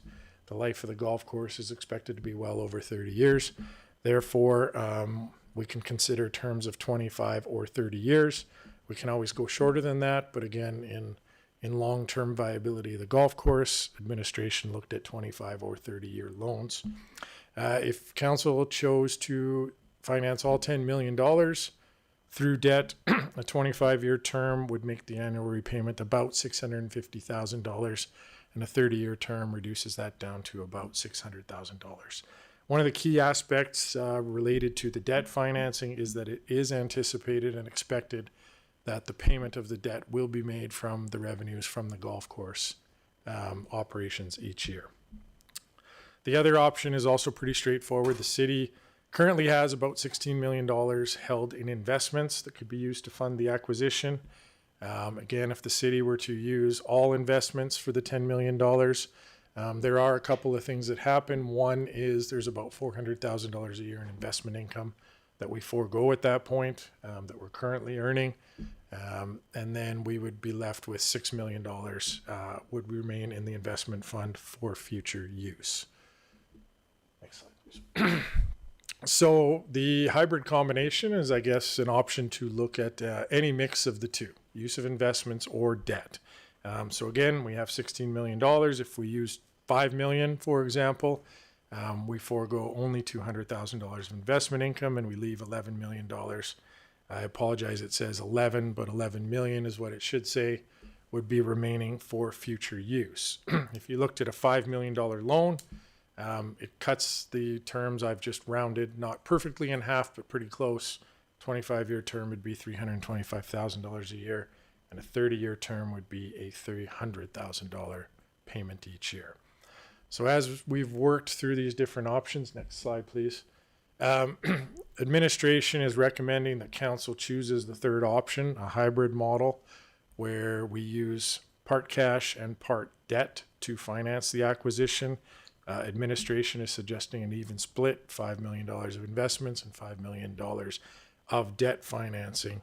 The pros to this recommendation in this model is that the debt repayment can be entirely funded by the operations of the golf course, i.e. the users of the facility are paying for the facility. It keeps the payments reasonable. We've all seen, been there, heard the golf course needs some reinvestment. The lower payment in a form of a lease or something still yet to be figured out would allow for some of that free cash flow to be invested back into the golf course for needed repairs. Again, there's no impact to the tax rate or taxpayers for the operation of the golf course, and there's less loss of investment income, and it leaves a little bit more money, cash money in the investments for future use for other council priorities. Only a couple of small cons. One could, obviously this impacts the city's debt limit, depending on the structure used to hold this debt long term. That goes back to this idea of the MCC and the NFP operating in the long term, which frees up that debt capacity for some of our bigger projects, like a recreation center, bridge replacement, offsite levy projects. It does reduce the available investments for future use, but it's less than if we used all cash in that scenario. So with that presentation, the question goes to council at this point. What would council like to do? I guess the one thing I will clarify, if council does choose to use some debt, I also have an RFD prepared for a borrowing bylaw that we will need to address. A couple quick questions just related to the presentation before getting into the motion. First question I have is, through the due diligence period, you have confirmed that the golf course is profitable. That's correct. Okay. And the second question that I have is, where are we compared to other municipalities when it comes to things like debt limit? So when we look at other mid-sized cities, I know you may not have the numbers right at the top of your head, right? But I do know that this is a conversation that we have lots with other Where does Chestermere sit with relation to what we see in other municipalities?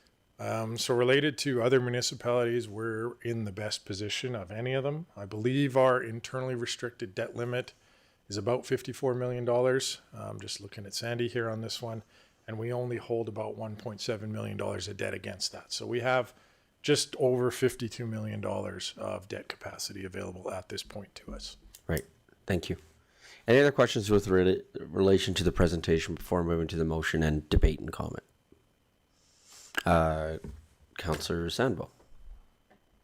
Thank you, Your Worship. I don't think this is debate. I just wanted to bring forward a question that I asked in camera for a little bit of conversation.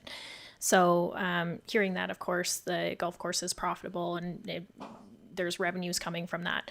So the option you've presented, we've seen how the revenues are likely to exceed the amount that would be needed to pay back the loan in that option and the interest, which means that there's leftover revenues. There's surplus that could be reinvested back into the course, which I think would be wonderful.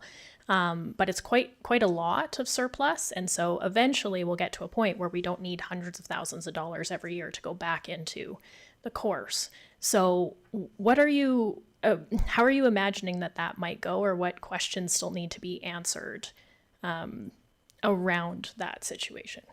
Yeah, thank you, Councillor Sandbo. So through to council, we did talk about this a little bit. I think that's why in the short term, we're going to look at the operating structure we are for 2026, is to give us some more time as administration to investigate the various options for operating the golf course long term.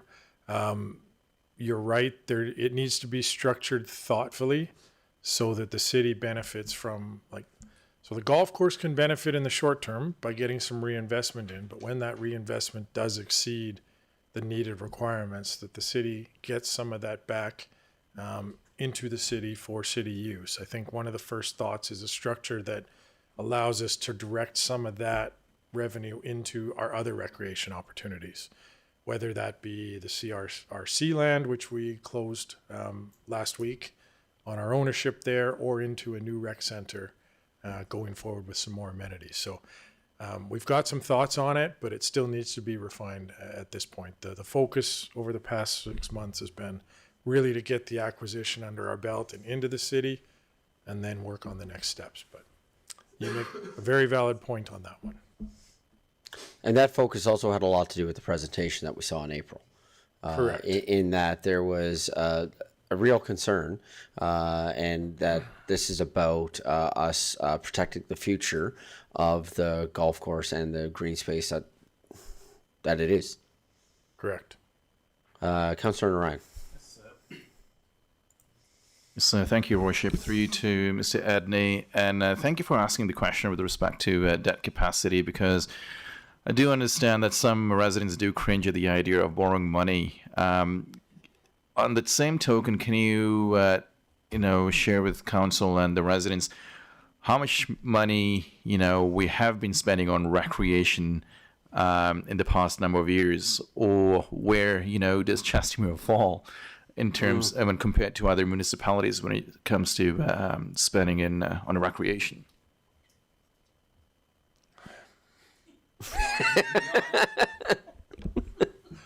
I hope my answer is the answer you were trying to set me up for, but our spending has been minimal. We support the CRCA through an operating grant, and other than our park space, the pickleball courts, beach amenities, I don't know if that constitutes recreation in the true definition, but I think that's one of the deficits the city is facing is our recreation amenities. And we haven't had a significant investment into those up to this point. So as Mayor Dean likes to point out, a year ago we owned 0 acres of recreational land outside of our regular parks. And, come October 1st, we're going to own 160 acres between the new rec center site in Dawson, the current recreation center land, and the golf course. So we're at the point where council and administration, following through on council, is going to be spending some significant money on recreation, and I think this is that first step. And the reality of it is, to the earlier question of where do we sit very good on our debt capacity because we don't have a rec center. Our neighbors and our friends that are in those tougher positions is because they do have those amenities. So as we start to bring those amenities on, that's going to be the reality of our situation, as we will need to take on debt. We will need to spend money to finance and pay for those amenities. Thank you. Just one point of clarity, sorry to correct you, if I may, but I'm sure my colleague at the end who has also got the extensive background in grant writing, we don't give the CRCA a grant, we give them operational funding. Just because I can hear all of the not-for-profit community right now screaming at me, what do you mean? What grant are they?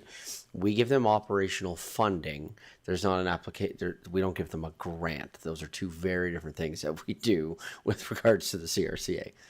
They do apply for other grants at times they've been successful for, but we give operational funding. That is correct. My apologies for the terminology. All good. Mr. All-What? Just for clarity's sake, I just want to confirm that the funds that go to the rec center are approximately $160,000 annually. Correct. Thank you. As funding. Correct. Funding. Any other questions from council with regards to the presentation? Okay, so then I believe we have a recommended motion.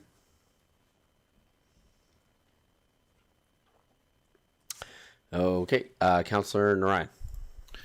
Yes, I move that council use 5 million of investments and 5 million of debt financing to fund the acquisition of the Greenside Greens Golf Course. Comments, questions from council with regards to the motion? Councillor Samble. Thank you, Your Worship. I just wanted to comment through the various discussions we've had on this over the last several months. My opinion on this has changed, but I will be supporting this motion. I like this option because there's not likely to be any tax burden created from this, and it even preserves most of our revenue from investment. So I do quite like this, and I think it's a good option. Thank you. Deputy Mayor Warzanowski. Thank you, Mayor Dean. Sitting here for the last 15 months, there's been a strong support from our residents to maintain our recreational facility, to save our golf course, to make sure that we're very aware of our taxation. And I have to give it to administration for looking at this over the last number of months. There's been a lot of hard work that's went into this. I will definitely be in support of this motion and glad that that we're preserving this land at no cost to the taxpayer. Thank you. Councillor Schindler. Oh, goodness. Yeah, I just wanted to say that I certainly support this motion. It seems to me it's fairly an intelligent purchase. It's a pragmatic purchase, and I think we've done our due diligence or expertly. So I'd like to just shout out to our administration for doing all the legwork here, and this is a big investment in recreation in the future, or in the city of Chestermere, and for our future residents, and future residents. So thank you kindly. Thank you. Councillor Narayan. Yes, thank you, Your Worship. And I just wanted to echo those sentiments as well, beginning by saying that each one of us ran here on the basis that we will be preserving the golf course, and I think this is a massive accomplishment. So congratulations to the mayor and council, and thank you to administration for the work you've put in and the creative motion that you have put forward. Thank you. Councillor Randhawa. Thank you, Your Worship. Thank you to Mr. Edney. This is our council's last presentation and the last meeting, and I really appreciate. I'm definitely echo with Councillor Narayan. Further, we are in a campaign, and we always said we will not touch the golf course, and it will stay as is, and we keep our word to the community. And I'm happy with the purchase because it's not actually taxpayer burden, and this is actually, we work really hard through administration, work really hard, and I appreciate for each and every individual who did these hard work through it, and all my fellow councillors, thank you so much. Great, thank you. Any other comments or questions from council? Councillor Grant. Thank you, Mayor. Just a quick last one. I just want to say, what a team Chestermere has. Good job, everyone. Any other comments or questions from council? Just really quickly, what I just wanted to say is what I'm excited about with this plan is much of what has already been said. Is that we are utilizing investments to make an investment, but we are also acknowledging things that we've heard. I think that one of the things that this council does, and there has been many, one of the things that this council does really well is that we listen to our community, and in listening to our community, there was concerns about how this is being paid for, and what this option gives us is that the people we're making a major investment into recreational lands. This land very conveniently sits right beside some other land that we just finished purchasing, which is going to give us an incredible opportunity to expand recreation right in the heart of our community, while at the same time not putting any kind of a burden on the greater taxpayers of Chestermere, if you will, because the debt is going to be financed by those who utilize that amenity. And so that's why I want to thank administration for this creative option. Because I think it checks all the boxes of protecting recreation, protecting the golf course, and ensuring that ensuring that the people that are utilizing that facility are thus then paying back the debt that is being taken on with this. So I think it's a great option, and it's incredible what we've been able to accomplish here in the past short little while. So with that, I will call for the vote.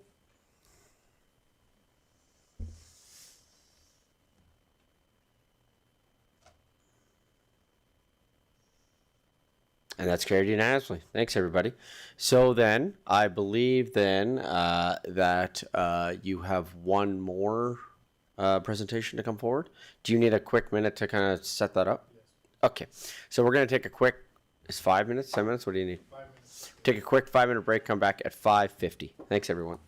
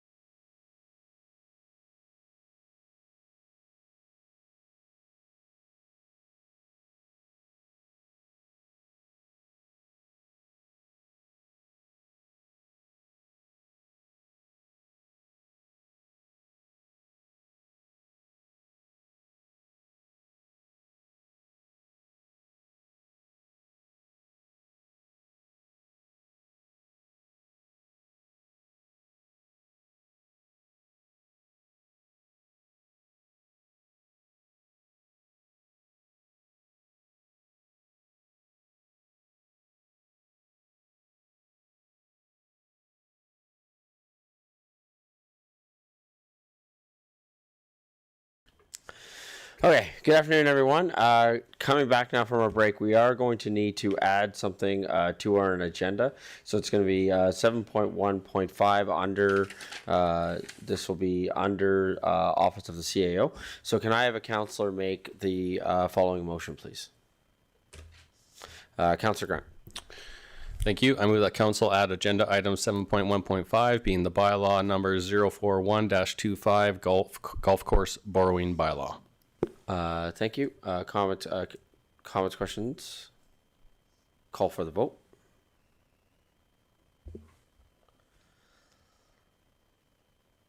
And that's carried unanimously. Thank you. So then I'll turn this presentation over then to Mr. Edney.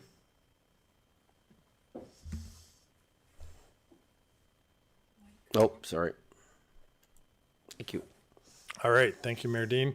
So further to the last motion that council made, in order to complete the acquisition of the golf course, council made a motion to provide funding, $5 million of investments and $5 million of debt. So I have three motions here that we need to make, council needs to make that happen. The first is that council reallocate $5 million from the Municipal Capital Projects RSA to the Municipal Stabilization RSA. Also that council add the purchase of Lakeside Greens Golf Course in the amount of $10 million to the 2025 capital budget, with the funding source to be $5 million from debt and $5 million from the Municipal Stabilization restricted surplus account. The third is that council give first reading to bylaw number 041-25, being the golf course borrowing bylaw. The fourth recommendation that I don't have on here is this bylaw does need to be advertised. So council can make a motion right now to it would be due the public hearing at the November 4th regular meeting of council, or you could wait until after the election and at that first meeting make the motion to have it on the second meeting of November. What would council prefer? We can go through that when I'm done this. Okay. Okay, so just some background. I won't get into too much of it here. Can you scroll down, please, Emily? Just right here, yeah, on the subject background. So again, we talked about this a couple minutes ago. City has entered into a purchase and sale agreement to purchase the Lakeside Greens Golf Club. As part of that purchase, administration recommended that the purchase be partially financed through a loan in the amount of $5 million with a term of 25 years. The loan is expected to be repaid with the operating profit from the golf course operations. I have to put this in there from an MGA perspective, also supplemented by city operational funds if that were ever needed. It's not expected that that will be needed. Operational plans for the golf course have been shared with council in the last presentation, and they'll be finalized in 2026.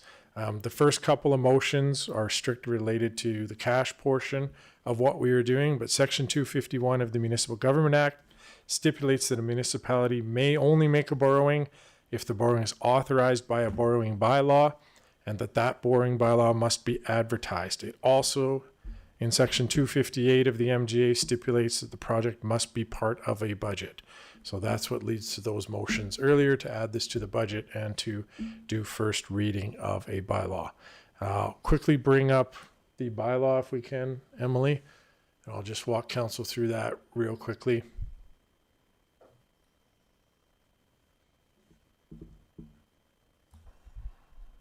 Just while that's coming up, Deputy Mayor. Thank you, Mayor Dean. I do have a question through our mayor to you, Mr. Edney, is while understanding the MGA requirements of advertising this bylaw and adding it to our budget, are there any time constraints working against us in closing the purchase of the golf course if this bylaw and funding is approved by council? No. What we'll do in the short term is the $5 million that's expected to be covered by this borrowing bylaw. We have cash surplus in our account From an operational perspective, we will borrow essentially from that to pay it, and then when this comes back in, it'll replace that $5 million. So it's a cash management exercise that finance has plenty of cash in the bank. So in the spirit of transparency, I wonder maybe to ask my peers if we want to just add that to the motion, that the proposed motion, to explain that to our residents, unless what you just explained is enough. I wouldn't necessarily add it in the motion, but I think hopefully this has made it clear. The ultimate source of the funds will be from the borrowing. In the short term, that's something we do day to day. Yeah. Is manage our cash in and out, take from investments, reinvest, that kind of thing. So we will just do that to make sure it happens. So quickly, the golf course borrowing bylaw, if you can scroll down. Really, I just reiterating what I put forth in the RFD. Section 251 says we can borrow money for the purpose of financing capital property. Council can use Section 258 to authorize the financing of it. The purpose of this bylaw will be to acquire the Lakeside Greens Golf Club. This can be commonly referred to as the golf course borrowing bylaw.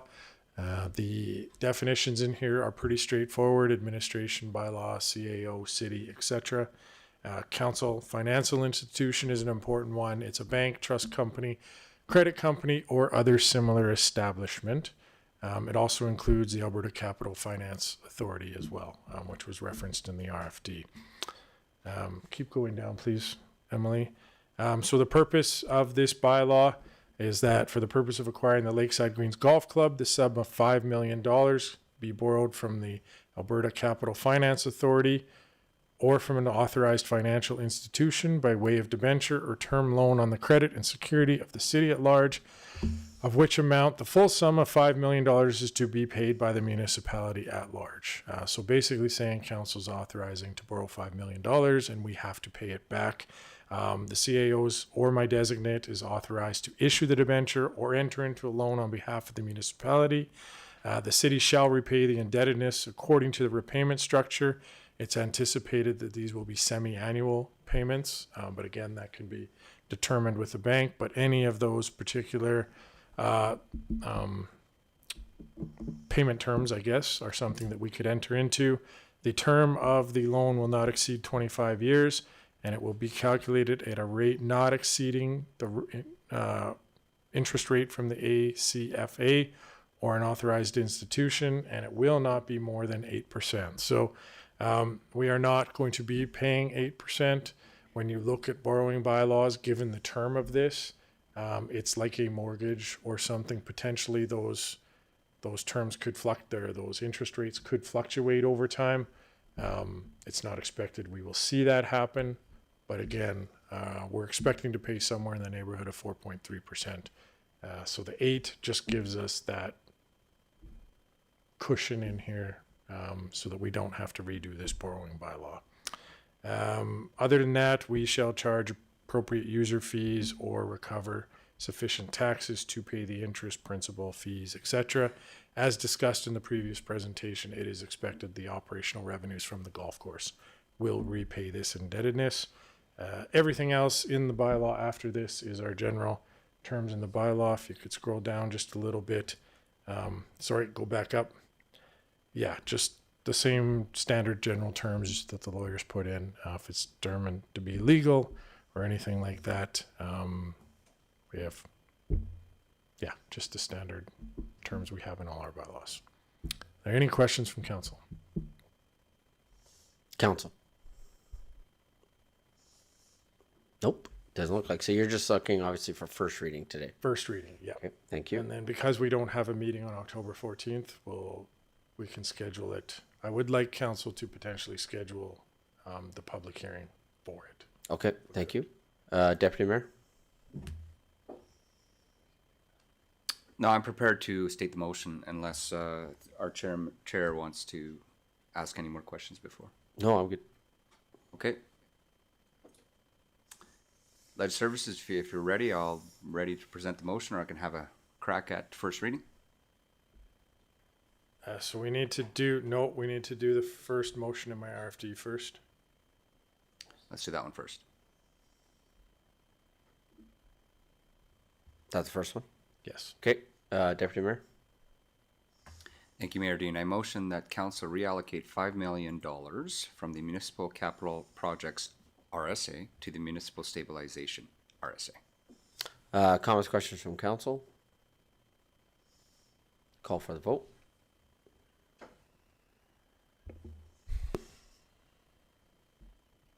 That's carried unanimously. Thank you. Then we have...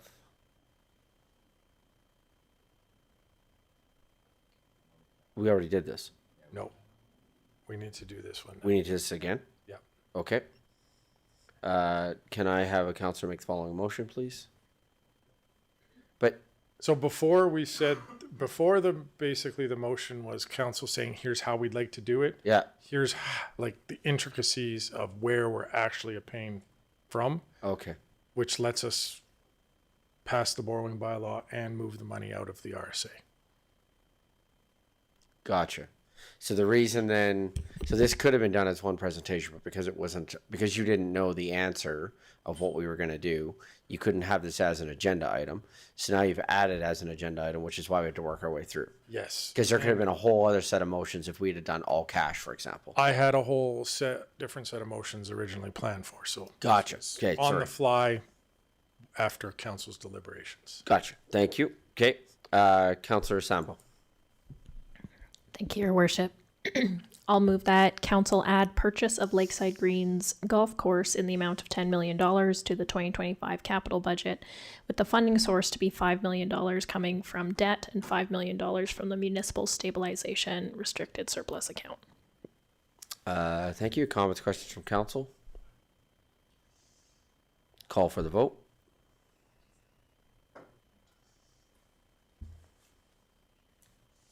And that's carried unanimously. Thank you. Next motion. Yep. Okay. Can I have a councillor make the following motion, please? Councillor Randhawa. Thank you, Your Worship. I move that the council give first reading to bylaw number 041-25, being the golf course borrowing bylaw. Comments, questions from council? Call for the vote.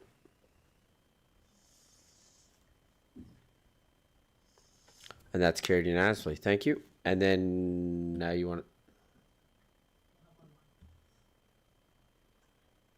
So our two options in November are November 4th, which is going to be very close to right after the election and orientation, or November 25th. I would suggest November 25th. I'm okay with that. You're okay with that? You want to go sooner? Sorry. Let's just open it up. So I know we're doing debate here for a second. I just wonder if... Deputy Mayor? Thank you, Mayor Dean. I think the sooner the better. Expediency is important to our residents to close off how we finance this, and then in previously approved bylaws that we discussed earlier today, we need to understand what the operations model will have to look like in the new year. So the faster that we can get this on the books, I think I would be in support of presenting the motion, or if any other councillor wants to present a motion for an early November due date on the public hearing. Do you want to explicitly say in there at 10 a.m.?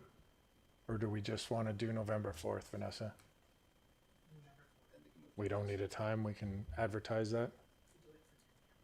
Okay, 10 a.m. Okay. Can I have a councillor make the following motion, please? Councillor Schindler.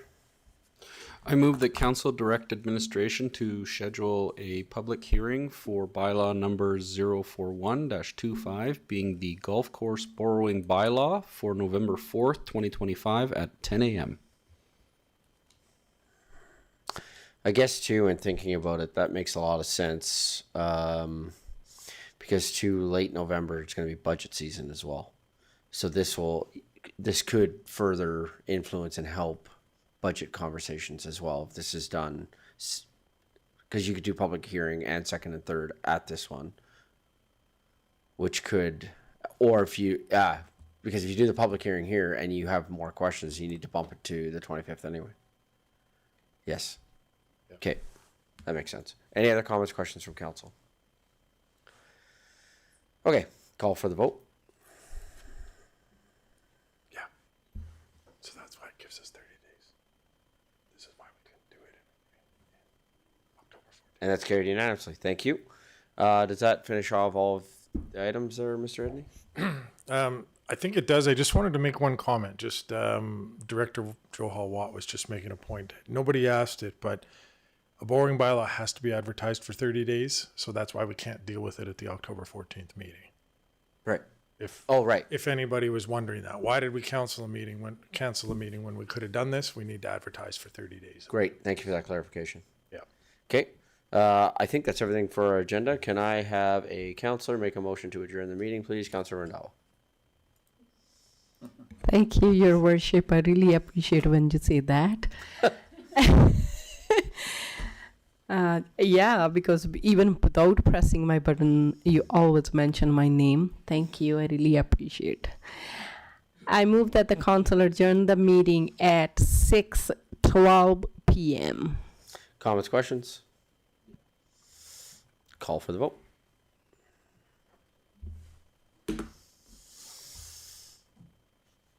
And we're adjourned. Thanks, everybody. Well.